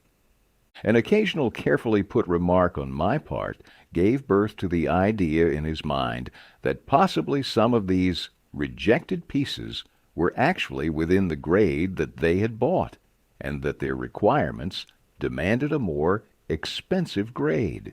I was very careful, however, not to let him think I was making an issue of this point. Gradually, his whole attitude changed. He finally admitted to me that he was not experienced on white pine, and began to ask me questions about each piece as it came out of the car. I would explain why such a piece came within the grade specified, but kept on insisting that we did not want him to take it if it was unsuitable for their purpose. He finally got to the point where he felt guilty every time he put a piece in the rejected pile, and at last he saw that the mistake was on their part for not having specified as good a grade as they needed. The ultimate outcome was that he went through the entire carload again after I left, accepted the whole lot, and we received a check in full. In that one instance alone, a little tact and the determination to refrain from telling the other person he was wrong saved my company a substantial amount of cash, and it would be hard to place a money value on the goodwill that was saved. By the way, I am not revealing anything new in this chapter. 2,000 years ago, Jesus said, "Agree with thine adversary quickly." And 2,200 years before Christ was born, King Octoi of Egypt gave his son some shrewd advice that is sorely needed today. "Be diplomatic," counseled the king. "It will help you make your point." In other words, don't argue with your customer or your spouse or your adversary. Don't tell them they are wrong. Don't get them stirred up. Use a little diplomacy. Principle 2. Show respect for the other person's opinions. Never say, "You're wrong." 3. If you're wrong, admit it. Within a minute's walk of my house, there was a wild stretch of virgin timber, where the blackberry thickets foamed white in the springtime, where the squirrels nested and reared their young, and the horseweeds grew as tall as a horse's head. This unspoiled woodland was called Forest Park, and it was a forest probably not much different in appearance from what it was when Columbus discovered America. I frequently walked in this park with Rex, my little Boston bulldog. He was a friendly, harmless little hound, and since we rarely met anyone in the park, I took Rex along without a leash or a muzzle. One day, we encountered a mounted policeman in the park, a policeman itching to show his authority. "What do you mean by letting that dog run loose in the park without a muzzle and leash?" he reprimanded me. "Don't you know it's against the law?" "Yes, I know it is," I replied softly, "but I didn't think he would do any harm out here." "You didn't think. You didn't think. The law doesn't give a tinker's damn about what you think. That dog might kill a squirrel or bite a child. Now, I'm going to let you off this time. But if I catch this dog out here again without a muzzle and a leash, you'll have to tell it to the judge." I meekly promised to obey, and I did obey for a few times. But Rex didn't like the muzzle, and neither did I, so we decided to take a chance. Everything was lovely for a while, and then we struck a snag. Rex and I raced over the brow of a hill one afternoon, and there, suddenly, to my dismay, I saw the majesty of the law astride a bay horse. Rex was out in front, heading straight for the officer. I was in for it. I knew it. So I didn't wait until the policeman started talking. I beat him to it. I said, "Officer, you've caught me red-handed. I'm guilty. I have no alibis, no excuses. You warned me last week that if I brought the dog out here again without a muzzle, you would fine me." "Well now," the policeman responded in a soft tone, "I know it's a temptation to let a little dog like that have a run out here when nobody is around." "Sure it's a temptation," I replied, "but it is against the law." "Well, a little dog like that isn't going to harm anybody," the policeman remonstrated. "No, but he may kill squirrels," I said. "Well now, I think you are taking this a bit too seriously," he told me. "I'll tell you what you do. You just let him run over the hill there, where I can't see him, and we'll forget all about it." That policeman, being human, wanted a feeling of importance. So when I began to condemn myself, the only way he could nourish his self-esteem was to take the magnanimous attitude of showing mercy. But suppose I had tried to defend myself. Well, did you ever argue with a policeman? Instead of breaking lances with him, I admitted that he was absolutely right and I was absolutely wrong. I admitted it quickly, openly, and with enthusiasm.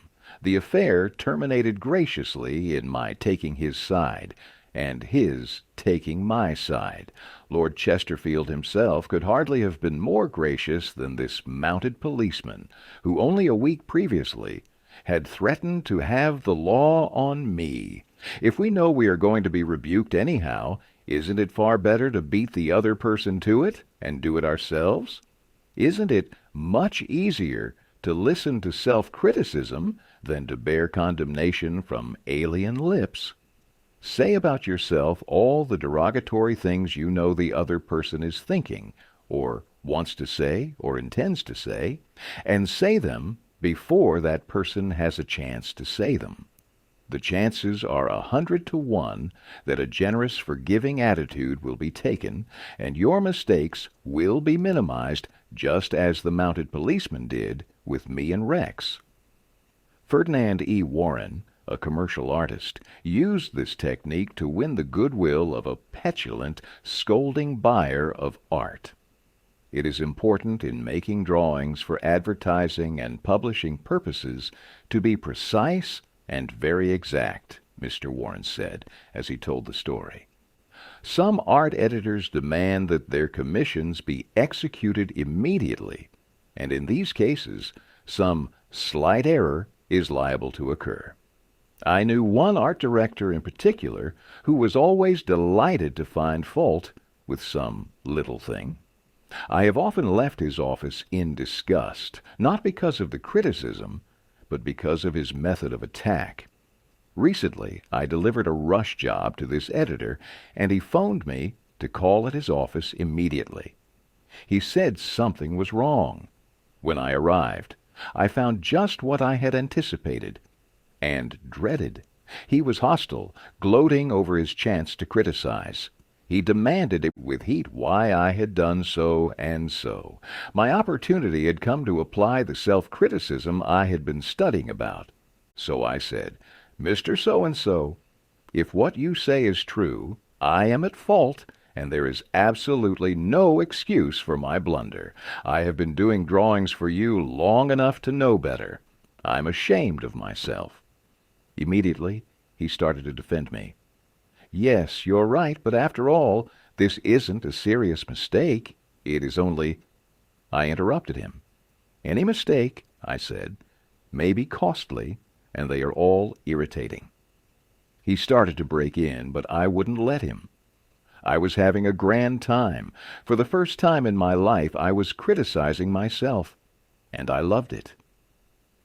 "I should have been more careful," I continued. "You give me a lot of work, and you deserve the best. So I'm going to do this drawing all over." "No, no," he protested. "I wouldn't think of putting you to all that trouble." He praised my work, assured me that he wanted only a minor change, and that my slight error hadn't cost his firm any money. And after all, it was a mere detail, not worth worrying about. My eagerness to criticize myself took all the fight out of him. He ended up taking me to lunch, and before we parted, he gave me a check and another commission. There is a certain degree of satisfaction in having the courage to admit one's errors.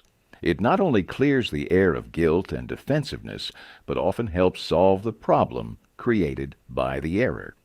Bruce Harvey of Albuquerque, New Mexico, had incorrectly authorized payment of full wages to an employee on sick leave. When he discovered his error, he brought it to the attention of the employee and explained that to correct the mistake he would have to reduce his next paycheck by the entire amount of the overpayment. The employee pleaded to do that would cause him a serious financial problem. Could the money be repaid over a period of time? In order to do this, Harvey explained, he would have to obtain his supervisor's approval. "And this, I knew," reported Harvey, "would result in a boss-type explosion. While trying to decide how to handle this situation better, I realized that the whole mess was my fault, and I would have to admit it to my boss. I walked into his office, told him that I had made a mistake, and then informed him of the complete facts. He replied in an explosive manner that it was the fault of the personnel department. I repeated that it was my fault. He exploded again about carelessness in the accounting department. Again, I explained that it was my fault. He blamed 2 other people in the office, but each time I reiterated it was my fault. Finally, he looked at me and said, "Okay, it was your fault. Now straighten it out." The error was corrected, and nobody got into trouble. I felt great because I was able to handle a tense situation and had the courage not to seek alibis. My boss has had more respect for me ever since. Any fool can try to defend his or her mistakes, and most fools do, but it raises one above the herd and gives one a feeling of nobility and exultation to admit them first. Admitting fault is never easy, but it is most difficult when we must face the people who are most important to us, those whom we love. The inability to admit mistakes has destroyed marriages and sundered family ties since the days of the pharaohs. Overcoming pride is a struggle most of us have experienced. But imagine how much harder it would be if you also had to challenge truths you had always believed in. Michael Chung, an instructor for my course, told of a man in one of his classes who had come from a very traditional Chinese family. In that culture, not losing face was vitally important, and this posed a dilemma for the man who was confronted with taking responsibility for the pain he had caused his family. This class member had once been an opium addict, and as a result, his son hadn't spoken to him for many years. The father now wished to mend the rift his addiction had caused, but was conflicted about how to go about it.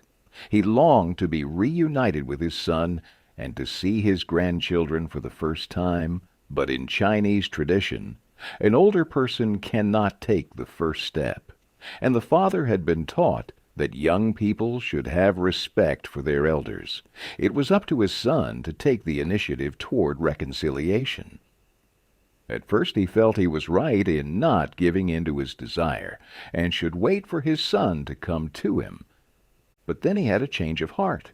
He realized that he was using tradition as an excuse for avoiding his fear. As he told his classmates, "I have pondered this problem, but as we have learned, if you are wrong, admit it quickly and emphatically.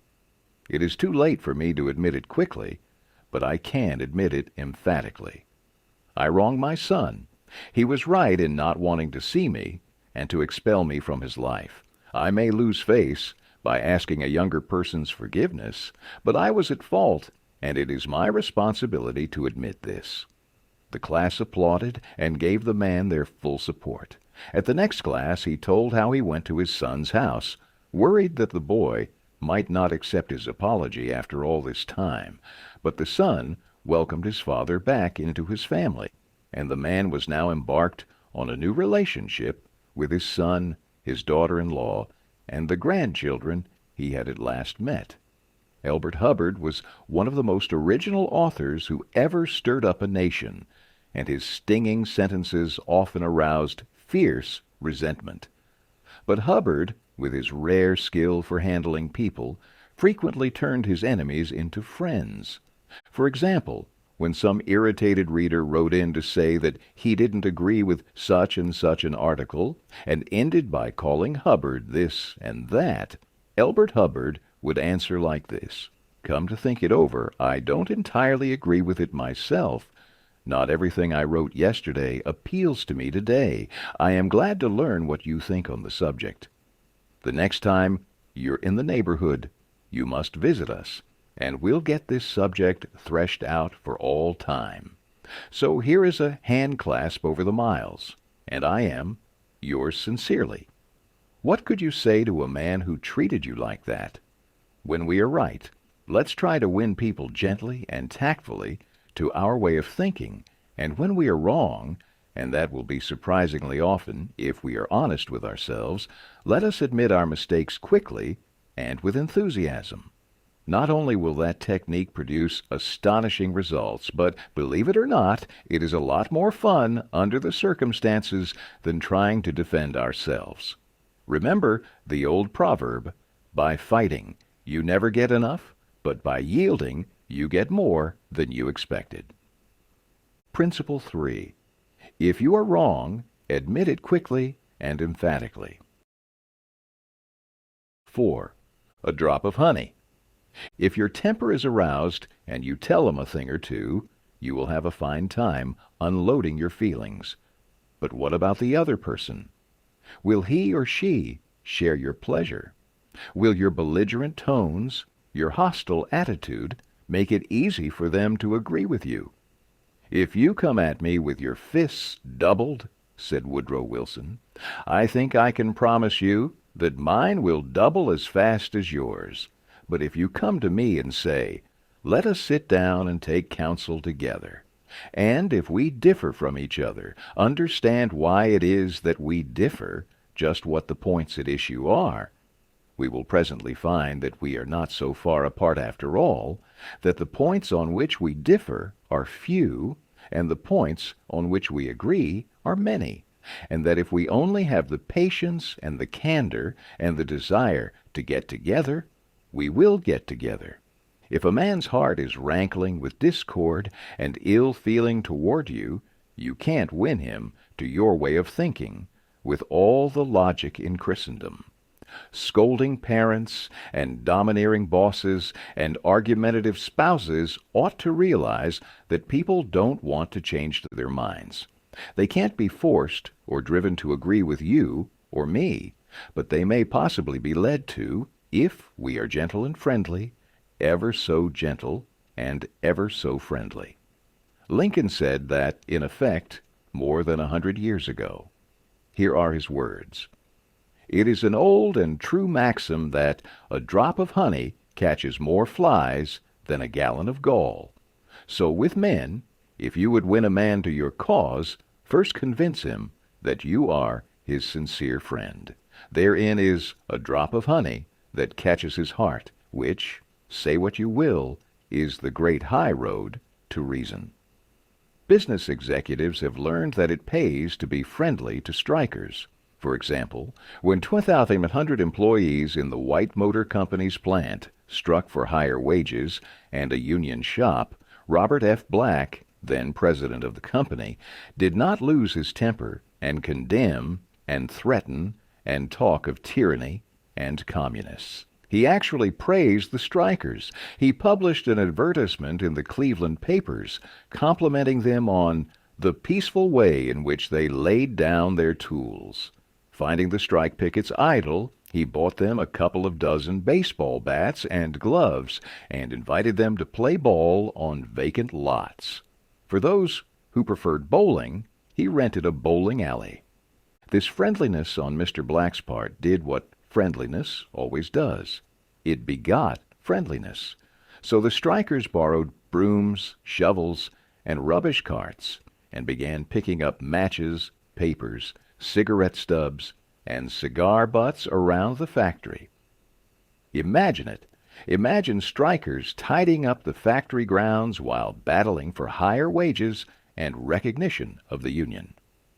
Such an event had never been heard of before in the long, tempestuous history of American labor wars. That strike ended with a compromise settlement within a week, ended without any ill feeling or rancor. Daniel Webster, who looked like a god and talked like Jehovah, was one of the most successful advocates who ever pleaded a case. Yet he ushered in his most powerful arguments with such friendly remarks as, "It will be for the jury to consider. This may perhaps be worth thinking of. Here are some facts that I trust you will not lose sight of," or, "You, with your knowledge of human nature, will easily see the significance of these facts." No bulldozing. No high-pressure methods. No attempt to force his opinions on others. Webster used the soft-spoken, quiet, friendly approach, and it helped to make him famous. You may never be called upon to settle a strike or address a jury, but you may want to get your rent reduced. Will the friendly approach help you then? Let's see. O.L. Straub, an engineer, wanted to get his rent reduced, and he knew his landlord was hard-boiled. "I wrote him," Mr. Straub said in a speech before the class, notifying him that I was vacating my apartment as soon as my lease expired. The truth was, I didn't want to move. I wanted to stay if I could get my rent reduced. But the situation seemed hopeless. Other tenants had tried and failed. Everyone told me that the landlord was extremely difficult to deal with. But I said to myself, I am studying a course in how to deal with people, so I'll try it on him and see how it works. He and his secretary came to see me as soon as he got my letter. I met him at the door with a friendly greeting. I fairly bubbled with goodwill and enthusiasm. I didn't begin talking about how high the rent was. I began talking about how much I liked his apartment house. Believe me, I was hearty in my approbation and lavish in my praise. I complimented him on the way he ran the building and told him I should like very much to stay for another year, but that I couldn't afford it. He had evidently never had such a reception from a tenant. He hardly knew what to make of it. Then he started to tell me his troubles. Complaining tenants? One had written him 14 letters, some of them positively insulting. Another threatened to break his lease unless the landlord kept the man on the floor above from snoring. "What a relief it is," he said, "to have a satisfied tenant like you." And then, without my even asking him to do it, he offered to reduce my rent a little. I wanted more, so I named the figure I could afford to pay, and he accepted without a word. As he was leaving, he turned to me and asked, "What decorating can I do for you?"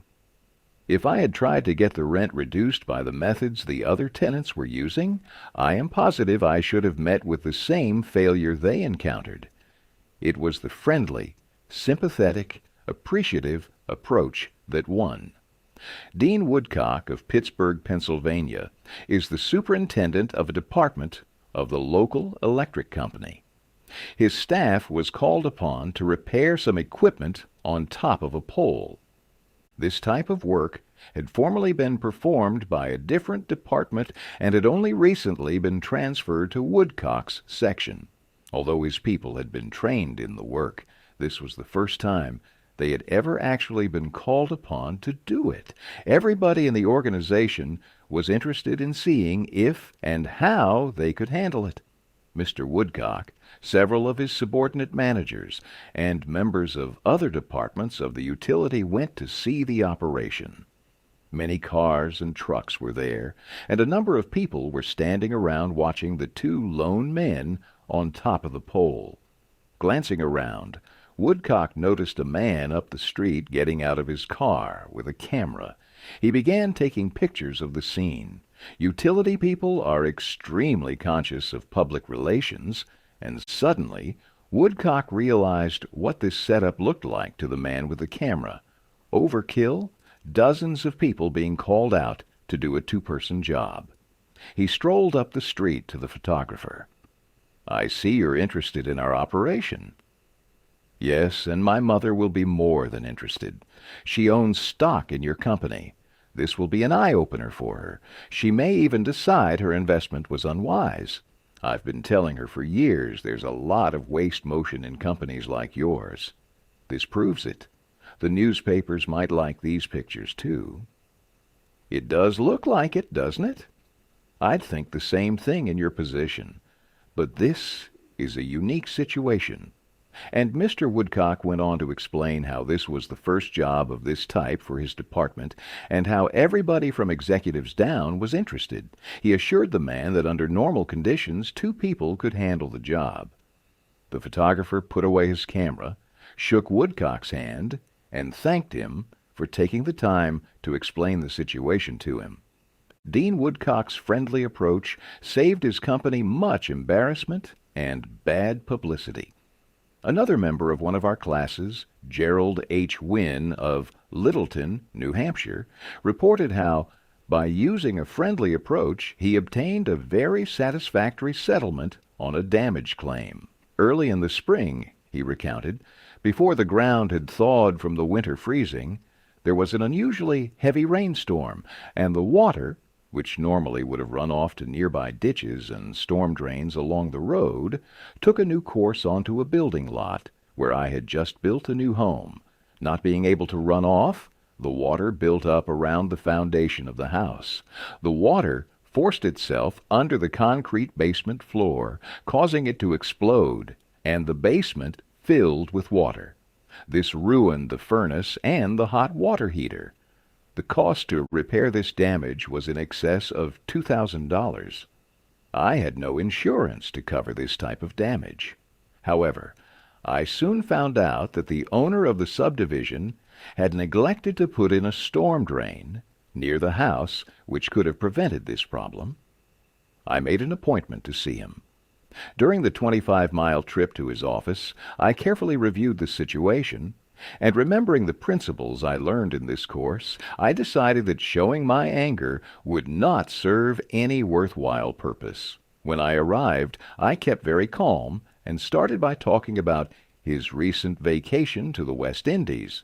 Then, when I felt the timing was right, I mentioned the little problem of water damage. He quickly agreed to do his share in helping to correct the problem. A few days later, he called and said he would pay for the damage and also put in a storm drain to prevent the same thing from happening in the future.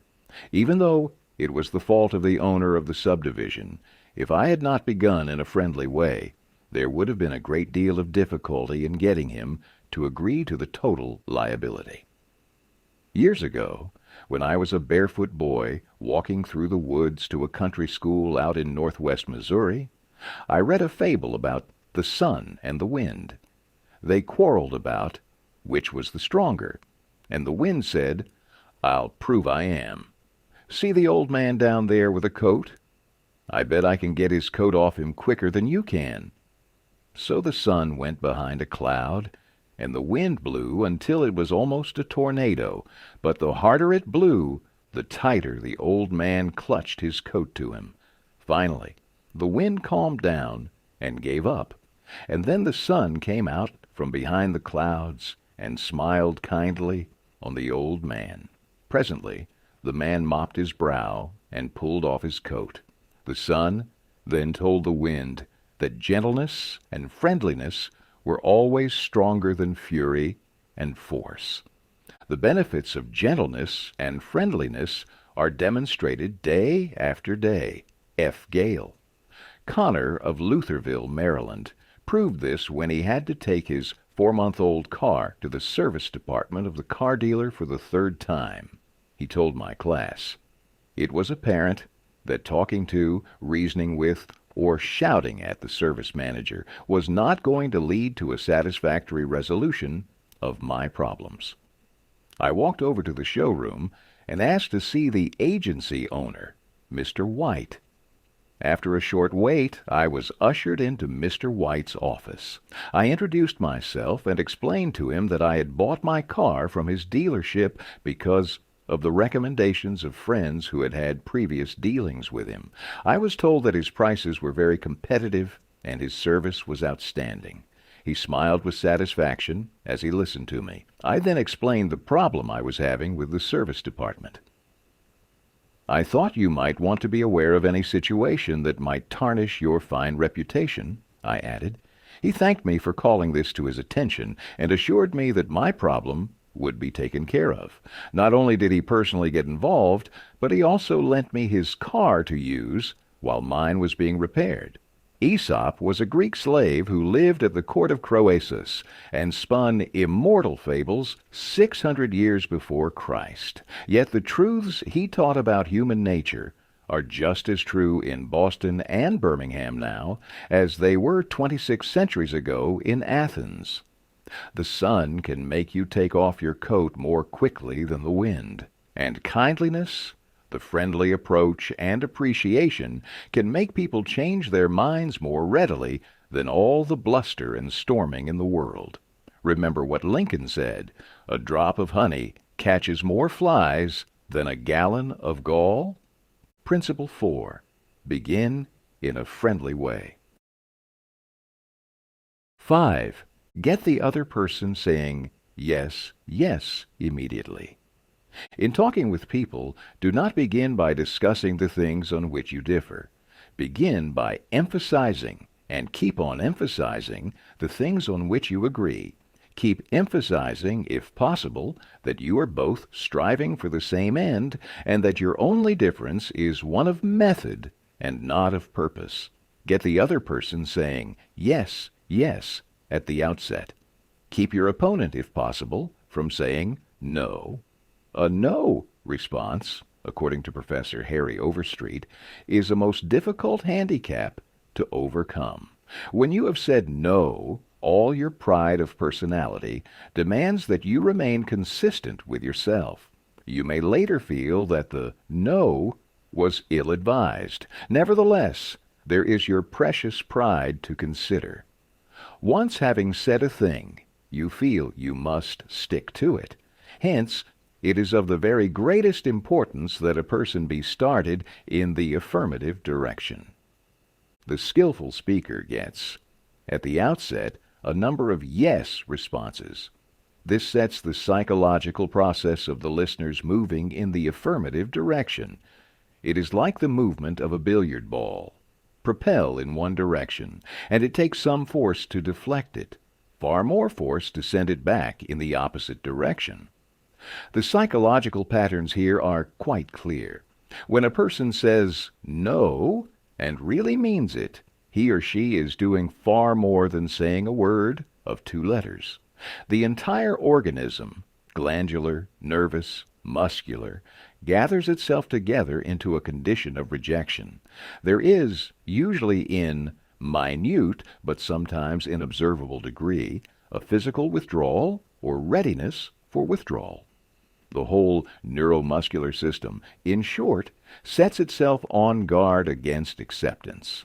When, to the contrary, a person says yes, none of the withdrawal activities take place. The organism is in a forward-moving, accepting, open attitude. Hence, the more times we can induce yes at the very outset, the more likely we are to succeed in capturing the attention for our ultimate proposal. It is a very simple technique, this yes response, and yet how much it is neglected. It often seems as if people get a sense of their own importance by antagonizing others at the outset. Get a student to say no at the beginning, or a customer, child, husband, or wife, and it takes the wisdom and the patience of angels to transform that bristling negative into an affirmative. The use of this yes technique enabled James Aberson, a teller at the Greenwich Savings Bank in New York City, to secure a prospective customer who might otherwise have been lost. This man came in to open an account, recalled Mr. Eberson, and I gave him our usual form to fill out. Some of the questions he answered willingly, but there were others he flatly refused to answer. Before I began the study of human relations, I would have told this prospective depositor that if he refused to give the bank this information, we should have to refuse to accept his account. I am ashamed that I have been guilty of doing that very thing in the past. Naturally, an ultimatum like that made me feel good. I had shown who was boss, that the bank's rules and regulations couldn't be flouted. But that sort of attitude certainly did not give a feeling of welcome and importance to the man who had walked in to give us his patronage. I resolved that morning to use a little horse sense. I resolved not to talk about what the bank wanted, but about what the customer wanted. And above all else, I was determined to get him saying yes from the very start. So I agreed with him. I told him the information he refused to give was not absolutely necessary. However, I said, suppose you have money in this bank at your death. Wouldn't you like to have the bank transfer it to your next of kin, who is entitled to it according to law? Yes, of course, he replied. Don't you think, I continued, that it would be a good idea to give us the name of your next of kin, so that, in the event of your death, we could carry out your wishes without error or delay? Again he said yes. The young man's attitude softened and changed when he realized that we weren't asking for this information for our sake, but for his. Before leaving the bank, this young man not only gave me complete information about himself, but he opened, at my suggestion, a trust account, naming his mother as the beneficiary, and he gladly answered all the questions concerning his mother also. I found that by getting him to say yes from the outset, he forgot the issue at stake and was happy to do all the things I suggested. Oh, to lament the years of frustration and failure that have so often come from no, when yes was right around the corner. There was a man in my territory that our company was most eager to sell to, said Joseph Allison, a salesman for the Westinghouse Electric Company. My predecessor had called on him for 10 years without selling anything.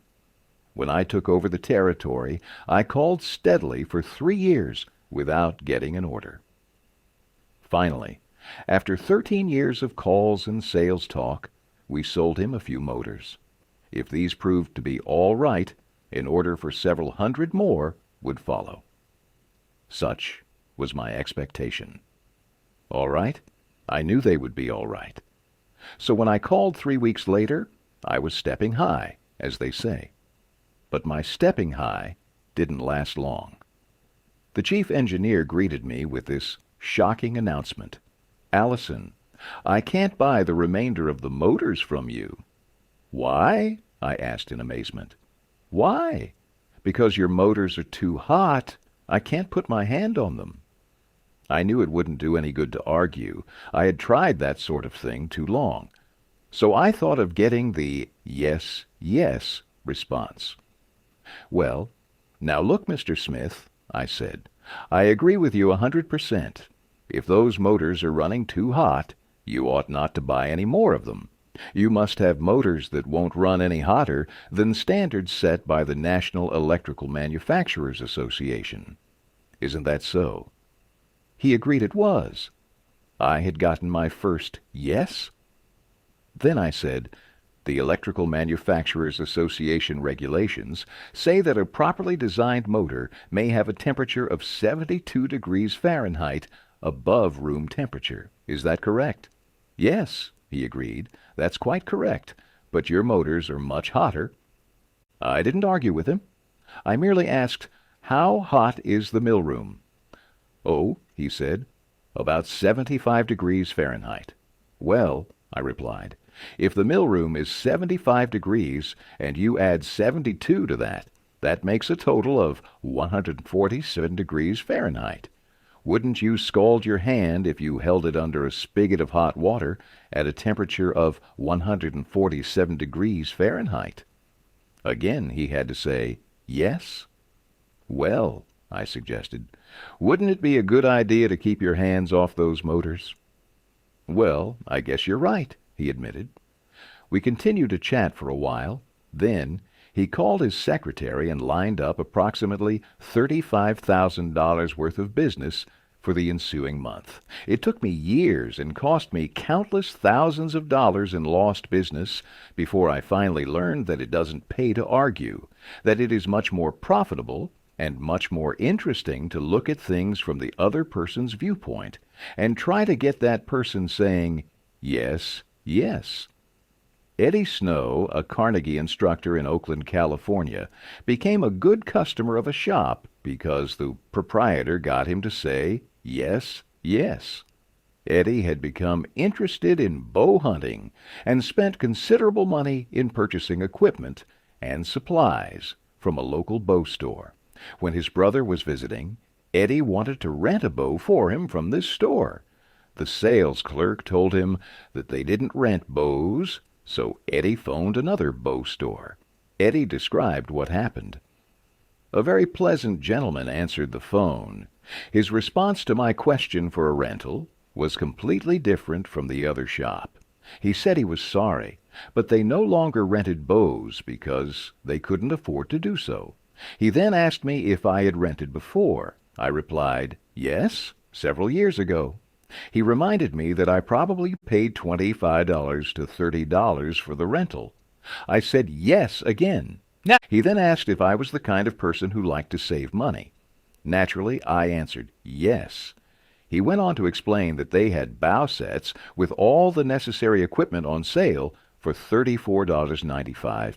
I could buy a complete set for only $4.95 more than I could rent one. He explained that that was why they had discontinued renting them. Did I think that was reasonable?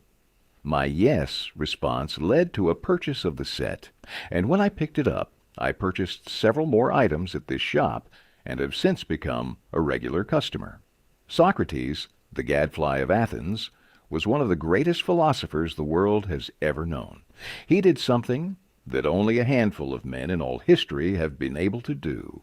He sharply changed the whole course of human thought. Now, 24 centuries after his death, He is honored as one of the wisest persuaders who ever influenced this wrangling world. His method? Did he tell people they were wrong? Oh no, not Socrates. He was far too adroit for that. His whole technique, now called the Socratic method, was based upon getting a yes, yes response. He asked questions with which his opponent would have to agree. He kept on winning one admission after another until he had an armful of yeses. He kept on asking questions until, finally, almost without realizing it, his opponents found themselves embracing a conclusion they would have bitterly denied a few minutes previously. The next time we are smarting to tell someone he or she is wrong, let's remember barefooted old Socrates and ask a gentle question, a question that will get the yes, yes response. The Chinese have spent 5,000 years studying human nature and have garnered a lot of perspicacity. They have a proverb pregnant with wisdom. He who treads softly goes far. Principle 5. Get the other person saying yes, yes, immediately. 6. The safety valve in handling complaints. Most people trying to win others to their way of thinking do too much talking. Let the other people talk themselves out. They know more about their business and problems than you do. So ask them questions. Let them tell you a few things. If you disagree with them, you may be tempted to interrupt, but don't. It is dangerous. They won't pay attention to you while they still have a lot of ideas of their own crying for expression. So listen patiently and with an open mind. Be sincere about it. Encourage them to express their ideas fully. Does this policy pay in business? Let's see. Here is the story of a sales representative who was forced to try it. Years ago, one of the largest automobile manufacturers in the United States was negotiating for a year's requirement of upholstery fabrics. 3 important manufacturers had worked up fabrics in sample bodies. These had all been inspected by the executives of the motor company, and notice had been sent to each manufacturer saying that on a certain day, a representative from each supplier would be given an opportunity to make a final plea for the contract. GBR, a representative of one manufacturer, arrived in town with a severe attack of laryngitis. When it came my turn to meet the executives in conference, Mr. R. Sachs said, as he related the story before one of my classes, I had lost my voice. I could hardly whisper. I was ushered into a room and found myself face to face with the textile engineer, the purchasing agent, the director of sales, and the president of the company. I stood up and made a valiant effort to speak, but I couldn't do anything more than squeak. They were all seated around a table, so I wrote on a pad of paper, Gentlemen, I have lost my voice. I am speechless. I'll do the talking for you, the president said. He did. He exhibited my samples and praised their good points. A lively discussion arose about the merits of my goods, and the president, since he was talking for me, took the position I would have had during the discussion. My sole participation consisted of smiles, nods, and a few gestures. As a result of this unique conference, I was awarded the contract, which called for over 500,000 yards of upholstery fabrics at an aggregate value of $1,600,000, the biggest order I had ever received. I know I would have lost the contract if I hadn't lost my voice, because I had the wrong idea about the whole proposition. I discovered, quite by accident, how richly it sometimes pays to let the other person do the talking. Joseph S. Webb of the Philadelphia Electric Company made the same discovery. Back in the day, electricity was relatively new and somewhat of a luxury in rural areas. Mr. Webb was making a rural inspection trip through a district of prosperous Pennsylvania Dutch farmers. Why aren't those people using electricity? He asked the district representative as they passed a well-kept farmhouse. Forget about them. "You can't sell them anything," the district man answered in disgust. "And besides, they're sore at the company. I've tried. It's hopeless." Maybe it was. But Webb decided to try anyway, so he knocked at the farmhouse door. The door opened a narrow crack, and old Mrs. Druckenbrode peered out. "As soon as she saw the company representative," said Mr. Webb, as he related the story, "she slammed the door in our faces. I knocked again, and again she opened the door, and this time she began to tell us what she thought of us and our company.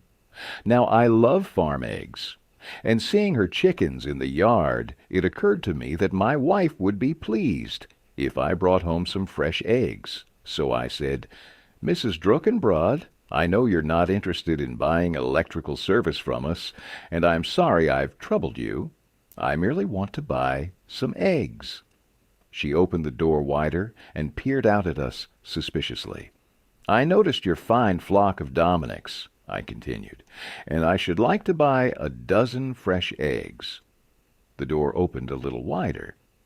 'How'd you know my hens were Dominics?' she inquired, her curiosity piqued. 'I raise chickens myself,' I replied, 'and I must say I've never seen a finer flock of Dominics.' 'Why don't you use your own eggs, then?' she demanded, still somewhat suspicious. 'Because my Leghorns lay white eggs, and naturally, being a cook yourself, you know white eggs can't compare to brown eggs when it comes to making a cake, and my wife prides herself on her cakes.' By this time, Mrs. Druckenbrode had ventured out onto the porch in a much more amiable frame of mind. Meantime, my eyes had been wandering around, and I discovered that the farm was equipped with a fine-looking dairy. 'As a matter of fact, Mrs. Druckenbrod,' I continued, 'I'll bet you make more money from your hens than your husband makes with his dairy.' Bang! She was off. Sure she did, and she loved telling me about it. But alas, she couldn't make her old husband, the blockhead, admit it. She invited us down to see her poultry house, and on our tour of inspection I noticed various little contraptions that she had built, and I was hearty in my approbation and lavish in my praise. I recommended certain feeds and certain temperatures, and asked her advice on several points, and soon we were having a good old time, swapping experiences. Presently, she remarked that some of her neighbors had put electric lights in their hen houses, and they claimed they had got excellent results. She wanted my honest opinion as to whether or not it would pay for her to do the same thing. 2 weeks later, Mrs. Druckenbrod's Dominic hens were clucking and scratching contentedly in the encouraging glow of electric lights. I had my order. She was getting more eggs. Everyone was satisfied. Everyone had gained. But, and this is the point of the story, I should never have sold electricity to this Pennsylvania Dutch farm wife if I had not first let her talk herself into it. People can't be sold. You have to let them buy. Letting the other person do the talking helps in family situations as well as in business. Barbara Wilson's relationship with her daughter Lori was deteriorating rapidly. Lori, who had been a quiet, complacent child, had grown into an uncooperative, sometimes belligerent teenager. Mrs. Wilson lectured her, threatened her, and punished her, but all to no avail. One day, Mrs. Wilson told one of my classes, I just gave up.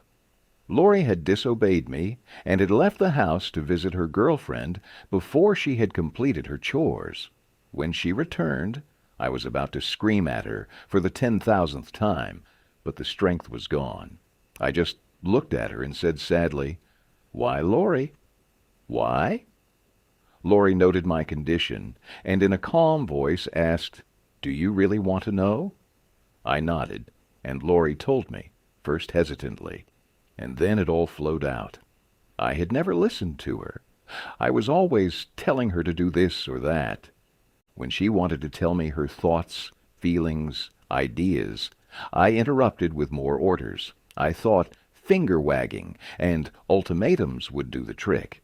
I began to realize that she needed me, not as a bossy mother, but as a confidant, an outlet for all her confusion about growing up. And all I had been doing was talking when I should have been listening. I never heard her. From that time on, I let her do all the talking she wanted.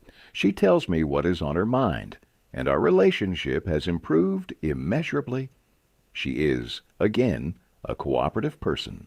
A large advertisement appeared on the financial page of a New York newspaper calling for a person with unusual ability and experience.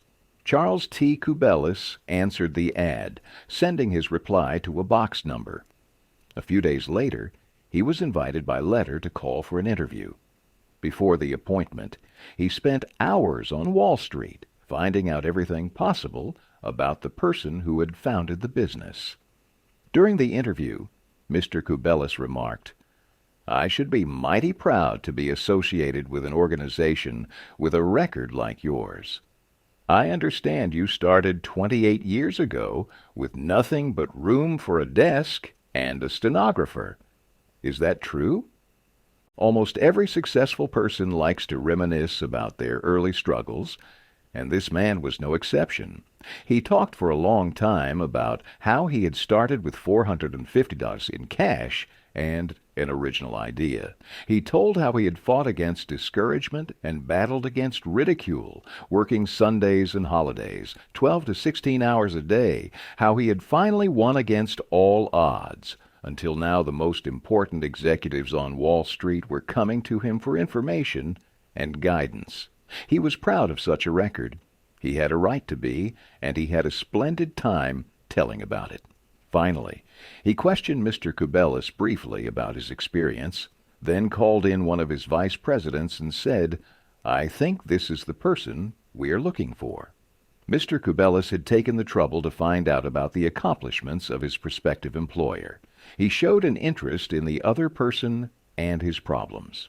He encouraged the other person to do most of the talking, and in doing so, made a favorable impression. The truth is, even our friends would much rather talk to us about their achievements than listen to us boast about ours. La Rochefoucauld, the French philosopher, said, "If you want enemies, excel your friends. But if you want friends, let your friends excel you." Why is that true? Because when our friends excel us, they feel important. But when we excel them and trumpet our successes to them, it can arouse feelings of envy and even resentment. So let's minimize our achievements. Let's be modest. That always makes a hit. We ought to be modest, for both you and I will pass on and be completely forgotten a century from now. Life is too short to bore other people with talk of our petty accomplishments. Let's encourage them to talk instead. So if we want to win people to our way of thinking, Principle 6, let the other person do a great deal of the talking. 7. How to get cooperation. Don't you have much more faith in ideas that you discover for yourself than in ideas that are handed to you on a silver platter? If so, isn't it bad judgment to try to ram your opinions down the throats of other people? Isn't it wiser to make suggestions and let the other person think out the conclusion? To illustrate, Adolf Seltz of Philadelphia, sales manager in an automobile showroom and a student in one of my courses, suddenly found himself confronted with the necessity of injecting enthusiasm into a discouraged and disorganized group of automobile salespeople. Calling a sales meeting, he urged his people to say exactly what they expected from him. As they talked, he wrote their ideas on the blackboard. He then said, "I'll give you all these qualities you expect from me. Now I want you to tell me what I have a right to expect from you." The replies came quick and fast. Loyalty, honesty, initiative, optimism, teamwork, 8 hours a day of enthusiastic work. The meeting ended with a new courage, a new inspiration. One salesperson volunteered to work 14 hours a day, and Mr. Seltz reported to me that the increase in sales was remarkable. The people had made a sort of moral bargain with me, said Mr. Seltz, and as long as I lived up to my part, they were determined to live up to theirs. Consulting them about their wishes and desires was just the shot in the arm they needed. No one likes to feel that he or she is being sold something, or told to do a thing. We much prefer to feel that we are buying of our own accord, or acting on our own ideas. We like to be consulted about our wishes, our wants, our thoughts. Take the case of Eugene Wesson. He lost countless thousands of dollars in commissions before he learned this truth. Mr. Wesson sold sketches for a studio that created designs for stylists and textile manufacturers. He had called on one of the leading stylists in New York once a week, every week, for 3 years.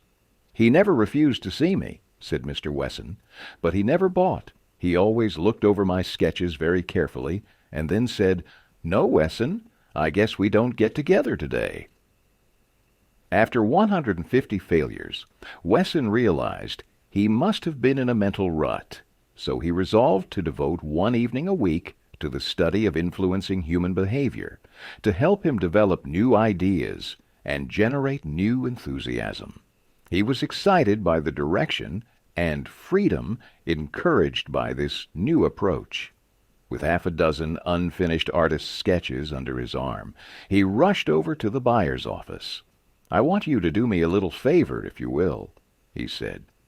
"Here are some uncompleted sketches. Won't you please tell me how we could finish them up in such a way that you could use them?"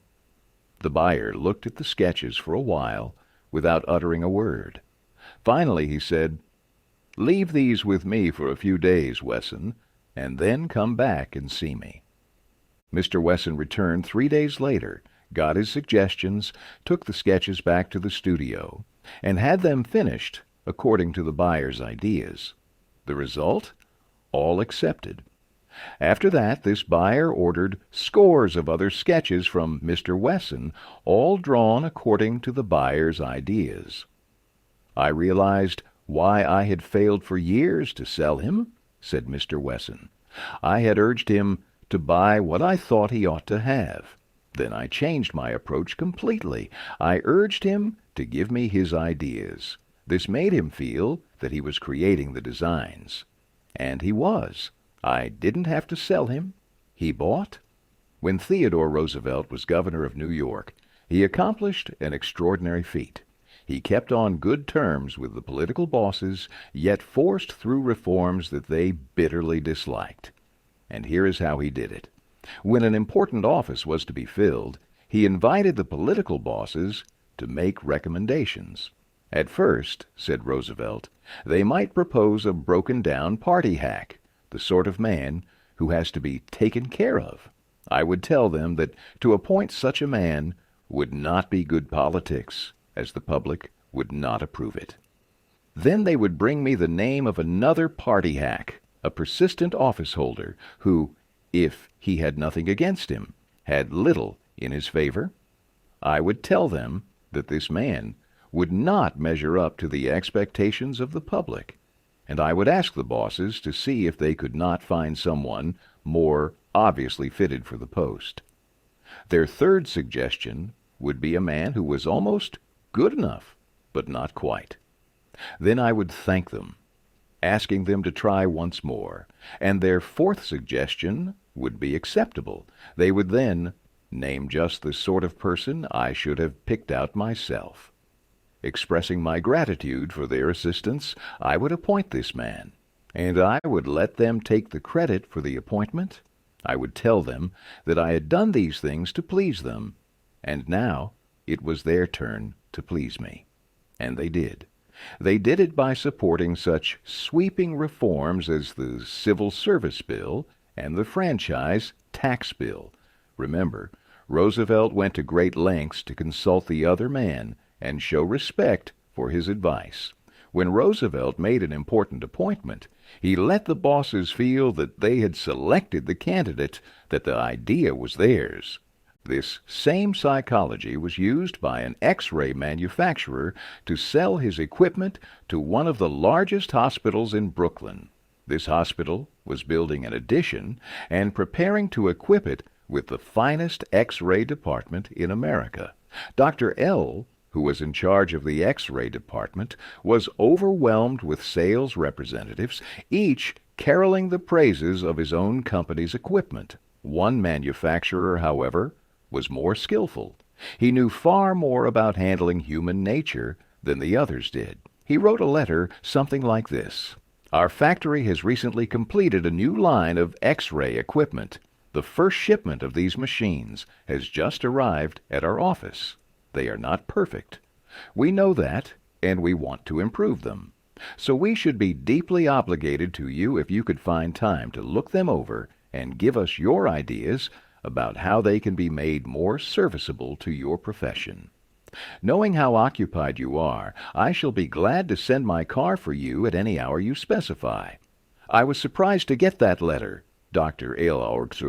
said as he related the incident before the class. Surprised and complimented.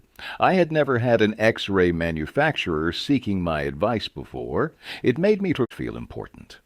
I was busy every night that week, but I canceled a dinner appointment in order to look over the equipment. The more I studied it, the more I discovered for myself how much I liked it. Nobody had tried to sell it to me. I felt that the idea of buying that equipment for the hospital was my own. I sold myself on its superior qualities and ordered it installed. In his essay, Self-Reliance, Ralph Waldo Emerson stated, "In every work of genius, we recognize our own rejected thoughts. They come back to us with a certain alienated majesty." Colonel Edward M. House wielded an enormous influence in national and international affairs, while Woodrow Wilson occupied the White House. Wilson leaned upon Colonel House for secret counsel and advice more than he did even members of his own cabinet. What method did the colonel use in influencing the president? Fortunately, we know, for House himself revealed it to Arthur D. Howden Smith, and Smith quoted House in an article in the Saturday Evening Post. "After I got to know the president," House said, "I learned the best way to convert him to an idea was to plant it in his mind casually, but so as to interest him in it, so as to get him thinking about it on his own account. The first time this worked, it was an accident. I had been visiting him at the White House and urged a policy on him which he appeared to disapprove. But several days later, at the dinner table, I was amazed to hear him trot out my suggestion as his own. Did House interrupt him and say, 'That's not your idea. That's mine'? Oh, no, not House. He was too adroit for that. He didn't care about credit. He wanted results. So he let Wilson continue to feel that the idea was his. House did even more than that. He gave Wilson public credit for these ideas. Let's remember that everyone we come in contact with is just as human as Woodrow Wilson. So let's use Colonel House's technique. A man up in the beautiful Canadian province of New Brunswick used this technique on me and won my patronage.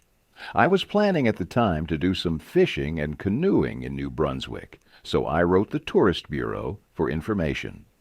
Evidently, my name and address were put on a mailing list, for I was immediately overwhelmed with scores of letters and booklets and printed testimonials from camps and guides. I was bewildered. I didn't know which to choose. Then one camp owner did a clever thing. He sent me the names and telephone numbers of several New York people who had stayed at his camp, and he invited me to telephone them and discover for myself what he had to offer. I found to my surprise that I knew one of the men on his list. I telephoned him, found out what his experience had been, and then wired the camp the date of my arrival. The others had been trying to sell me on their service, but one let me sell myself. That organization won. 25 centuries ago, Lao Tzu, a Chinese sage, said some things that readers of this book might use today. The reason why rivers and seas receive the homage of 100 mountain streams is that they keep below them. Thus, they are able to reign over all the mountain streams. So the sage, wishing to be above men, putteth himself below them. Wishing to be before them, he putteth himself behind them. Thus, though his place be above men, they do not feel his weight. Though his place be before them, they do not count it an injury. Principle 7. Let the other person feel that the idea is his or hers.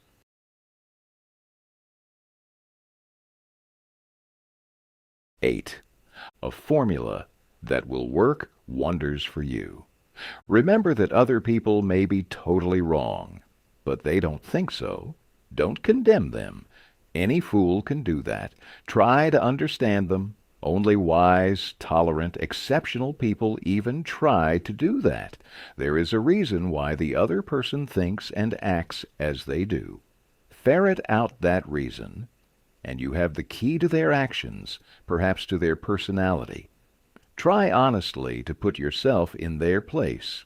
If you say to yourself, "How would I feel? How would I react if I were in his shoes?" you will save yourself time and irritation, for by becoming interested in the cause, we are less likely to dislike the effect. And in addition, you will sharply increase your skill in human relationships. Stop a minute, says Kenneth M. Good in his book, How to Turn People into Gold. Stop a minute to contrast your keen interest in your own affairs with your mild concern about anything else. Realize then that everybody else in the world feels exactly the same way. Then, along with Lincoln and Roosevelt, you will have grasped the only solid foundation for interpersonal relationships, namely, that success in dealing with people depends on a sympathetic grasp of the other person's viewpoint. Sam Douglas's wife, Joan, spent too much time working on the yard of their Hempstead, New York, home, or at least it seemed that way to Sam. As he told it, he frequently scoffed that all of Joan's work fertilizing, mowing, and fussing over the lawn was wasted effort, and that in fact the grass looked no better than when they had first moved in 4 years earlier. What was Joan's reaction to his criticism? Just what you think it was. A fight would ensue, and then the day would be ruined. This went on until Sam finally started thinking about why, on God's green earth, his wife would spend her time in such useless labor. Then it crossed his mind that perhaps she didn't care about producing a prize-winning lawn, that maybe the hard work was relaxing and enjoyable for her. It also occurred to him that Joan would welcome a genuine compliment on her labors rather than listen to his constant harping. Sam realized how foolish he had been and vowed to make a change. The opportunity came when one evening Joan said she was going out to pull some weeds and invited him to keep her company. At first, he declined, but on second thought he realized it was a chance to make up for his past insensitivity. So he went outside and began to help her pull weeds. She was delighted, and together they spent an hour in hard work and pleasant conversation, and he found that he had enjoyed helping.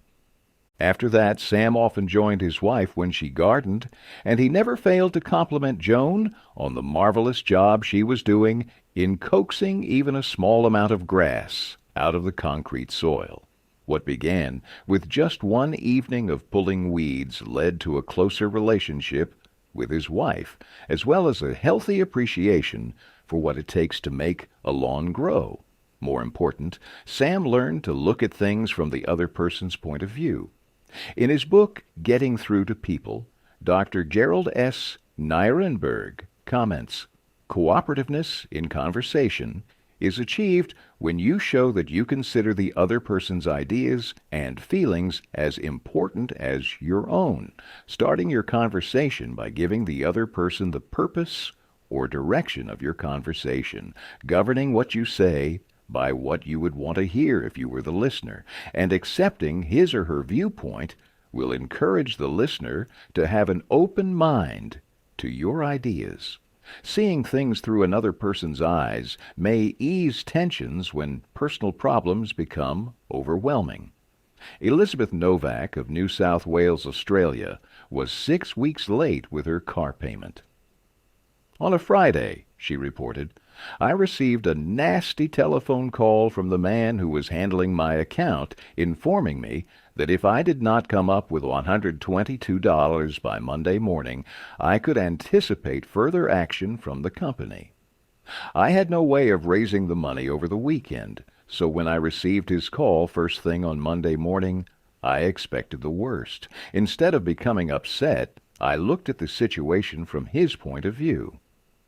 I apologized most sincerely for causing him so much inconvenience and remarked that I must be his most troublesome customer, as this was not the first time I was behind in my payments. His tone of voice changed immediately, and he reassured me that I was far from being one of his really troublesome customers. He went on to tell me several examples of how rude his customers sometimes were, how they lied to him, and often tried to avoid talking to him at all. I said nothing. I listened and let him pour out his troubles. Then, without any suggestion from me, he said it did not matter if I couldn't pay all the money immediately. It would be all right if I paid him $20 by the end of the month and made up the balance whenever it was convenient for me to do so. Tomorrow, before asking anyone to buy your product or contribute to your favorite charity, why not pause and close your eyes and try to think the whole thing through from the other person's point of view? Ask yourself, why should he or she want to do it? True, this will take time, but it will avoid making enemies and will get better results, and with less friction and less shoe leather. I would rather walk the sidewalk in front of a person's office for 2 hours before an interview, said Dean Donham of the Harvard Business School, than step into that office without a perfectly clear idea of what I was going to say and what that person, from my knowledge of his or her interests and motives, was likely to answer.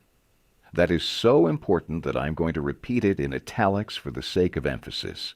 I would rather walk the sidewalk in front of a person's office for 2 hours before an interview than step into that office without a perfectly clear idea of what I was going to say and what that person, from my knowledge of his or her interests and motives, was likely to answer. If, as a result of reading this book, you get only one thing, an increased affinity to think always of the other person's point of view and see things from that person's angle as well as your own, if you get only that one thing from this book, it may easily prove to be one of the stepping stones of your career. Principle 8. Try honestly to see things from the other person's point of view. 9. What everybody wants. Wouldn't you like to have a magic phrase that would stop arguments, eliminate ill feeling, create goodwill, and make the other person listen attentively? Yes? All right, here it is. I don't blame you one iota for feeling as you do. If I were you, I would undoubtedly feel just as you do. An answer like that will soften the most cantankerous old cuss alive. And you can say that and be 100% sincere, because if you were the other person, you, of course, would feel just as he does. Take Al Capone, for example. Suppose you had inherited the same body and temperament and mind that Al Capone had. Suppose you had had his environment and experiences. You would then be precisely what he was and where he was. For it is those things, and only those things, that made him what he was. The only reason, for example, that you are not a rattlesnake is that your mother and father weren't rattlesnakes. The only reason you don't worship crocodiles is because you weren't born in ancient Egypt in the days of the pharaohs. And if you lived in Yap, a remote island in the western Pacific, you might be buying a goat using a large rock as currency. You deserve very little credit for being what you are. And remember, The people who come to you, irritated, bigoted, and unreasoning, deserve very little discredit for being what they are. Feel sorry for the poor devils. Pity them. Sympathize with them. Say to yourself, there, but for the grace of God, go I. 3/4 of the people you will ever meet are hungering and thirsting for sympathy. Give it to them, and they will love you. I once gave a broadcast about the author of Little Women, Louisa May Alcott. Naturally, I knew she had lived and written her immortal books in Concord, Massachusetts. But, without thinking what I was saying, I spoke of visiting her old home in Concord, New Hampshire. If I had said New Hampshire only once, it might have been forgiven. But, alas and alack, I said it twice. I was deluged with letters and telegrams, stinging messages that swirled around my defenseless head like a swarm of hornets. Many were indignant, a few insulting. One, Mayflower descendant, who had been reared in Concord, Massachusetts, and who was then living in Philadelphia, vented her scorching wrath upon me. She couldn't have been much more bitter if I had accused Miss Alcott of being a cannibal from New Guinea. As I read the letter, I said to myself, thank God I am not married to this woman. I felt like writing and telling her that although I had made a mistake in geography, she had made a far greater mistake in common courtesy. That was to be just my opening sentence. Then I was going to roll up my sleeves and tell her what I really thought. But I didn't. I controlled myself. I realized that any hot-headed fool could do that, and that most fools would do just that. I wanted to be above fools. So I resolved to try to turn her hostility into friendliness. It would be a challenge, a sort of game I could play. I said to myself, after all, if I were she, I would probably feel just as she does. So I determined to sympathize with her viewpoint. The next time I was in Philadelphia, I called her on the telephone. The conversation went something like this. Me. Mrs. So-and-so, you wrote me a letter a few weeks ago, and I want to thank you for it. She, in incisive, cultured, well-bred tones. To whom have I the honor of speaking? Me. I am a stranger to you. My name is Dale Carnegie. You listened to a broadcast I gave about Louisa May Alcott a few Sundays ago, and I made the unforgivable blunder of saying that she had lived in Concord, New Hampshire. It was a stupid blunder, and I want to apologize for it. It was so nice of you to take the time to write me. She. I am sorry, Mr. Carnegie, that I wrote as I did. I lost my temper. I must apologize. Me. No, no, you are not the one to apologize. I am. Any schoolchild would have known better than to have said what I said. I apologized over the air the following Sunday, and I want to apologize to you personally now. She. I was born in Concord, Massachusetts. My family has been prominent in Massachusetts affairs for centuries, and I am very proud of my native state. I was really quite distressed to hear you say that Miss Alcott had lived in New Hampshire. But I am really ashamed of that letter. Me. I assure you that you are not 1/10 as distressed as I am. My error didn't hurt Massachusetts, but it did hurt me. It is so seldom that people of your standing and culture take the time to write people who speak on the radio, and I do hope you will write me again if you detect an error in my talks. She. You know, I really like very much the way you have accepted my criticism. You must be a very nice person. I should like to know you better. So, because I had apologized and sympathized with her point of view, she began apologizing and sympathizing with my point of view. I had the satisfaction of controlling my temper, the satisfaction of returning kindness for an insult. I got infinitely more real gratification out of making her like me than I could ever have gotten out of telling her to go and take a jump in the Schuylkill River. Every individual who occupies the White House is faced almost daily with thorny problems in human relations. President Taft was no exception, and he learned from experience the enormous chemical value of sympathy in neutralizing the acid of hard feelings. In his book, Ethics in Service, Taft gives a rather amusing illustration of how he softened the ire of a disappointed and ambitious mother. "A lady in Washington," wrote Taft, "whose husband had some political influence, came and labored with me for 6 weeks or more to appoint her son to a position. She secured the aid of senators and congressmen in formidable number and came with them to see that they spoke with emphasis. The position was one requiring technical qualification, and following the recommendation of the head of the Bureau, I appointed somebody else. I then received a letter from the mother saying that I was most ungrateful, since I declined to make her a happy woman, as I could have done by a turn of my hand. She complained further that she had labored with her state delegation and got all the votes for an administration bill, in which I was especially interested, and this was the way I had rewarded her." When you get a letter like that, the first thing you do is to think how you can be severe with a person who has committed an impropriety or even been a little impertinent. Then you may compose an answer. Then, if you're wise, you will put the letter in a drawer and lock the drawer.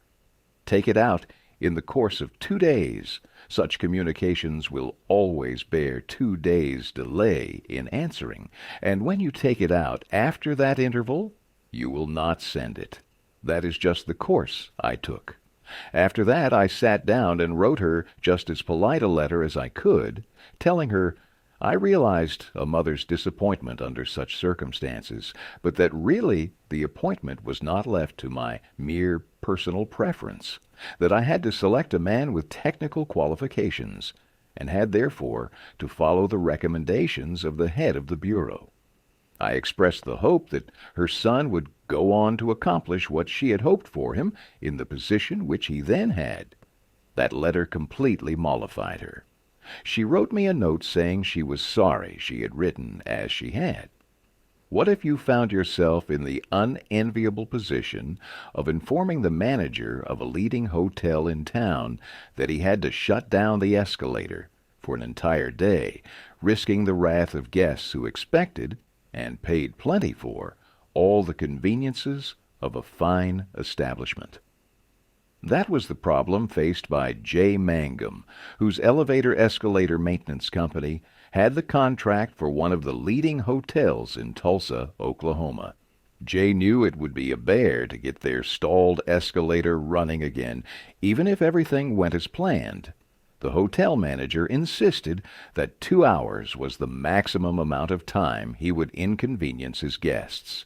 Jay knew it would take at least 8 hours to complete the repair, since his company did not always have a specially qualified mechanic available at the convenience of the hotel. When Jay was able to schedule a top-flight mechanic for the job, he telephoned the hotel manager, but instead of arguing with him to give him the necessary time, he said, "Rick, I know your hotel is quite busy, and you would like to keep the escalator shutdown time to a minimum. I understand your concern about this, and we want to do everything possible to accommodate you. However, our diagnosis of the situation shows that if we do not do a complete job now, your escalator may suffer more serious damage, and that would cause a much longer shutdown. I know you would not want your guests without an escalator for several days." The manager had to agree that an 8-hour shutdown was more desirable than several days. By sympathizing with the manager's desire to keep his patrons happy, Jay was able, easily and without rancor, to win the man to his way of thinking. Sol Hurok was probably America's #1 impresario. For almost half a century he handled artists, such world-famous ones as Chaliapin, Isadora Duncan, and Pavlova. Mr. Hurok told me that one of the first lessons he had learned in dealing with his temperamental stars was the necessity for sympathy, and more sympathy for their idiosyncrasies. For 3 years, he was impresario for Fyodor Chalyapin, one of the greatest bassos who ever thrilled the ritzy box holders at the Metropolitan. Yet Chalyapin was a constant problem. He carried on like a spoiled child. To put it in Mr. Hurok's own inimitable phrase, he was a hell of a fellow in every way. For example, Chalyapin would call up Mr. Hurok about noon of the day he was going to sing and say, "Soul, I feel terrible. My throat is like raw hamburger. It is impossible for me to sing tonight." Did Mr. Hurok argue with him? Oh, no. He knew that an entrepreneur could not handle artists that way, so he would rush over to Chalyapin's hotel, dripping with sympathy. "What a pity," he would mourn. "What a pity, my poor fellow. Of course you cannot sing. I will cancel the engagement at once. It will only cost you a couple of $1,000, but that is nothing in comparison to your reputation." Then Chalyapin would sigh and say, "Perhaps you had better come over later in the day. Come at 5, and see how I feel then." At 5 o'clock, Mr. Hurok would again rush to his hotel, dripping with sympathy. Again he would insist on canceling the engagement, and again Chalyapin would sigh and say, "Well, maybe you had better come to see me later. I may be better then." At 7:30 the great basso would consent to sing, only with the understanding that Mr. Hurok would walk out on the stage of the Metropolitan and announce that Chalyapin had a very bad cold and was not in good voice. Mr. Hurok would lie and say he would do it, for he knew that was the only way to get the basso out on the stage. Dr. Arthur Ware Gates said in his splendid book, Educational Psychology, "Sympathy the human species universally craves. The child eagerly displays his injury, or even inflicts a cut or bruise in order to reap abundant sympathy. For the same purpose, adults show their bruises, relate their accidents, illness, especially details of surgical operations. Self-pity for misfortunes real or imaginary is in some measure practically a universal practice. So, if you want to win people to your way of thinking, put in practice. Principle 9. Be sympathetic with the other person's ideas and desires. 10. An appeal that everybody likes. I was reared on the edge of Jesse James country out in Missouri, and I visited the James farm at Kearney, Missouri, where the son of Jesse James was then living. His wife told me stories of how Jesse robbed trains and held up banks and then gave money to the neighboring farmers to pay off their mortgages. Jesse James probably regarded himself as an idealist at heart, just as gangsters Dutch Schultz, Two Gun Crowley, and Al Capone did generations later. The fact is that all people you meet have a high regard for themselves and like to be fine and unselfish in their own estimation. J. Pierpont Morgan observed in one of his analytical interludes that a person usually has two reasons for doing a thing, one that sounds good and a real one. The person himself will think of the real reason. You don't need to emphasize that, but all of us, being idealists at heart, like to think of the motives that sound good. So, in order to change people, appeal to the nobler motives. Is that too idealistic to work in business? Let's see.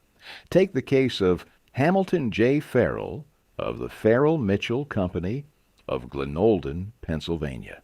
Mr. Farrell had a disgruntled tenant who threatened to move.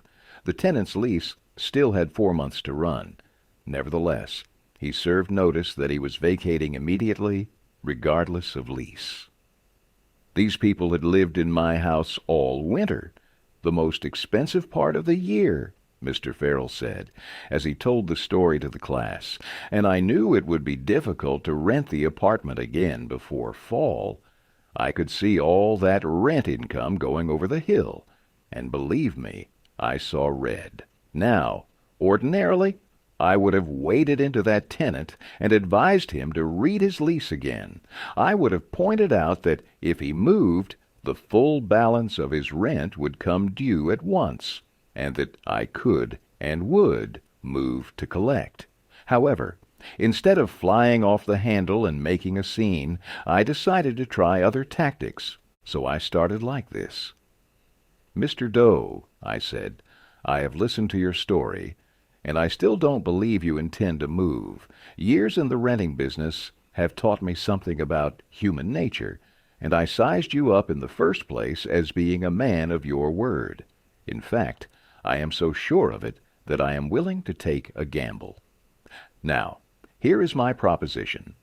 Lay your decision on the table for a few days and think it over. If you come back to me between now and the 1st of the month, when your rent is due, and tell me you still intend to move, I give you my word I will accept your decision as final. I will privilege you to move and admit to myself I've been wrong in my judgment. But I still believe you're a man of your word and will live up to your contract, for after all, we are either men or monkeys, and the choice usually lies with ourselves." Well, when the new month came around, this gentleman came to see me and paid his rent in person. He and his wife had talked it over, he said, and decided to stay. They had concluded that the only honorable thing to do was to live up to their lease. When the late Lord Northcliffe found a newspaper using a picture of him that he didn't want published, he wrote the editor a letter. But did he say, "Please do not publish that picture of me any more. I don't like it"?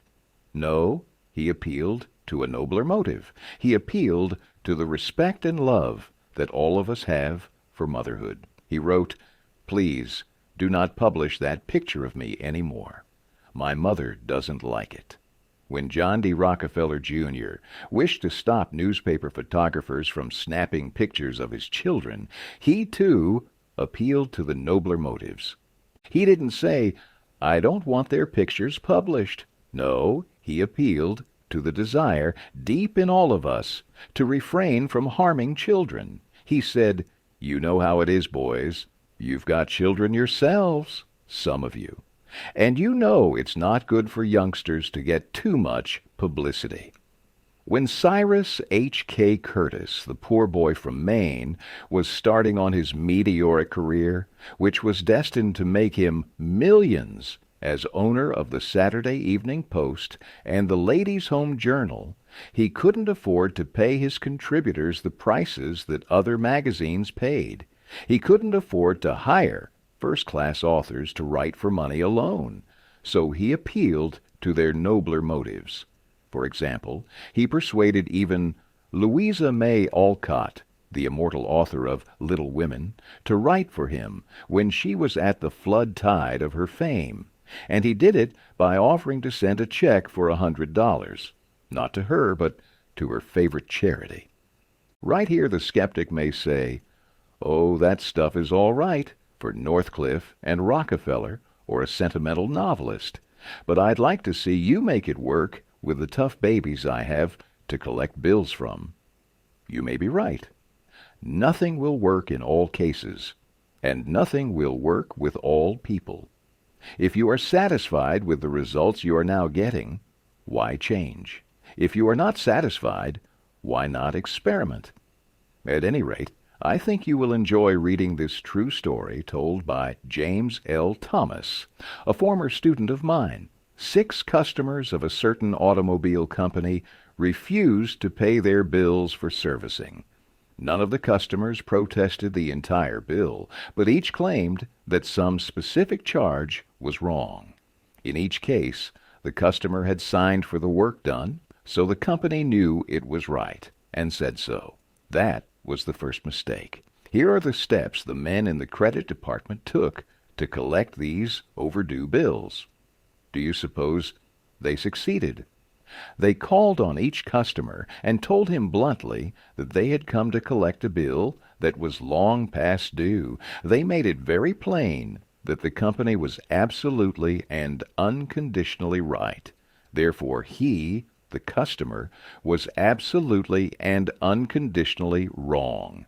They intimated that they, the company, knew more about automobiles than he could ever hope to know. So what was the argument about? Result, they argued. Did any of these methods reconcile the customer and settle the account? You can answer that one yourself. At this stage of affairs, the credit manager was about to open fire with a battery of legal talent, when fortunately the matter came to the attention of the general manager. The manager investigated these defaulting clients and discovered that they all had the reputation of paying their bills promptly. Something was wrong here. Something was drastically wrong about the method of collection. So he called in James L. Thomas and told him to collect these uncollectible accounts. Here, in his words, are the steps Mr. Thomas took. My visit to each customer was likewise to collect a bill long past due, a bill that we knew was absolutely right. But I didn't say a word about that. I explained I had called to find out what it was the company had done or failed to do. I made it clear that until I had heard the customer's story, I had no opinion to offer. I told him the company made no claims to being infallible. I told him I was interested only in his car, and that he knew more about his car than anyone else in the world, that he was the authority on the subject. I let him talk, and I listened to him with all the interest and sympathy that he wanted and had expected. Finally, when the customer was in a reasonable mood, I put the whole thing up to his sense of fair play. I appealed to the nobler motives. First, I said, I want you to know I also feel this matter has been badly mishandled. You've been inconvenienced and annoyed and irritated by one of our representatives. That should never have happened. I'm sorry, and as a representative of the company, I apologize. As I sat here and listened to your side of the story, I could not help being impressed by your fairness and patience. And now, because you are fair-minded and patient, I am going to ask you to do something for me. It's something that you can do better than anyone else, something you know more about than anyone else. Here is your bill.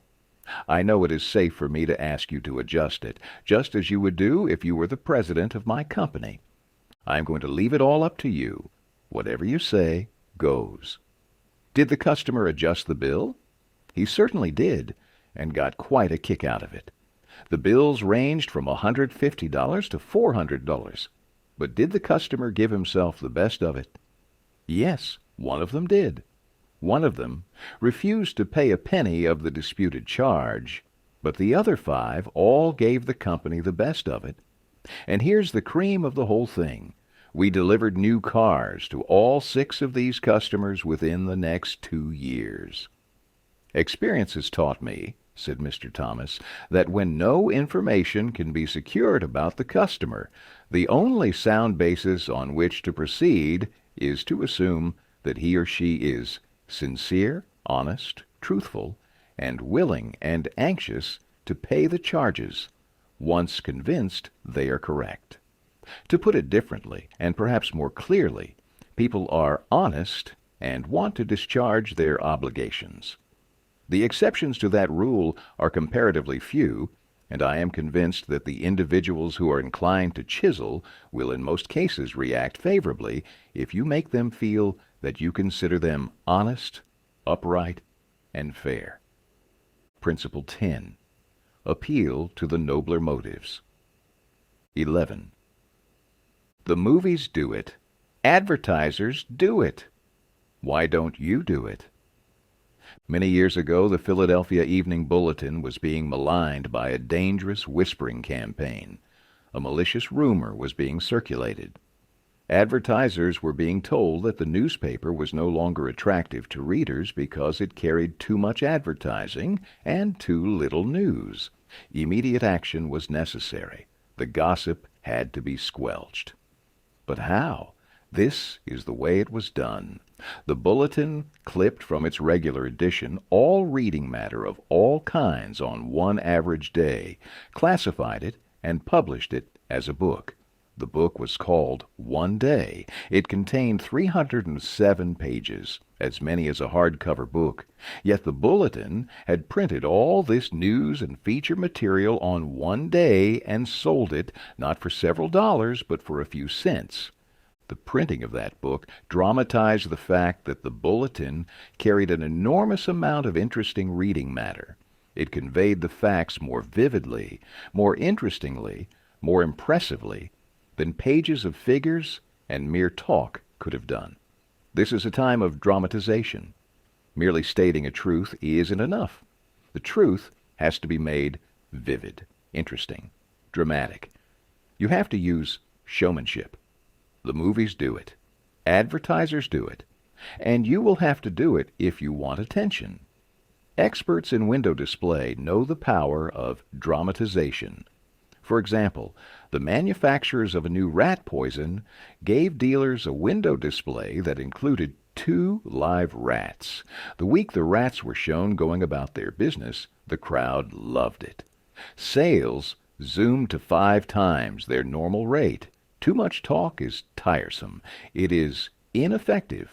People like action, dramatic action. For example, the National Cash Register Company discovered that dramatization was the best way to get ideas over to their salespeople. So they once held a 3-day sales convention out at Dayton, Ohio, and spent a small fortune bringing their salespeople from all parts of the American continent to attend the convention. And the salespeople thanked their lucky stars because they didn't have to listen to even one speech about selling. Not one! A speechless convention. All the ideas were presented in little sketches and plays. One of their employees, Jim Yeamans, told how he made a sale by dramatic demonstration. Last week I called on a neighborhood grocer and saw that the cash registers he was using at his checkout counters were very old-fashioned. I approached the owner and told him, "You know, sir, you are literally throwing away pennies every time a customer goes through your line." With that, I threw a handful of pennies on the floor. He quickly became more attentive. The mere words should have been of interest to him, but the sound of pennies hitting the floor really stopped him. I was able to get an order from him to replace all of his old machines. Mary Catherine Wolfe of Mishawaka, Indiana, was having some problems at work and decided that she had to discuss them with the boss. On Monday morning, she requested an appointment with him, but was told he was very busy, and she should arrange with his secretary for an appointment later in the week. The secretary indicated that his schedule was very tight, but she would try to fit her in. Wolfe described what happened. I did not get a reply from her all week long. Whenever I questioned her, she would give me a reason why the boss could not see me. Friday morning came, and I had heard nothing definite. I really wanted to see him and discuss my problems before the weekend, so I asked myself how I could get him to see me. What I finally did was this. I wrote him a formal letter. I indicated in the letter that I fully understood how extremely busy he was all week, but it was important that I speak with him. I enclosed a form letter and a self-addressed envelope and asked him to please fill it out or ask his secretary to do it and return it to me. The form letter read as follows. Mary Catherine Wolfe, I will be able to see you on Wanstellist at a.m. p.m. I will give you what week's minutes of my time. I put this letter in his in-basket at 11 a.m. At 2 p.m. I checked my mailbox. There was my self-addressed envelope. He had answered my form letter himself and indicated he could see me that afternoon and could give me 10 minutes of his time. I met with him, and we talked for over an hour and resolved my problems. If I had not dramatized to him the fact that I really wanted to see him, I would probably be still waiting for an appointment. James B. Boynton had to present a lengthy market report. His firm had just finished an exhaustive study for a leading brand of cold cream. Data were needed immediately about the competition in this market. The prospective customer was one of the biggest and most formidable in the advertising business, and his first approach failed almost before he began. The first time I went in, Mr. Boynton explains, I found myself sidetracked into a futile discussion of the methods used in the investigation. The customer argued, and I argued. He told me I was wrong, and I tried to prove that I was right. I finally won my point, to my own satisfaction, but my time was up. The interview was over, and I still had not produced results. The second time, I didn't bother with tabulations of figures and data. I went to see this man, and I dramatized my facts. As I entered his office, he was busy on the phone. While he finished his conversation, I opened a suitcase and placed 32 jars of cold cream on top of his desk, all products he knew, all competitors of his cream. On each jar, I had a tag itemizing the results of the trade investigation, and each tag told its story briefly, dramatically. What happened? There was no longer an argument. Here was something new, something different. He picked up first one and then another of the jars and read the information on the tag. A friendly conversation developed. He asked additional questions. He was intensely interested. He had originally given me only 10 minutes to present my facts, but 10 minutes passed, 20 minutes, 40 minutes, and at the end of an hour we were still talking. I was presenting the same facts this time that I had presented previously, but this time I was using dramatization, showmanship, and what a difference it made. Principle 11. Dramatize your ideas. 12. When nothing else works, try this. Charles Schwab had a mill manager whose people weren't producing their quota of work. How is it, Schwab asked him, that a manager as capable as you can't make this mill turn out what it should? I don't know, the manager replied. I've coaxed them in. I've pushed them. I've sworn and cussed. I've threatened them with damnation and being fired. But nothing works. They just won't produce. This conversation took place at the end of the day, just before the night shift came on. Schwab asked the manager for a piece of chalk, then, turning to the nearest man, asked, "How many heats did your shift make today?" 6. Without another word, Schwab chalked a big figure 6 on the floor and walked away. When the night shift came in, they saw the 6 and asked what it meant. "The big boss was in here today," the day people said. "He asked us how many heats we made, and we told him 6. He chalked it down on the floor." The next morning, Schwab walked through the mill again. The night shift had rubbed out 6 and replaced it with a big 7. When the day shift reported for work that morning, they saw a big 7 chalked on the floor. So the night shift thought they were better than the day shift, did they? Well, they would show the night shift a thing or two. The crew pitched in with enthusiasm, and when they quit that night, they left behind them an enormous, swaggering 10. Things were stepping up.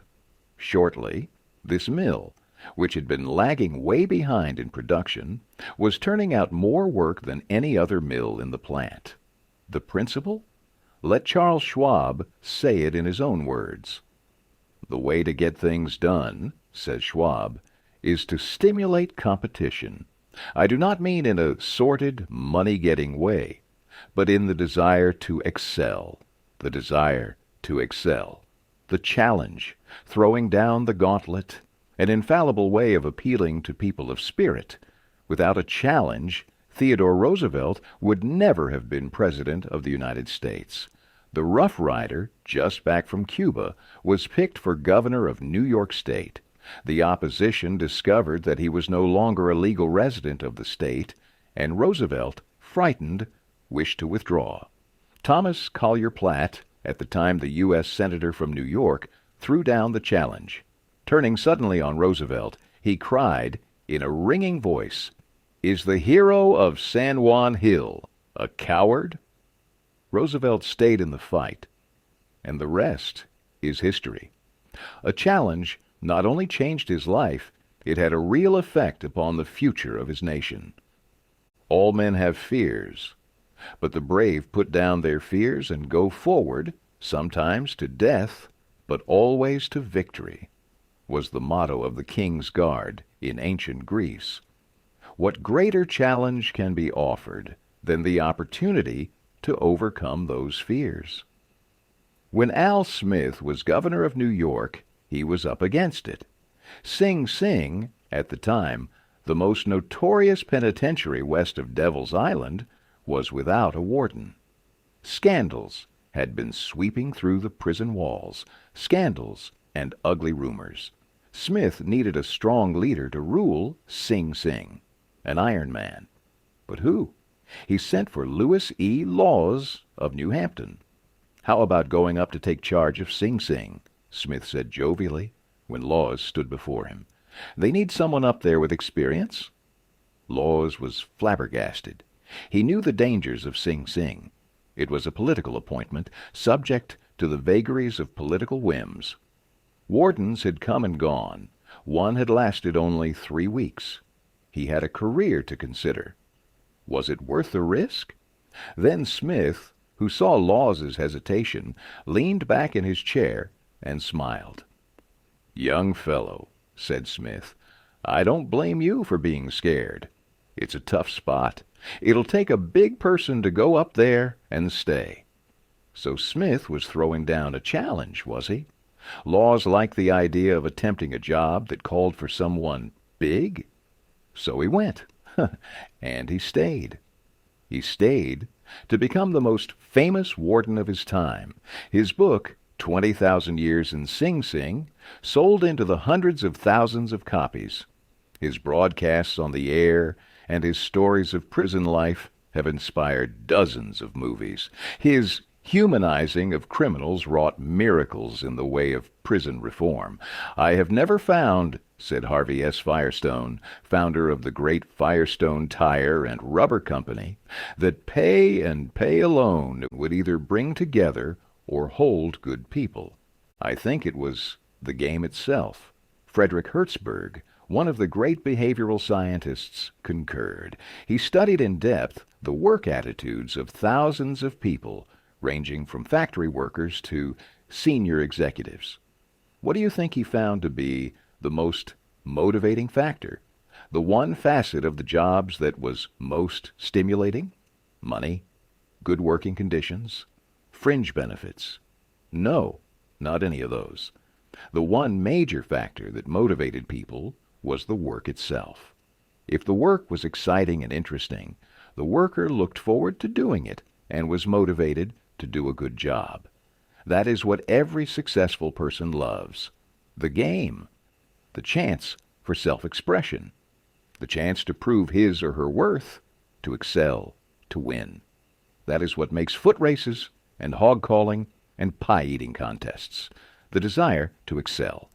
The desire for a feeling of importance. Principle 12. Throw down a challenge. In a nutshell, win people to your way of thinking. Principle 1. The only way to get the best of an argument is to avoid it. Principle 2. Show respect for the other person's opinions. Never say, "You're wrong." Principle 3. If you're wrong, admit it quickly and emphatically. Principle 4. Begin in a friendly way. Principle 5. Get the other person saying, "Yes, yes," immediately. Principle 6. Let the other person do a great deal of the talking. Principle 7. Let the other person feel that the idea is his or hers. Principle 8. Try honestly to see things from the other person's point of view. Principle 9. Be sympathetic with the other person's ideas and desires. Principle 10. Appeal to the nobler motives. Principle 11. Dramatize your ideas. Principle 12. Throw down a challenge.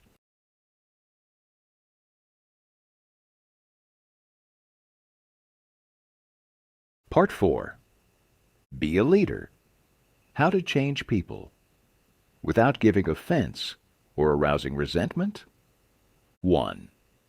If you must find fault, this is the way to begin. A barber lathers a man before he shaves him, and that is precisely what William McKinley did back in 1896 when he was running for president. One of the prominent Republicans of that day had written a campaign speech that he felt was just a trifle better than Cicero and Patrick Henry and Daniel Webster all rolled into one. With great glee, this chap read his immortal speech aloud to McKinley. The speech had its fine points, but it just wouldn't do. It would have raised a tornado of criticism. McKinley didn't want to hurt the man's feelings. He wished not to kill the man's splendid enthusiasm, and yet he had to say no. Note how adroitly he did it. "My friend, that is a splendid speech, a magnificent speech," McKinley said. "No one could have prepared a better one. There are many occasions on which it would be precisely the right thing to say, but is it quite suitable to this particular occasion? Sound and sober as it is, from your standpoint, I must consider its effect from the party's standpoint. Now you go home and write a speech along the lines I indicate and send me a copy of it." He did just that. McKinley blue-penciled and helped him rewrite his second speech, and he became one of the effective speechwriters of the campaign. It is always easier to listen to unpleasant things after we have heard some praise of our good points. Here is the second most famous letter that Abraham Lincoln ever wrote. His most famous one was written to Mrs. Bixby, expressing his sorrow for the death of the 5 sons she had lost in battle. Lincoln probably dashed this letter off in 5 minutes, yet it sold at public auction in 1926 for $12,000, and that, by the way, was more money than Lincoln was able to save during half a century of hard work. The letter was written to General Joseph Hooker on April 26, 1863, during the darkest period of the Civil War. For 18 months, Lincoln's generals had been leading the Union Army from one tragic defeat to another. Nothing but futile, stupid, human butchery. The nation was appalled. Thousands of soldiers had deserted from the army, and even the Republican members of the Senate had revolted and wanted to force Lincoln out of the White House. "We are now on the brink of destruction," Lincoln said. "It appears to me that even the Almighty is against us. I can hardly see a ray of hope." Such was the period of black sorrow and chaos out of which this letter came. I am printing the letter here because it shows how Lincoln tried to change an obstreperous general when the very fate of the nation could have depended upon the general's action. This is perhaps the sharpest letter Abe Lincoln wrote after he became president. Yet you will note that he praised General Hooker before he spoke of his grave faults. Yes, they were grave faults, but Lincoln didn't call them that. Lincoln was more conservative, more diplomatic.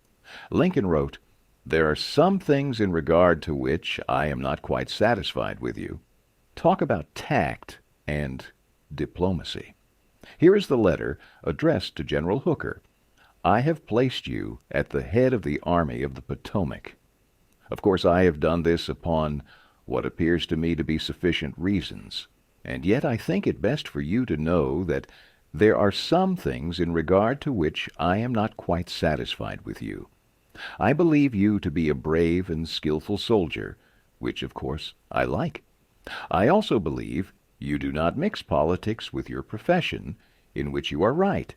You have confidence in yourself, which is a valuable, if not an indispensable quality. You are ambitious, which, within reasonable bounds, does good rather than harm. But I think that during General Burnside's command of the army, you have taken counsel of your ambition and thwarted him as much as you could, in which you did a great wrong to the country and to a most meritorious and honorable brother officer. I have heard, in such a way as to believe it, of your recently saying that both the army and the government needed a dictator. Of course, it was not for this, but in spite of it, that I have given you command. Only those generals who gain successes can set up as dictators. What I now ask of you is military success, and I will risk the dictatorship. The government will support you to the utmost of its ability, which is neither more nor less than it has done, and will do for all commanders. I much fear that the spirit that you have aided to infuse into the army of criticizing their commander and withholding confidence from him will now turn upon you. I shall assist you as far as I can to put it down. Neither you nor Napoleon, if he were alive again, could get any good out of an army while such spirit prevails in it. And now beware of rashness. Beware of rashness, but with energy and sleepless vigilance go forward and give us victories. You are not a Coolidge, a McKinley, or a Lincoln.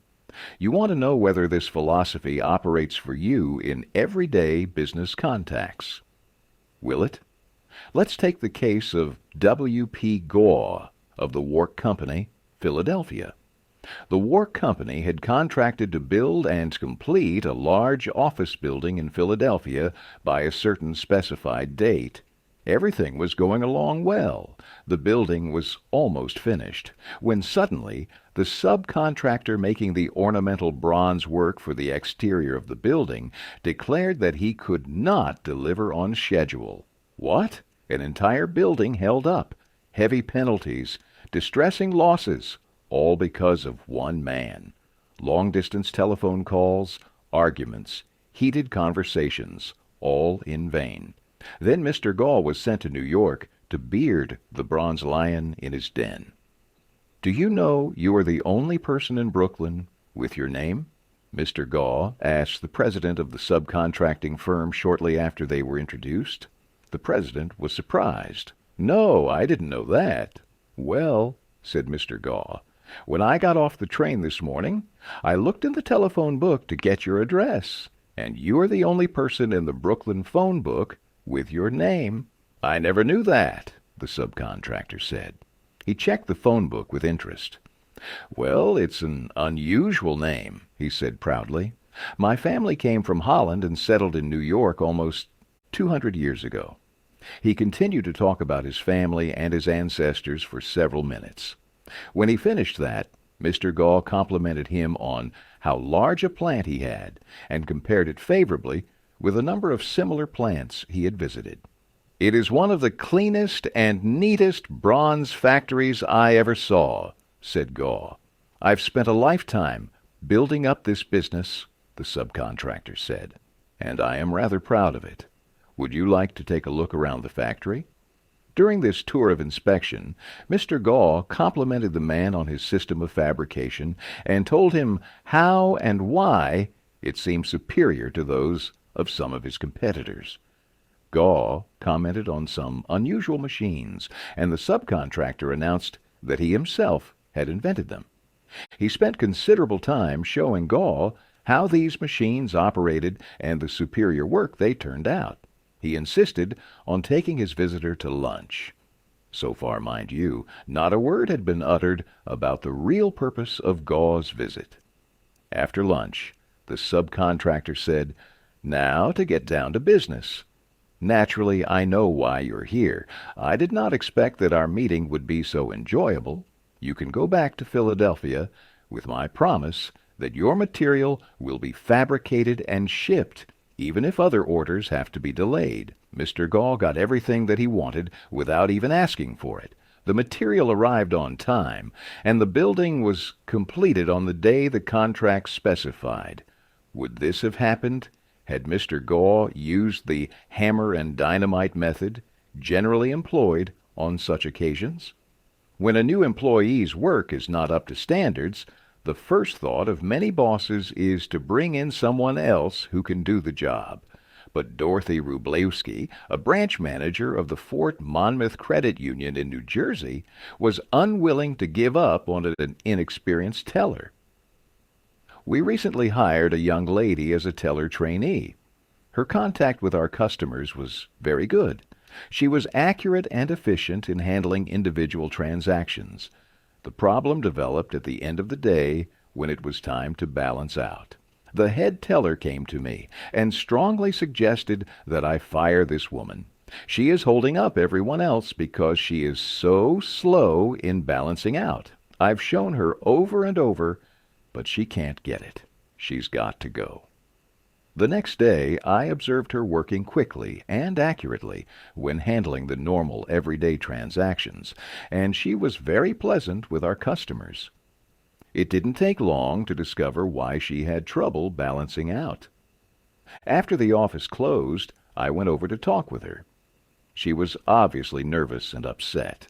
I praised her for being so friendly and outgoing with the customers and complimented her for the accuracy and speed used in that work. I then suggested we review the procedure we used in balancing the cash drawer. Once she realized I had confidence in her, she easily followed my suggestions and soon mastered this function. We have had no problems with her since then. Beginning with praise is like the dentist who begins his or her work with Novocaine. The patient still gets a drilling, but the Novocaine is pain-killing. A leader will use Principle 1.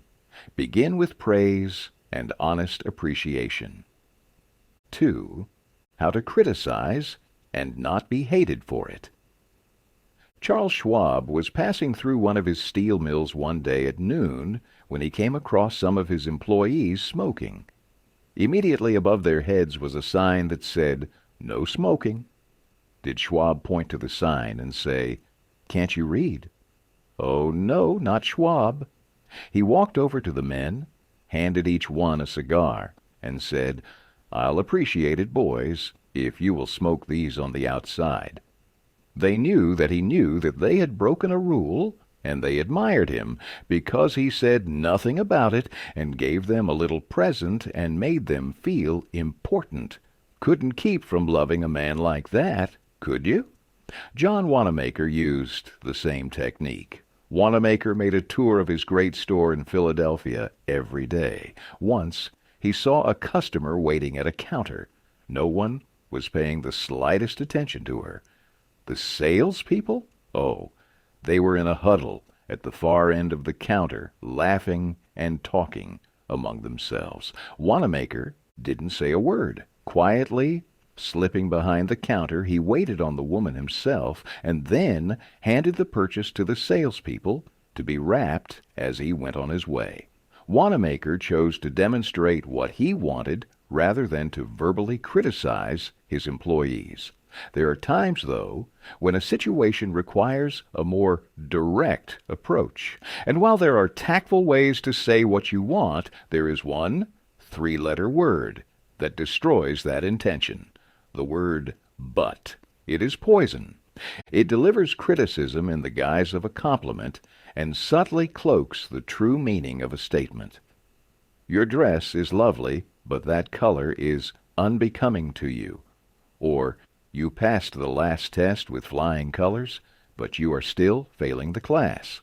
One molehill of a word can make a mountain of difference. When but appears, the praise, however sincere, proves to be a mere lead-in to what you really want to say.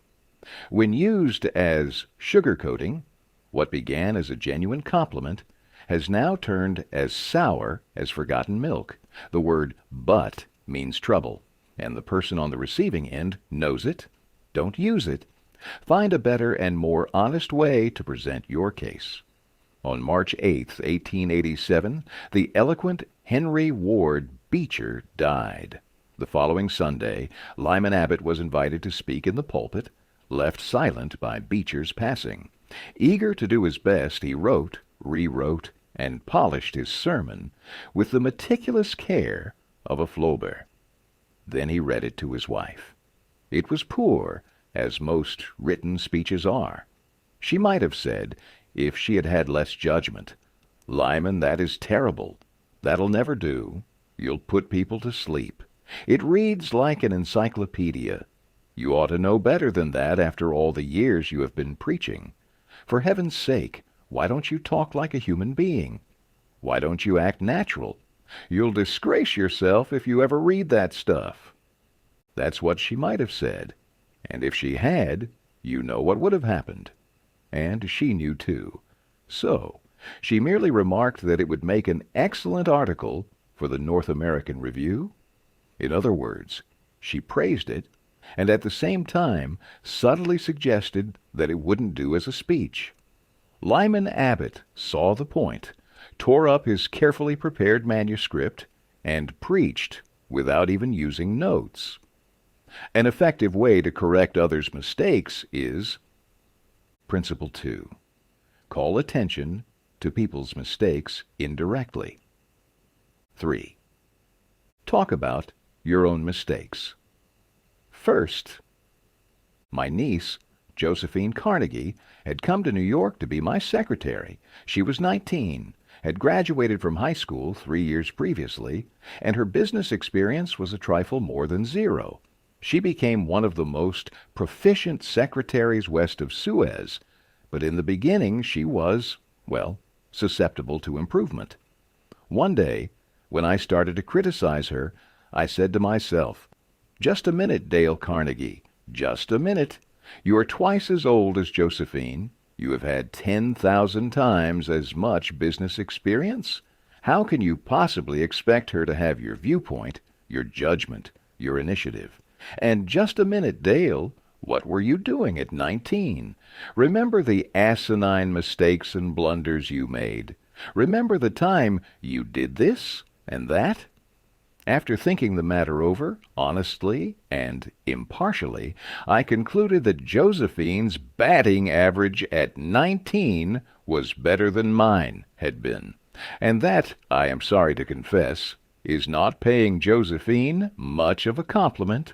So after that, when I wanted to call Josephine's attention to a mistake, I used to begin by saying, "You have made a mistake, Josephine, but the Lord knows it's no worse than many I have made. You were not born with judgment. That comes only with experience, and you are better than I was at your age. I have been guilty of so many stupid, silly things myself. I have very little inclination to criticize you or anyone, but don't you think it would have been wiser if you had done so and so? It isn't nearly so difficult to listen to a recital of your faults if the person criticizing begins by humbly admitting that he, too, is far from impeccable." The polished Prince Bernhard von Bülow learned the sharp necessity of doing this back in 1909. Von Bülow was then the imperial chancellor of Germany, and on the throne sat Wilhelm the Sauers, Wilhelm the haughty, Wilhelm the arrogant, Wilhelm, the last of the German Kaisers, building an army and navy that he boasted could whip their weight in wild cats. Then an astonishing thing happened. The Kaiser said things, incredible things, things that rocked the continent and started a series of explosions heard around the world. To make matters infinitely worse, the Kaiser made silly, egotistical, absurd announcements in public. He made them while he was a guest in England, and he gave his royal permission to have them printed in the Daily Telegraph. For example, he declared that he was the only German who felt friendly toward the English, that he was constructing a navy against the menace of Japan, that he, and he alone, had saved England from being humbled in the dust by Russia and France, that it had been his campaign plan that enabled England's Lord Roberts to defeat the Boers in South Africa, and so on and on. No other such amazing words had ever fallen from the lips of a European king in peacetime within 100 years. The entire continent buzzed with the fury of a hornet's nest. England was incensed. German politicians were aghast. And in the midst of all this consternation, the Kaiser became panicky and suggested to Prince von Bülow, the imperial chancellor, that he take the blame. Yes, he wanted von Bülow to announce that it was all his responsibility, that he had advised his monarch to say these incredible things. "But, Your Majesty," Von Bülow protested.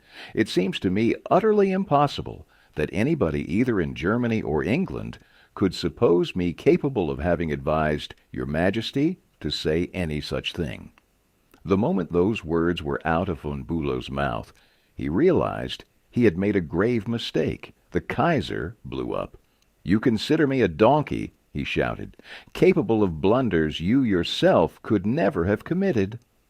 Von Bülow knew that he ought to have praised before he condemned, but since that was too late, he did the next best thing. He praised after he had criticized, and it worked a miracle. "I'm far from suggesting that," he answered respectfully. "Your Majesty surpasses me in many respects, not only, of course, in naval and military knowledge, but, above all, in natural science. I have often listened in admiration when Your Majesty explained the barometer, or wireless telegraphy, or the Röntgen rays. I am shamefully ignorant of all branches of natural science, have no notion of chemistry or physics, and am quite incapable of explaining the simplest of natural phenomena. But," von Bülow continued, "in compensation I possess some historical knowledge and perhaps certain qualities useful in politics, especially in diplomacy." The Kaiser beamed. Von Bülow had praised him. Von Bülow had exalted him and humbled himself. The Kaiser could forgive anything after that. "Haven't I always told you," he exclaimed with enthusiasm, "that we complete one another famously? We should stick together, and we will." He shook hands with von Bülow, not once, but several times. And later in the day he waxed so enthusiastic that he exclaimed with doubled fists, "If anyone says anything to me against Prince von Bülow, I shall punch him in the nose." Von Bülow saved himself in time, but, canny diplomat that he was, he nevertheless had made one error.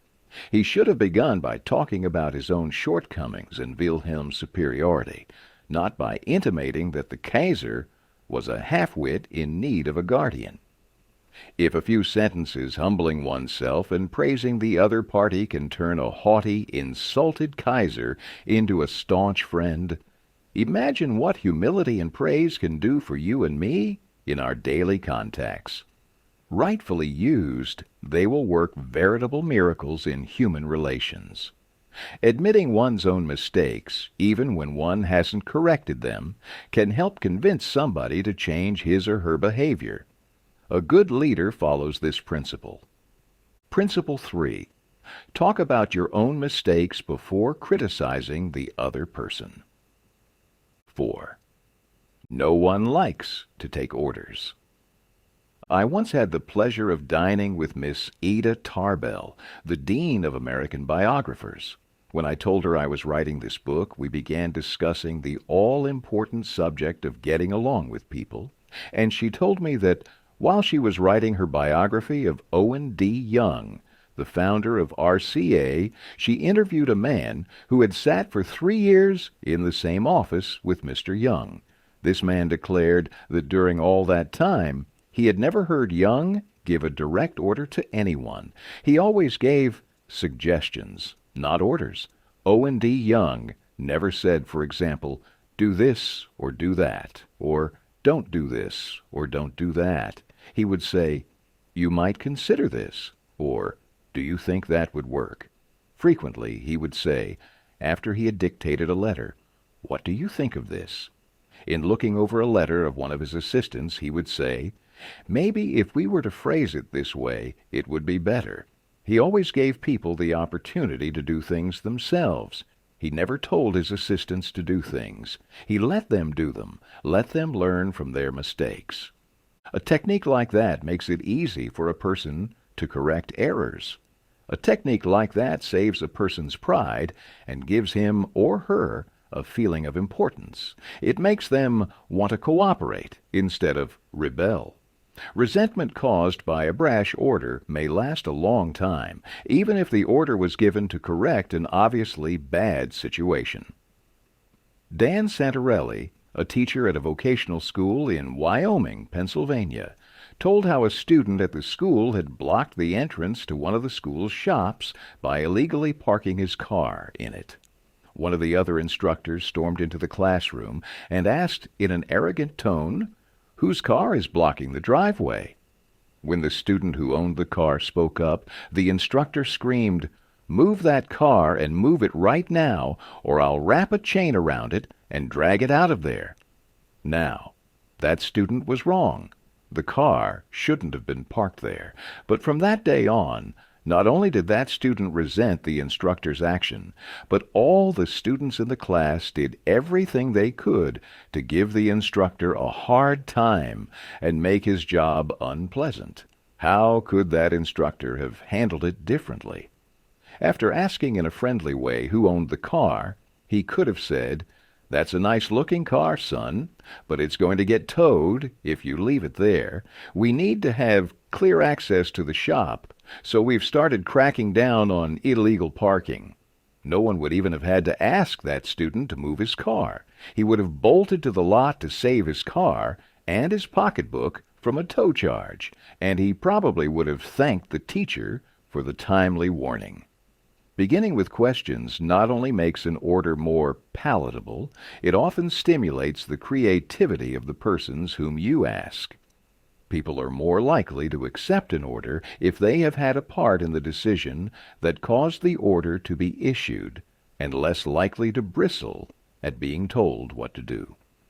When Ian MacDonald of Johannesburg, South Africa, the general manager of a small manufacturing plant specializing in precision machine parts, had the opportunity to accept a very large order, he was convinced that he would not meet the promised delivery date. The work already scheduled in the shop and the short completion time needed for this job made it seem an impossible order to fulfill. Instead of pushing his people to accelerate their work and rush the order through, he called everybody together, explained the situation, and told them how much it would mean to the company and to them if they could make it possible to produce the order on time. Then he started asking questions. Is there anything we can do to handle this order? Can anyone think of different ways to process it through the shop that will make it possible to take the order? Is there any way to adjust our hours or personnel assignments that would help? The employees came up with many ideas and insisted that he take the order. They approached it with a "we can do it" attitude, and the order was accepted, produced, and delivered on time. An effective leader will use Principle 4. Ask questions instead of giving direct orders. 5. Let the other person save face. Years ago, the General Electric Company was faced with the delicate task of removing Charles Steinmetz from the head of a department. Steinmetz, a genius of the first magnitude when it came to electricity, was a failure as the head of the calculating department. Yet the company didn't dare offend the man. He was indispensable and highly sensitive. So they gave him a new title. They made him consulting engineer of the General Electric Company, a new title for work he was already doing, and let someone else head up the department. Steinmetz was happy. So were the officers of GE. They had gently maneuvered their most temperamental star, and they had done it without a storm. By letting him save face, letting one save face. How important, how vitally important that is, and how few of us ever stop to think of it. We ride roughshod over the feelings of others, getting our own way, finding fault, issuing threats, criticizing a child or an employee in front of others, without even considering the hurt to the other person's pride. Whereas a few minutes' thought, a considerate word or two, a genuine understanding of the other person's attitude would go so far toward alleviating the sting. Let's remember that the next time we are faced with the distasteful necessity of discharging or reprimanding an employee. Firing employees is not much fun. Getting fired is even less fun. I'm quoting now from a letter written me by Marshall A. Granger, a certified public accountant. Our business is mostly seasonal. Therefore, we have to let a lot of people go after the income tax rush is over. It's a byword in our profession that no one enjoys wielding the axe. Consequently, the custom has developed of getting it over as soon as possible, and usually in the following way. Sit down, Mr. Smith. The season is over, and we don't seem to see any more assignments for you. Of course, you understood you were only employed for the busy season anyhow, etc., etc. The effect on these people is one of disappointment and a feeling of being let down. Most of them are in the accounting field for life, and they retain no particular love for the firm that drops them so casually. I recently decided to let our seasonal personnel go with a little more tact and consideration. So I call each one in only after carefully thinking over his or her work during the winter. And I've said something like this: Mr. Smith, you've done a fine job, if he has. That time we sent you to Newark, you had a tough assignment.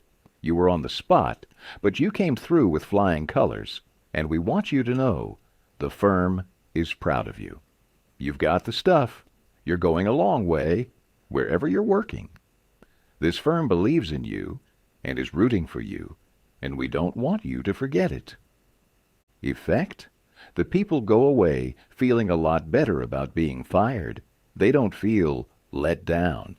They know if we had work for them, we'd keep them on, and when we need them again, they come to us with a keen personal affection. The late Dwight Morrow possessed an uncanny ability to reconcile belligerents who wanted to fly at each other's throat. How? He scrupulously sought what was right and just on both sides. He praised it, emphasized it, brought it carefully to the light, and no matter what the settlement, he never placed any person in the wrong. That's what every arbitrator knows. Let every person save face. Even if we are right, and the other person is definitely wrong, we only destroy ego by causing someone to lose face. The legendary French aviation pioneer and author Antoine de Saint-Exupéry wrote, "I have no right to say or do anything that diminishes a man in his own eyes. What matters is not what I think of him, but what he thinks of himself. Hurting a man in his dignity is a crime. A real leader will always follow." Principle 5. Let the other person save face. 6. 6. How to spur people on to success. Pete Barlow was an old friend of mine. He had a dog and pony act and spent his life traveling with circuses and vaudeville shows. I loved to watch Pete train new dogs for his act. I noticed that the moment a dog showed the slightest improvement, Pete patted and praised him and gave him dog biscuits and made a great to-do about it. That's nothing new. Animal trainers have been using that same technique for centuries. Why, I wonder, don't we use the same common sense when trying to change people that we use when trying to change dogs? Why don't we use a meat bone instead of a whip? Why don't we use praise instead of condemnation? Let us praise even the slightest improvement that inspires the other person to keep on improving. In his autobiography, the psychologist Jess Layer comments, "Praise is like sunlight to the warm human spirit. We cannot flower and grow without it." And yet, while most of us are only too ready to apply to others the cold wind of criticism, we are somehow reluctant to give our fellow the warm sunshine of praise. I can look back at my own life and see where a few words of praise have sharply changed my entire future. Can't you say the same thing about your life? History is replete with striking illustrations of the sheer witchery of praise. For example, in the early 19th century, a young man in London aspired to be a writer. But everything seemed to be against him. He had attended school for a mere 4 years. His father had been flung in jail because he couldn't pay his debts, and this young man often knew the pangs of hunger. Finally, he got a job pasting labels on bottles of blacking in a rat-infested warehouse, and he slept at night in a dismal attic room with 2 other boys, gutter snipes from the slums of London. He had so little confidence in his ability to write that he sneaked out and mailed his first manuscript in the dead of night so nobody would laugh at him. Story after story was refused. Finally, the great day came when one was accepted. True, he wasn't paid a shilling for it, but one editor had praised him. One editor had given him recognition. He was so thrilled that he wandered aimlessly around the streets with tears rolling down his cheeks. The praise, the recognition that he received through getting one story in print, changed his whole life. For if it hadn't been for that encouragement, he might have spent his entire life working in rat-infested factories. You may have heard of that boy. His name was Charles Dickens. Many years ago, a boy of 10 was working in a factory in Naples. He longed to be a singer, but his first teacher discouraged him. "You can't sing," the teacher said. "You haven't any voice at all. It sounds like the wind in the shutters." But his mother, a poor peasant woman, put her arms about him and praised him and told him she knew he could sing, she could already see an improvement, and she went barefoot in order to save money to pay for his music lessons. That peasant mother's praise and encouragement changed that boy's life. His name was Enrico Caruso, and he became the greatest and most famous opera singer of his age. Another boy made his living in London as a clerk in a dry goods store. He had to get up at 5 o'clock, sweep out the store, and labored for 14 hours a day. It was sheer drudgery, and he despised it. After 2 years, he could stand it no longer, so he got up one morning and, without waiting for breakfast, tramped 15 miles to talk to his mother, who was working as a housekeeper. He was frantic. He pleaded with her. He wept. He swore he would kill himself if he had to remain in the shop any longer. Then he wrote a long, pathetic letter to his old schoolmaster, declaring that he was heartbroken, that he no longer wanted to live. His old schoolmaster gave him a little praise and assured him that he really was very intelligent and fitted for finer things, and offered him a job as a teacher. That praise changed the future of that boy and made a lasting impression on the history of English literature. For that boy went on to write innumerable best-selling books and made over $1 million with his pen. You've probably heard of him. His name, H.G. Wells. Use of praise instead of criticism is the basic concept of B.F. Skinner's teachings. This great contemporary psychologist has shown by experiments with animals and with humans that when criticism is minimized and praise emphasized, the good things people do will be reinforced, and the poorer things will atrophy for lack of attention. Keith Roper of Woodland Hills, California, applied this principle to a situation in his company. Some material came to him in his print shop that was of exceptionally high quality. The printer who was responsible for it was a new employee who had been having difficulty adjusting to the job. His supervisor was upset about what he considered a negative attitude and was seriously thinking of terminating his services. When Mr. Roper was informed of this situation, he personally went over to the print shop and had a talk with the young man. He told him how pleased he was with the work he had just received, and pointed out it was the best work he had seen produced in that shop for some time. He pointed out exactly why it was superior and how important the young man's contribution was to the company. Do you think this affected that young printer's attitude toward the company? Within days there was a complete turnabout. He told several of his co-workers about the conversation and how someone in the company really appreciated good work. and from that day on, he was a loyal and dedicated worker. What Mr. Roper did was not just flatter the young printer and say, "You're good." He specifically pointed out how his work was superior. Because he had singled out a specific accomplishment, rather than just made general flattering remarks, his praise became much more meaningful to the person to whom it was given. Everybody likes to be praised, but when praise is specific, it comes across as sincere, not something said just to manipulate. Remember, we all crave appreciation and recognition, and will do almost anything to get it. But nobody wants insincerity.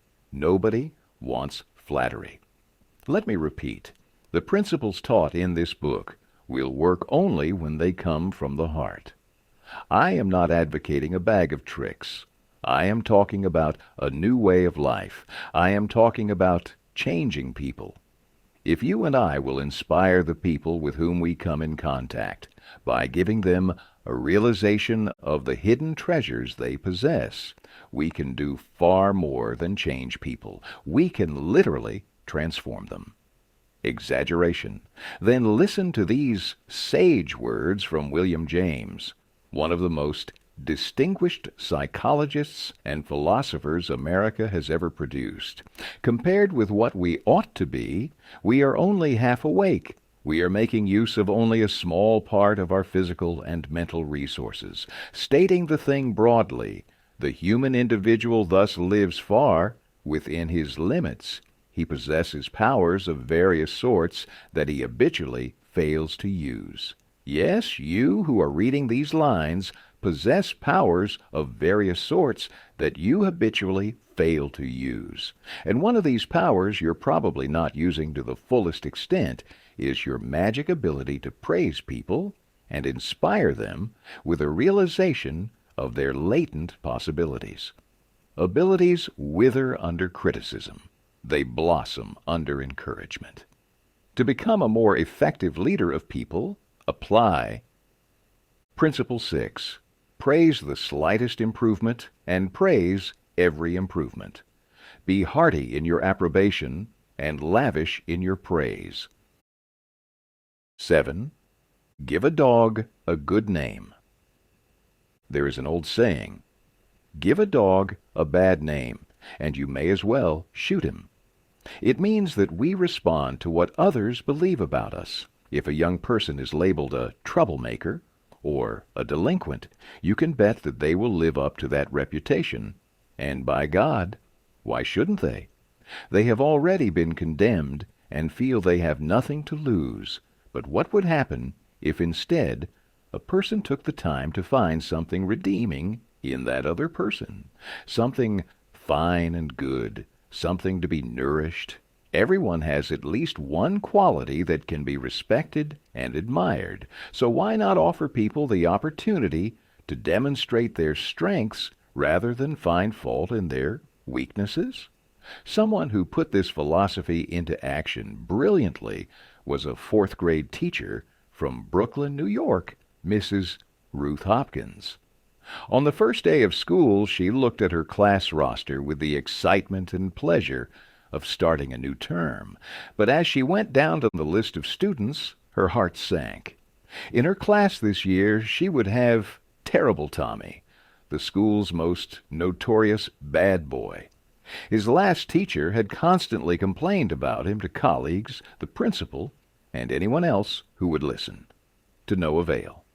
Tommy was not just mischievous, he caused serious discipline problems in the class. He picked fights with other students, was fresh to the teacher, and seemed to grow worse as he got older. His only redeeming feature was his ability to learn and master the schoolwork easily. Mrs. Hopkins decided to face the Tommy problem immediately. When she greeted her new students, she made little comments to each of them. "Rose, that's a pretty dress you're wearing. Alicia, I hear you draw beautifully." When she came to Tommy, she looked him straight in the eyes and said, "Tommy, I understand you are a natural leader. I'm going to depend on you to help me make this class the best one in the whole fourth grade this year. She reinforced this over the first few days by complimenting everything he did and commenting on how this or that showed what a smart, talented boy he was. With that reputation to live up to, even a 9-year-old couldn't let her down, and he didn't. I once talked to an officer of the Exchange Buffet, a chain of 26 restaurants that operated on the honor system. The Exchange Buffets were founded 50 years earlier and had never handed a customer a check. As you leave, you simply tell the cashier what you owe, and that's what you pay. "But don't you have anyone to watch?" I asked the officer in amazement. "Certainly not all your customers are honest." "We keep no watch at all," he replied. "Maybe some people do cheat. We really don't know. But we know the system works. If it didn't, we could hardly have stayed in business for half a century." The Exchange Buffos let the public know that they feel their customers are honest, so everyone, rich man, poor man, beggar man, thief, everyone lives up to the reputation of honesty that is bestowed upon them. But what if you have a situation where a good worker begins to turn in shoddy work? Of course you can fire him or her, but is that the best solution? You can berate the worker, but that usually causes resentment. Here's how Henry Henke, a service manager for a large truck dealership in Lowell, Indiana, handled it. Mr. Henke had a good mechanic whose work had been less than satisfactory of late. It had become slipshod and not completed in time. But instead of bawling him out or threatening him, Mr. Henke called him into his office for a heart-to-heart talk. "Bill," he said, "you are a fine mechanic. You have been in this line of work for a good number of years. You have repaired many vehicles to the customer's satisfaction. In fact, we've had a number of compliments about the good work you have done.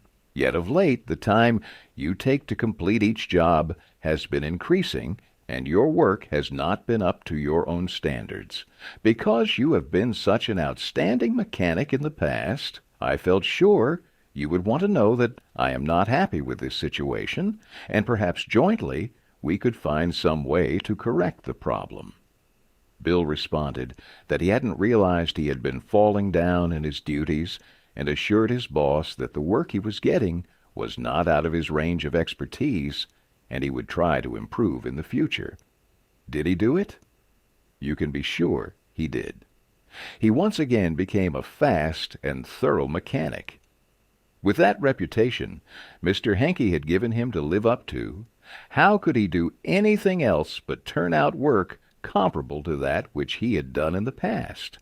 So if you want to influence a person in a certain respect, act as though that particular trait was already one of his or her outstanding characteristics.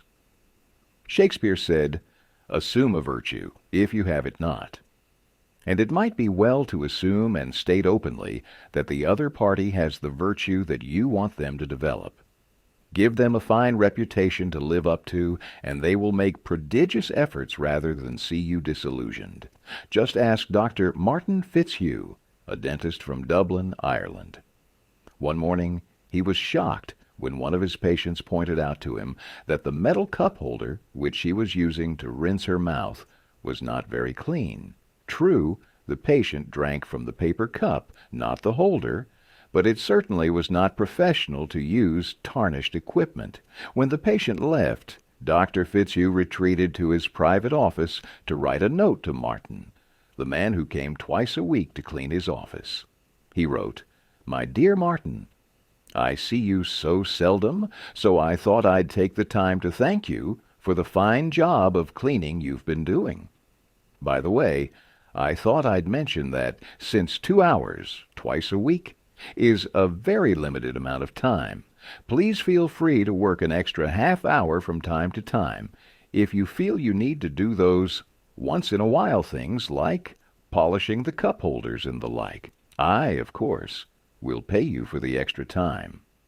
The next day, when I walked into my office, Dr. Fitzhugh reported, my desk had been polished to a mirror-like finish, as had my chair, which I nearly slid out of. When I went into the treatment room, I found the shiniest, cleanest, chrome-plated cup holder I had ever seen nestled in its receptacle. I had given the cleaning man a fine reputation to live up to, and because of this small gesture, he outperformed all his past efforts. Remember, if you want to change the attitude or behavior of others without arousing resentment or giving offense, use Principle 7.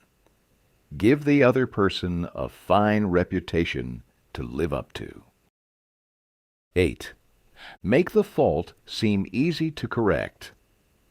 A bachelor friend of mine, about 40 years old, became engaged, and his fiancée persuaded him to take some dancing lessons. "The Lord knows I needed dancing lessons," he confessed as he told me the story, "for I danced just as I did when I first started 20 years ago. The first teacher I engaged probably told me the truth. She said I was all wrong. I would just have to forget everything and begin all over again. But that took the heart out of me. I had no incentive to go on, so I quit her. The next teacher may have been lying, but I liked it. She said nonchalantly that my dancing was a bit old-fashioned, perhaps, but the fundamentals were all right, and she assured me I wouldn't have any trouble learning a few new steps. The first teacher had discouraged me by emphasizing my mistakes. This new teacher did the opposite. She kept praising the things I did right and minimizing my errors. "You have a natural sense of rhythm," she assured me. "You really are a natural-born dancer." Now my common sense tells me that I always have been and always will be a fourth-rate dancer. Yet, deep in my heart, I still like to think that maybe she meant it. To be sure, I was paying her to say it, but why bring that up? At any rate, I know I am a better dancer than I would have been if she hadn't told me I had a natural sense of rhythm. That encouraged me. That gave me hope. That made me want to improve. Tell your child, your spouse, or your employee that he or she is bad at a certain thing, has no gift for it, and is doing it all wrong, and you have destroyed almost every incentive to try to improve. But use the opposite technique. Be liberal with your encouragement. Make the thing seem easy to do. Let the other person know that you have faith in their ability to do it, and that they have an undeveloped flair for it, and they will practice until the dawn comes in the window in order to excel. Lowell Thomas, a superb artist in human relations, used this technique. He gave you confidence, inspired you with courage and faith. For example, I spent a weekend with Mr. and Mrs. Thomas, and on Saturday night I was asked to sit in on a friendly bridge game before a roaring fire. Bridge? Oh, no, not me. I knew nothing about it. The game had always been a complete mystery to me. No, impossible. Why, Dale, it is no trick at all, Lowell replied. There is nothing to bridge except memory and judgment. You've written articles on memory. Bridge will be a cinch for you. It's right up your alley. And presto, almost before I realized what I was doing, I found myself, for the first time, at a bridge table, all because I was told I had a natural flair for it, and the game was made to seem easy.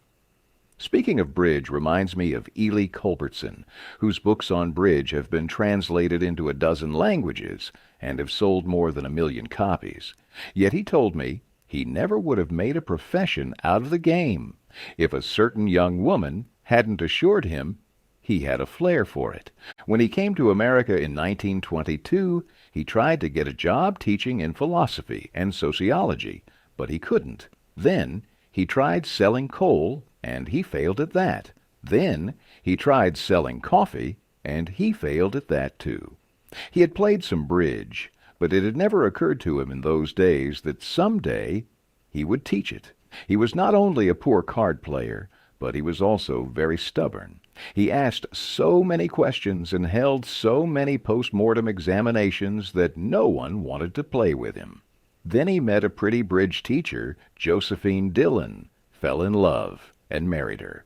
She noticed how carefully he analyzed his cards and persuaded him that he was a potential genius at the card table.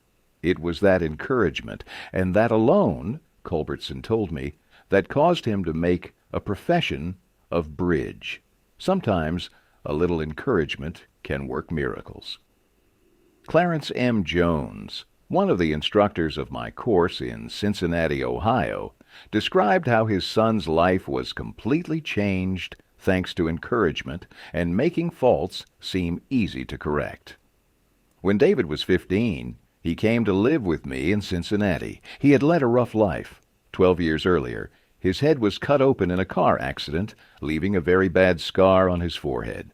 Possibly because of the scar, school administrators decided he was brain injured and could not function at a normal level, and he was held back.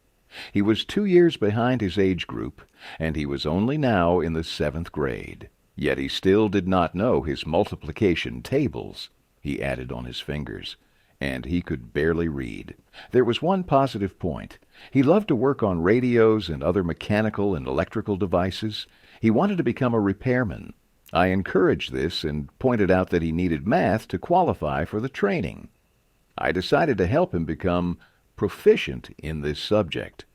We put together 4 sets of cards: multiplication, division, addition, and subtraction, with problems written on them. As we went through the cards, we placed the correct answers in a discard stack. When David missed one, I gave him the correct answer and then placed the card in the repeat stack until there were no cards left. I made a big deal out of each card he got right, particularly if he had missed it previously. Each night, we would go through the repeat stack until there were no cards left. Each night, we timed the exercise with a stopwatch. I promised him that when he could get all the cards correct in 8 minutes with no incorrect answers, we would quit doing it every night. This seemed an impossible goal to David. The first night it took 52 minutes, the second night 48, then 45, 44, 41, then under 40 minutes. We celebrated each reduction. I'd call in my wife, and we would both hug him, and we'd all dance a jig. At the end of the month, he was doing all the cards perfectly in less than 8 minutes. When he made a small improvement, he would ask to do it again. He had made the fantastic discovery that learning was easy and fun. Naturally, his grades in algebra took a jump. It is amazing how much easier algebra is when you can multiply. He astonished himself by bringing home a B in math. That had never happened before. Other changes came with almost unbelievable rapidity. His reading improved, and he began to use his natural talents in drawing. Later in the school year, his science teacher assigned him to develop an exhibit. He chose to develop a highly complex series of models to demonstrate the effect of levers. It required skill not only in drawing and model making, but in applied mathematics. The exhibit took first prize in his school's science fair and was entered in the city competition and won third prize for the entire city of Cincinnati. That did it. Here was a kid who had flunked 2 grades, who had been told he was brain damaged, who had been called Frankenstein by his classmates and told his brains must have leaked out of the cut on his head. Suddenly, he discovered he could really learn and accomplish things. The result? From the last quarter of the 8th grade all the way through the end of high school, he never failed to make the honor roll. In high school, he was elected to the National Honor Society. Once he found learning was easy, his whole life changed. So if you want to change people without giving offense or arousing resentment, or if you want to help others improve, remember.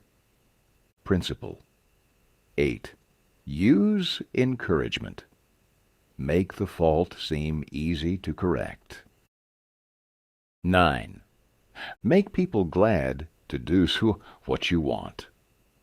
Back in 1915, America was aghast. For more than a year, The nations of Europe had been slaughtering one another on a scale never before dreamed of in all the bloody annals of humankind. Could peace be brought about? No one knew. But Woodrow Wilson was determined to try. He would send a personal representative, a peace emissary, to counsel with the warlords of Europe. William Jennings Bryan, Secretary of State, Bryan, the peace advocate, longed to go. He saw a chance to perform a great service and make his name immortal. But Wilson appointed another man, his intimate friend and adviser, Colonel Edward M. House, and it was House's thorny task to break the unwelcome news to Bryan without giving him offense. Bryan was distinctly disappointed when he heard I was to go to Europe as the peace emissary. Colonel House records in his diary. He said he had planned to do this himself. I replied that the president thought it would be unwise for anyone to do this officially, and that his going would attract a great deal of attention, and people would wonder why he was there. You see the intimation? House practically told Bryan that he was too important for the job, and Bryan was satisfied. Colonel House, adroit, experienced in the ways of the world, was following one of the important rules of human relations. Always make the other person happy about doing the thing you suggest. Woodrow Wilson followed that policy even when inviting William G. McAdoo to become a member of his cabinet. That was the highest honor he could confer upon anyone, and yet Wilson extended the invitation in such a way as to make McAdoo feel doubly important. Here is the story in McAdoo's own words. He, Wilson, said that he was making up his cabinet and that he would be very glad if I would accept a place in it as Secretary of the Treasury. He had a delightful way of putting things. He created the impression that by accepting this great honor I would be doing him a favor. Unfortunately, Wilson didn't always employ such tact. If he had, history might have been different. For example, Wilson didn't make the Senate and the Republican Party happy by entering the United States in the League of Nations. Wilson refused to take such prominent Republican leaders as Elihu Root or Charles Evans Hughes or Henry Cabot Lodge to the peace conference with him. Instead, he took along unknown men from his own party. He snubbed the Republicans, refused to let them feel that the League was their idea as well as his, refused to let them have a finger in the pie, and as a result of this crude handling of human relations, wrecked his own career, ruined his health, shortened his life, caused America to stay out of the League, and altered the history of the world. Diplomats aren't the only ones who use this approach. The famous publishing house of Doubleday, Page always followed this rule. Make the other person happy about doing the thing you suggest. This firm was so expert at it that even the glorious short story writer O. Henry declared that Doubleday, Page could refuse one of his stories and do it with such graciousness, such appreciation, that he felt better when Doubleday refused a story than when another publisher accepted one.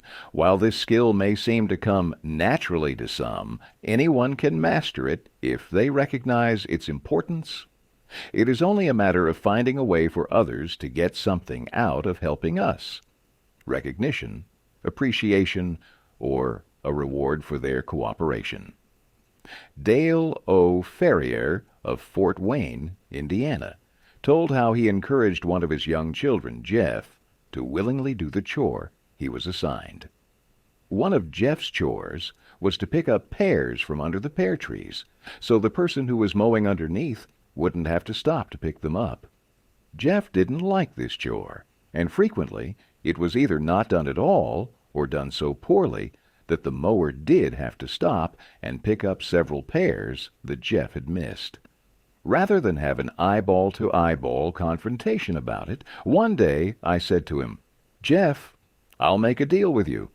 For every bushel basket full of pears you pick up, I'll pay you $1. But after you're finished, for every pear I find left in the yard, I'll take away $1. How does that sound? As you would expect, he not only picked up all of the pears, but I had to keep an eye on him to see that he didn't pull a few off the trees to fill up some of the baskets. I knew a man who had to refuse many invitations to speak, invitations extended by friends, invitations coming from people to whom he was obligated, and yet he did it so adroitly that the other person was at least contented with his refusal. How did he do it? Not by merely talking about the fact that he was too busy and too this and too that. No, after expressing his appreciation of the invitation and regretting his inability to accept it, he suggested a substitute speaker. In other words, he didn't give the other person any time to feel unhappy about the refusal.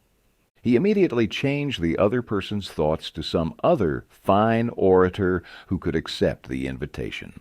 Why don't you get my friend Cleveland Rogers, the editor of the Brooklyn Eagle, to speak for you, he would suggest.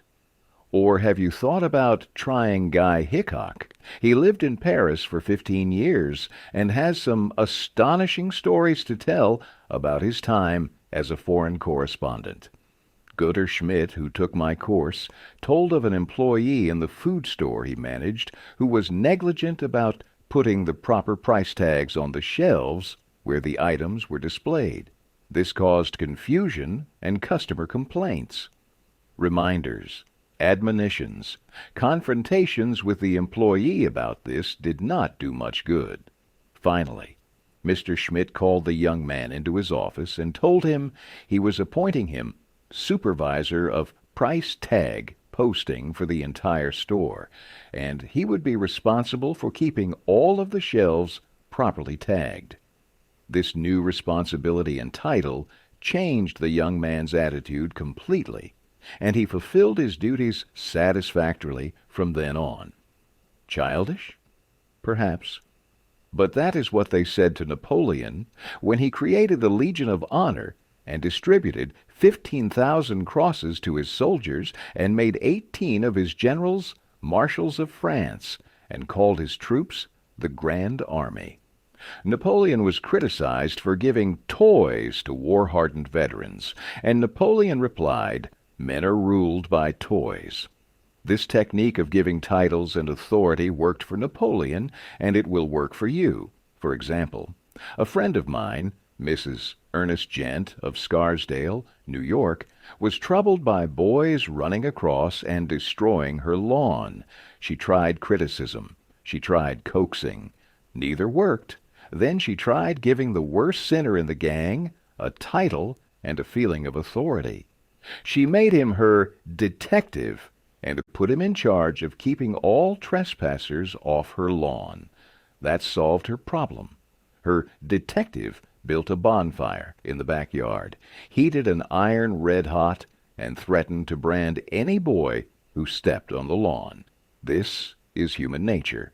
So if you want to effect a change in others, people are more likely to do what you would like them to do when you use Principle 9. Make the other person happy about doing the thing you suggest. In a nutshell, 9 ways to change people without giving offense or arousing resentment. Principle 1. Begin with praise and honest appreciation. Principle 2. Call attention to people's mistakes indirectly. Principle 3. Talk about your own mistakes before criticizing the other person. Principle 4. Ask questions instead of giving direct orders. Principle 5. Let the other person save face. Principle 6. Praise the slightest improvement and praise every improvement. Be hearty in your approbation and lavish in your praise. Principle 7. Give the other person a fine reputation to live up to. Principle 8. Use encouragement. Make the fault seem easy to correct. And Principle 9. Make the other person happy about doing the thing you suggest.